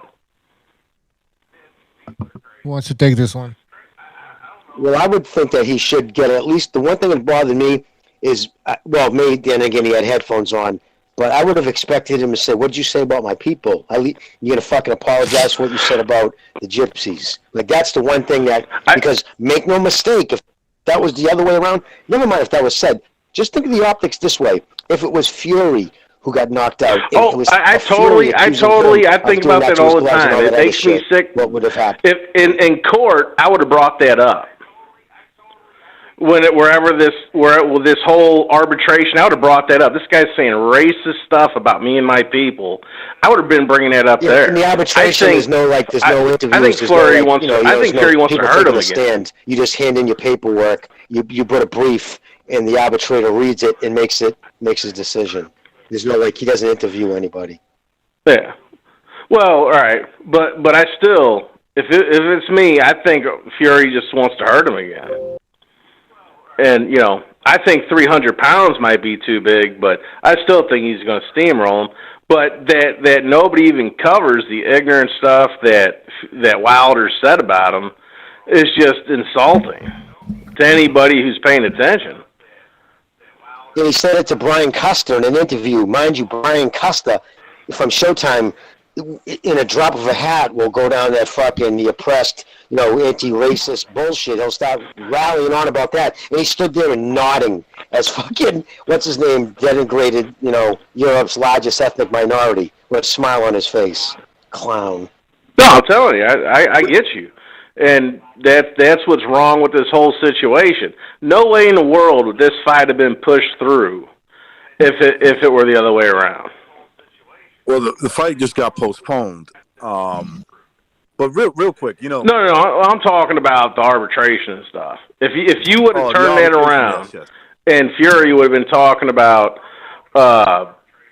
like blacks robbing people or something crazy like that, then no way in the world would an arbitrator made that decision at the 11th hour. I don't know. Look, man. They cut that deal on the steps of the Supreme Court before they went in there. You know, anybody ever looked at it this way, that Wilder behaved like a man who knows a fixed fight because he's been in many of them? Yes. Like, he was adamant, you know, like he was real adamant. Like, there's certain details. I'll give you an example, right? So, for instance, Wilder goes in there and he's thinking Fury's going to fight a certain way. And the way he knows that is through scouting, right? Like, they all find out a little bit of information. Let's say that. And he goes in there and he's not aware at all. And he just blames that on his trainer. It's like, oh, shit, you're in on it. Like, you in on it. You didn't give me the scouting report of what he was going to do. It's just little details like that. The way he behaved always strike me as a guy that, in other words, look, some guys need advantages versus, like, you know, knowing what the fight is going to try to do, especially when he did something in the first fight or he does something that he hasn't shown in the past, maybe not as much, especially not against Wilder in the first fight. So, you know, I look at boxing very skeptical. I just do, man. I can't help it. No, I know. I hear you, brother. It's just, you know, it's Tyson. I think that's just weird. Listen, it's Tyson Fury. The guy. How are you going to scout Tyson Fury? Who ever thought he was going to walk forward and come? I'm just saying, this is Tyson Fury. Why he blames his trainers is what I'm trying to say. I did. Maybe he didn't want to fucking. You thought he was just seeking to. I mean, you've seen something that says. I actually, dude. No, Pete. I picked him to win in 4. I had him knocking fucking Wilder out by the 4th round. I'm not talking. Yeah, I'm talking about if you were to sit down with Deontay Wilder and go over the game notes, which I'm sure would be just a fucking meeting. You know, I'm sure they go over copious game plans. But who the hell? How could Breeland sit down and go? You know, what I think he's going to do. He's going to come forward like fucking Dillian White or some shit. He's just going to come forward and. But that's exactly the point. Hold on. One time, guys. Go ahead. That's exactly the point. If you look at Wilder in that fight and how shocked and surprised he was, he's gonna be ready for that kind of Tyson Fury now. He thought he was gonna go in there, land one right hand, and the fight was gonna be over. That's what he thought. But they're talking about the second fight. Tyson Fury took it to him and it shocked and surprised him. Tyson Fury is not gonna have that element of surprise in the third fight. I think because we watch boxing and we get so used to seeing a fighter like Fury maybe have 60% KO ratio. We forget that the guy's a giant, man. He's 6'9". I mean, it's just so incredible to believe that this giant of a man can put pressure upon another man and knock him out. That's what I'm saying. Well, he's a heavyweight that hits you with a cross right in the button, right in the side of your fucking jaw. I don't care who it is. I don't care what heavyweight it is. Sorriest fucking heavyweight in the world. If you pull straight back and he connects, it's going to be a fucking problem. Now, if you don't recover, if you don't do yourself any favor and clinch or take a fucking knee, if you just keep on circling around and flailing, then what do you think is going to happen? Look, all I'm saying is, I'll say it another way, right? That you couldn't have scouted that fucking Tyson Fury was going to do that. Look at all of his fights. Does not. And if he had missed, I'm saying, if he had gone for it and missed, the fight might have just gone like the Tyson Fury's boxing. And the fight before that, he did that. He went forward. Once he got cut, he was going forward. It's just a fight. It's one fuck. Can I say one thing to that, Pete? If I was if Wilder had a good trainer, well, at the time was Breeland, I don't know how close they were again, like I said, but it was important. Ben Davis picked the completely wrong style for him to fight. Sugar Hill, on the other hand, the actual trainer, and his uncle, everyone knows who he is. He, on the other hand, said when he got together with Wilder, Fury said, "Nah, man, he's so vulnerable. He can't go throw punches going backwards, man. You took the wrong. Don't sit there and try to counter him and stick like that. So that was now Wilder's people could have said, okay, he's with Sugar Hill. How does Sugar Hill train fighters? And most of Sugar Hill fighters, that's a style he fights. Very forceful, forward. Offense is your best defense style trainer. Plus, on top of that, Fury was telling everybody for months what he was going to do. So you know what I mean. So, but that's how, and I believe him just from the look in his eyes. I don't know. I just had a gut feeling. But no, and Precise is right. He can't come out and try to do the same thing. But I think he's talented enough. He could do a wrinkle, do something a little different. I just know he has a hell of a lot more talent than Wilder. Can anybody ever picture Wilder setting a trap? Could you even imagine him trying to do that? I mean, yeah, and that's my point. That's my point of bringing that up. It's like I think he trusted Breeland, and I'm not making excuses for him. I'm just trying to analyze what was in his head, like what to expect from a fighter, so that way he could land that big punch, right? And I think that in his mind, maybe he uses he poisoned me, that type of shit, right? But in his mind, it was like, damn, you didn't prepare me for that. You did not prepare me for him coming in like that. Like just he's gonna bum rush me. I tried. Look at it. You were with these dykes fitting you for a costume when I was trying to warm you up. Saying, Look at it. Go ahead, Pete. Sorry, Pete. Look at it like this. Tyson Fury whooped his ass, but how many clean punches did it take to finally break Wilder down and stop him? Let's say 50, yeah? Now, What if Wilder can find a way to take 2 and give 1? Right? Who's going to win that fight? If he's able to take 4 and give 1, who's going to win that fight? If he takes 25 and gives 1, who's going to win that fight? You know what I mean? Like all Wilder has to do is do simple tweaks, find his fucking balls, and step to Fury when Fury is stepping to him, and just clash and exchange. If he's somehow able to exchange with Fury, he's gonna knock him the fuck out. That's his only chance, Precise. I know, but shouldn't he know that? He should know. You would think. Because what you just said, that's exactly the only way he can win. Yeah, I'm picking Fury, but all I'm saying is that Wilder just has to do minor tweaks. If I'm his trainer, I'm teaching him how to find his way in, like two or three different, because we know his brain can't hold more than that. 2 or 3 different techniques to find his way in, and then fucking gamble. And if that doesn't work, just go haywire. Once Tyson Fury picks up what it is that you're trying to do, and it's not working, then just throw caution to the wind and go haywire, because you ain't winning. The longer this fight goes, the less of a chance you got. He's got to get off first. It's very important he gets his shit off first and has his feet You planted. can't overload his brain with too much details. I agree with that. That confuses the shit out of him. Dude, on some level. Hey, am I the only person that thinks he shouldn't have tried for a warm-up fight or two to try to change, all this? I'm with Malik, my boyfriend now. Like, that doesn't mean anything until you've been in there. You were a sparring partner with Vladimir Klitschko, right? Fucking guy was boring. He jabbed, he threw the right hand. No. What I'm talking about is for Wilder to say, have Malik talking about how, he's all new now. Now we got, now we're working on, he's doing what I want him to do. That doesn't mean anything once you get into a fight unless you've, practiced a few times, unless you've had a couple fights, is what I was trying to say. Yeah, but that's in every boxing fight. We gotta move on, all right, caller? But thanks for calling. Right. All right? Bye-bye. Take care. We get too many people here. We get too many people. It's go ahead. Go ahead, Pete. I mean, it doesn't need to be said, but listen, I can't get too complex with the strategy and the what if he blamed him for this. He fucking got clipped by a heavyweight. He did nothing to help himself at all. Did not clinch, did not take a knee, did not hold. He just kept winging his right hand. And listen, he's one of the top 3 heavyweights in the world. It's gotten him this far. He's too hard-headed to think about doing anything. And he got clipped. Now listen, after the fight, if they thought, hey, I don't need Breeland anyway, I mean, fuck it. He's giving me a hard time anyway. Let's turn him loose. That's his prerogative.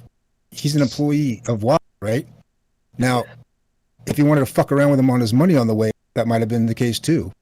Either way, what he said about him about the spiking of the water is just fucking absurd on its face. Everybody knows it.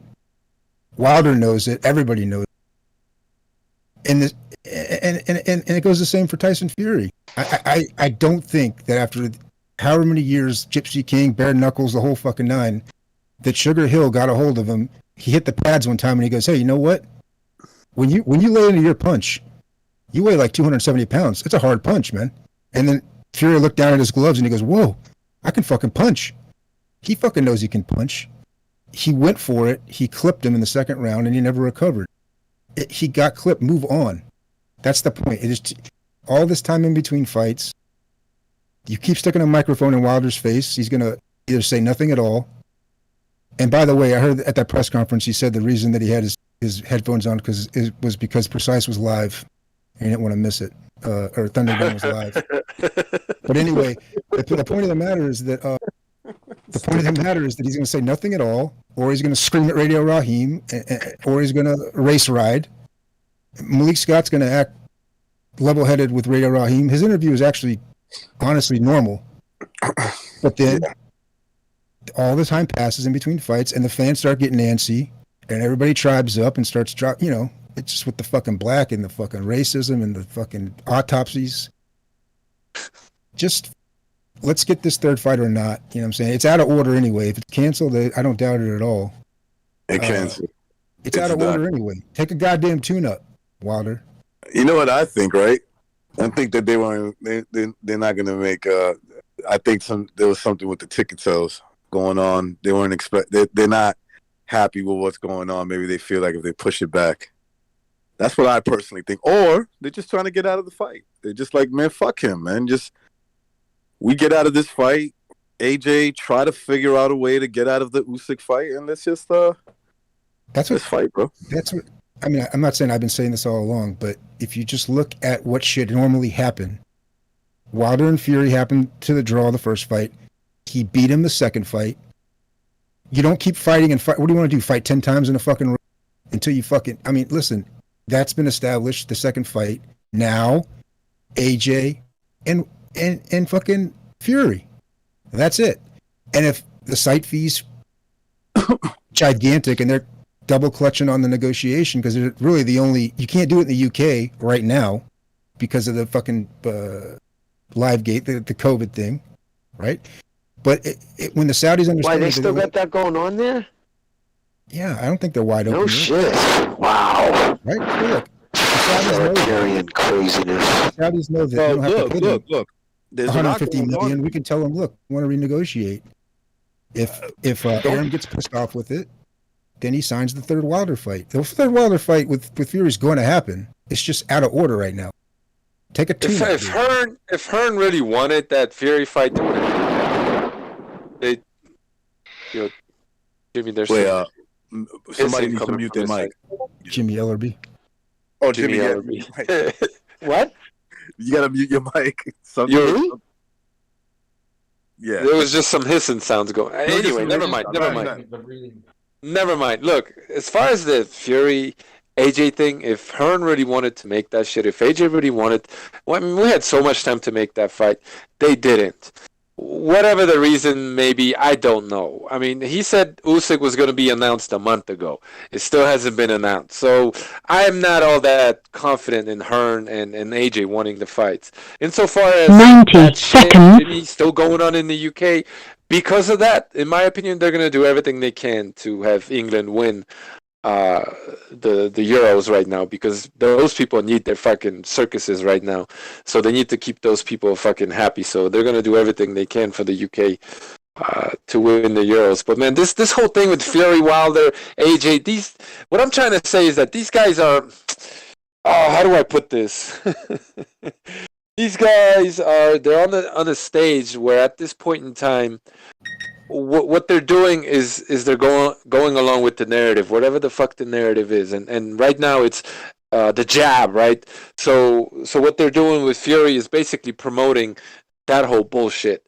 So what I'm trying to say is that these guys are the shills for for the establishment, and they're gonna do whatever the fuck they're told to do. Fury sold out a long time ago. AJ was always a fucking sellout. Wilder's been wearing those fucking eyes wide shut masks forever.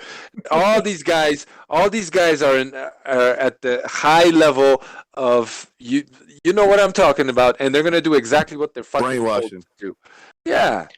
So we could sit here and talk about boxing, and that has a part in it. But if it comes down to it, where the word from up top goes, Fury, you're losing this one, he's gonna lose this one. Am I saying that's what's going to happen? No. All I'm saying is there's just too much crazy weird shit going on with this whole thing for me to believe that this is potentially this could be a rigged fight. That's all I'm saying. Could be. What I don't like about the AJ fucking negotiations trying to get that done, those two bastards weren't, he and AJ, those two camps weren't trying to squeeze every last fucking dollar out of this, this thing, out of site fees. Like, really? You mean when they offered $100 million, that wasn't enough? You know what I mean? Like, they were trying to get to the last dollar, and that's what happened. That's what, when you're trying to squeeze every last dollar, it takes longer to get it done. Instead of just getting it done for reasonable money, getting it in there, they try to fucking, like I said, take every last dollar out of it. To your point, Jimmy, like everybody came down on Aram, and I'm not taking any fucking sides. I listen to what both sides have to say. But Aram, and this just got kind of swept under the rug, but Aram came out and said that Hearn was trying to make deals with Saudis for like future fights and future site deals and future events. So he was offering AJ up to the Saudis, but apparently under some kind of other stipulations that they were going to have.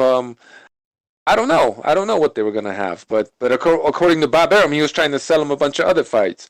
So, like, to your point, yeah, they were trying to squeeze every fucking dollar out of this, which is why it didn't happen. Cute puppies, by the way. What's going on over there? Yeah, look at all those little puppies. That's Lobito's babies. Wait, what? Lobito's a she? I believe so.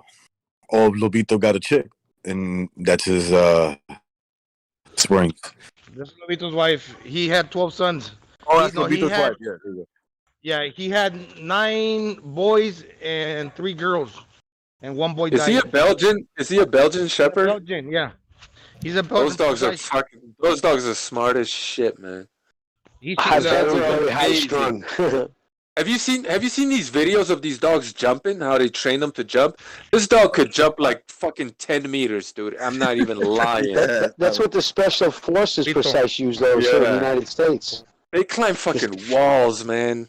These things can fly. The American Air Force, the commandos who jump out of the airplanes, those are the dogs they use. Those dogs literally fucking do oxygen jumps where they actually have to wear masks. They jump so high, 3,000 feet and higher. 30,000 feet and higher, that they actually leap out of planes with those dogs. Belgian Malamute, they're high strung, brilliant, like you said. They're very high strung. My friends ate his fucking couch, and one day he left him alone. First day he left him alone, he ate his fucking, tore it apart. Yeah. Brilliant though, animals. Yep. Yeah, he had 12. He had 1 belongs to Bobby Pacquiao, and 1 belongs to Boy Fernandez when he comes back to the United States from the United States. Are those your dogs? Yeah. What are you selling the puppies for over there? Are they pure breeds? Well, I'm gonna find out who can have accommodate space, and who can treat them well. I'm not just gonna sell them to anybody. I gotta do my research. That's the way to do it. That's a good. That's good, man. That's good to. That's making sure. People are just gonna want to buy them, but if they're gonna want to buy them to keep them caged and tied up and not feed them adequately, no, I'm not gonna sell it to them. Good for you, brother. Jimmy will wire you the money, but you gotta parachute the dog in to Boston. Listen, I will give you a dog. I would give people dogs, but if you give something to somebody, they don't treat it the same. If you pay for it, you value it more, right? Absolutely. Plus, it's the fucking. It's not free feeding them and taking care of them and all that other shit. Do you have to have them, like here in this country, usually spay them or like have them fixed if that's what you're gonna do, or get the shots and all that other shit. Those are costs you have to incur as a breeder. Yep. Yeah, I like Lobito because he adds the size to the dogs. Lobito's a big dog. He's like this Is he also a at the Belgium? Is he also a Belgium? he's at the Malinois? Belgium, but No. he's at the limit for the standard on the Oh, high okay. the high scale, on the big side. She's normal, so she's really fast. Like Precise was saying, those videos that they do, she's really like agile and stuff. But Lobito will give the dogs the power, so it's size and speed, right? One of the only dogs that self-recognize. They'll see Yeah, themselves in the mirror. They're one of the few dogs that recognize themselves. I got papers for her. She's the original Belgian Malinois from here from the Good Philippines. for you, bro. I got papers. I recognize myself all the time. No, to Precise's point, I heard the same thing. Eddie Hearn was obviously trying. They wouldn't have been building a stadium for just one fight. Because everybody's like, wow, he's on Twitter like, they're building a stadium for this one fight. Yes, they don't have to worry about air conditioning there and all these other codes, but they're not building it for just one fight. Obviously, Eddie was working some bullshit in the back door. This with the AJ and Ruiz fight. Covered this. Yes, they're trying to bring boxing to the Middle East. They're trying. It's a PR thing over there. It's fine. It actually, when we talked about it and we looked at the map, it actually works out. I mean, in other words, it's 3 hours. It's 3 hours ahead of the UK. So you can sell a shitload of pay-per-views and have fucking huge site fee over there. We'll pay you in oil. Don't worry about it. So I mean, pay you in oil. Barrels of oil. But yeah, Bob Arum's not going to stand around while he cuts some kind of a 10-year compact with the Saudis for boxing. That's not Bob Arum's fucking problem. All I know is that it worked out for Eddie Hearn, right? Like AJ losing to Ruiz. They ended up getting paid. At least AJ got paid at something around 50 million or more. At least that was what was reported. So right. So now we're talking about. So now on this fight here, Bob's not going to wait around for rightfully so. He's not going to stand around and wait for them to cut some long-term deal. But the numbers they were talking about were fucking gigantic. $150 million, fucking gigantic. And I mean, they're spending money, but they're not stupid about it. They understand that they are the only site that it can't be in America, right? I mean, it shouldn't be. They should be over in the UK. They're both UK guys. So once they understand that, yeah, maybe they fucking. But that's what probably all this postponing is all about, It's all these. Hey Pete, don't you guys think it's kind of funny that right before this fight too, what's his name has established residency in the United States? I'm not saying he's going to get his card, but he's established residency here, Fury. I can't believe that's for any other reason other than a tax shelter, because in the UK they fucking hammer you on taxes. That's why a lot of the musicians and shit have residencies in the United States, actors and whatnot, who get big money. And I know Fury supposedly has residency, bought a house here. It's another reason why the Middle East works. I mean, they'll make all those arrangements for you. But I think that what the UK tax like 70%. There's some crazy shit. It's nuts. That's insane. That's insane. 70%. The capital gains is like, yeah, it's nuts. All right, so you see why a country like Saudi can attract a promoter like Hearn to have a number of fights. There's nothing wrong with that. It doesn't this whole if this fight gets canceled here, Fury and Wilder. But you know what the sucks though? These heavy, big fucking paydays these guys look for. At the end of the day, it screws over the dudes who have supported this fucking game. You know what I mean? Makes it unattainable. Like that fight, without a doubt, should have been held in Wimbledon. If it happened, would happen in their big stadium in London. Two boys from UK. Of course, it should. Put it into the UK, Saudi, so they get the extreme amount of money. I understand it because of the COVID, but if that wasn't happening, if they were still having it in Saudi, that's a slap in the face of the UK fans, the blue collar guys who actually this sport depends on for the fucking, to keep it alive. Yeah, the fight got officially postponed because they took it off BoxRec. Listen, they took it off BoxRec. This is the second time that Fury Wilder 3 has been taken off BoxRec. That's correct. Oh, Jesus Christ! So yeah. I mean, they already knew that this was going to happen early. I'm talking about earlier today. They already knew that this was going to happen. They're just making it official, basically. Listen, this is the best thing that could happen for Wilder. That just gives him more time to prepare. Honestly. No, I'm sorry. It's not off box rec. I just looked. Sorry. Yeah. I looked Yeah, at. but wouldn't you agree that this benefits Wilder because it gives him more time to prepare? I mean, As maybe long as he yeah. doesn't overtrain. As long as he doesn't yeah, exactly. He doesn't want to. Well, I'm not talking about physically, just boxing technically wise. And here's another thing. Here's another thing. If this I understand what you're saying. real, if this thing is real, and it's like so bad, then Tyson Fury should lose. He shouldn't be the same man again going into this fight because this is the deadliest thing you can ever get, right? Well, it's better that he catches that than gets a bad reaction from the fucking vaccine. I don't know. I probably shouldn't have said that, but you can get fucking heart conditions from it. That's probably what's coming next. or whatever. That's probably what's coming next. I'm gonna say the same thing I said about the TFE and Kambosos fight. Right now, to say COVID is like a wild card to fill in the blank. You can get out of work. You can fucking stay home from work. You can get fucking an unemployment stipend. You can get a blowjob. Yep. I mean, you name it, right?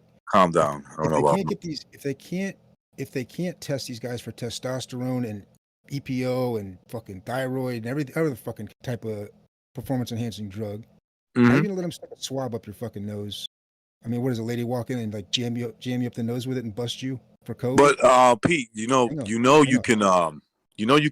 can get diagnosed positive for COVID just by making a phone call. That's all you need to do. So that's my point. So just like the Tiafimo fight, right? You don't want my point is this: Bob Arum would be more than happy to cancel this fight, leave fucking Heyman and Wilder and all of them fucking twisting, let them twist in the wind and fucking figure it out. Go back to the bench press. We'll work on your 1 rep max. Not funny. Not funny. These are coming with the money. Then let's fucking do it. Think about it. Just think about like the explanation. I don't care what these fighters say to a certain extent because they don't really have the business control. But TFM was talking about doing it at Madison Square Garden. Recognize you're in New York. What's the deal? Can we pack Madison Square Garden right now? Can we pack? I don't even know if there's. I don't know. Like I just got back here, and supposedly everything's open. Supposedly, yes, they can. Yes, they can. All right, they would be able to. They lifted all mandates. Real quick. This New York is empty, man. It's empty. Like shit. I don't know if they're on vacation, but it's been empty. It looks just as empty as when there was partial lockdowns, full lockdowns, whatever. It looks. I've been away for 3 months, and it looks basically the same while everything is supposedly open. Go ahead. Well, I always said that because the New York Islanders over on where they play there, they packed them in. They full capacity. Long Island. The Islanders play in Long Island. Yep. That might be different, a borough from the actual Manhattan. I don't know, but I know they let full capacity in. Eddie Hearn did this commercial with NHS, which is the health service in the UK, for those of you who don't know. They turned off the comments on the video, and it got 10 times as many dislikes as it got likes. They were basically pushing the jab, yeah? That's what Eddie Hearn did. Bob Arum's been getting on Teofimo's case, making headlines, talking about everybody in my stable needs to get the jab, okay? Now they got a major heavyweight fight, and they're promoting the jab. They're giving people fucking free beer in some states because they want people to take the jab. You look at all these commercials, at least on YouTube, because that's all I see, of the jab, and nobody wants to take the fucking jab. So what they're doing is they're promoting, they're just pushing the mainstream narrative because not enough people are getting vaccinated. And this was always going to be the plan because they were always telling you, in order to get them, to pack them in, everyone's gonna have to be vaccinated, blah blah blah. If you want to fight Charlo, you gotta get vaccinated, this, so on and so forth. So what they're doing basically, which is why I'm telling people to be careful betting on this fight, is that this is much bigger than boxing. This is and one last thing about Fuck, I lost my train of thought. Anyway, there's a lot more going on here than meets the eye. Is all I'm saying. And when you look at one last thing, this is what I was gonna say. When you look at their last fight, okay, Tyson Fury walks in. Pull that up. I don't know if Pucho's passed out, if he's jerking off, or whatever's going on. But I am jerking off. You're ruining the fucking moment. But when you look at Tyson Fury and Deontay Wilder and what they represented walking into the ring, Deontay Wilder had a crown on and he had a mask on, and he is the BLM lefty. Okay, Tyson Fury had the crown on but no mask, and he is the so-called right-wing representative, right? It's all bullshit, right? It's all fucking sad. But what they were both doing is wearing the fucking crown. That's what I'm saying. So both of these clowns are pushing the crown narrative. Like, do I really have to spell the rest of this shit out? I don't think I do. I noticed that too. Like, they both had crowns, but one was the black, the other one's the light, or something like that. You know, they always do the up is down. Yeah, I can see that though. To Precise's point, right? Like I used to. I don't do it anymore. I used to go to a lot of sporting events, like the Yankee games, the football games, you name it, right? And they always send me these fucking deals. Your picture started circulating. They don't know who I am yet. They don't know who I am yet. But, okay, brother. Well, so anyway, so what happened? What they're doing now, right? They're sending me these great fucking deals. But what comes with that? There's a few things that come with that. First of all, they want you to get tested when you get there. Now, I find that strange. Why would I go to a sporting event, a stadium, and get tested, right? Or they're offering you the jab, and with the jab, there's little perks in those deals that they're offering you. And so it's like I'm just not responding to them, right? I'm just like not even like, I see them and I don't respond, I don't say anything, so that way they don't have anything on record or whatever. Holding out. I identify as vaccinated. Right. But my point being is to Precise's point, how they're promoting this shit, bro. They're like, it's in everything. It's in everything. And don't get me wrong, like, I like going to baseball games and football games and all that shit, but like, at least for me, I'm not doing that shit. I'm not just to watch the fucking game live. No, like, I'd rather just watch it on TV then. They can fuck off, man. To you, and you're going to be the Puerto Rican fan, man. Think about this, dude. They're trying nothing. There's not a vaccine humans made that is better for you than your own antibodies. The fact that they're trying to give students, not even want to check, they're trying to give kids, young kids, who this disease, even if they catch it, does nothing to them, a vaccine, even if they already caught it and have the antibodies, which means it's dangerous, and they don't care. Get vaccinated. There's a website. Something's going on. Okay, we gotta end the show, guys. You're talking heresy. You're talking heresy here. No, I'm talking codes. There's a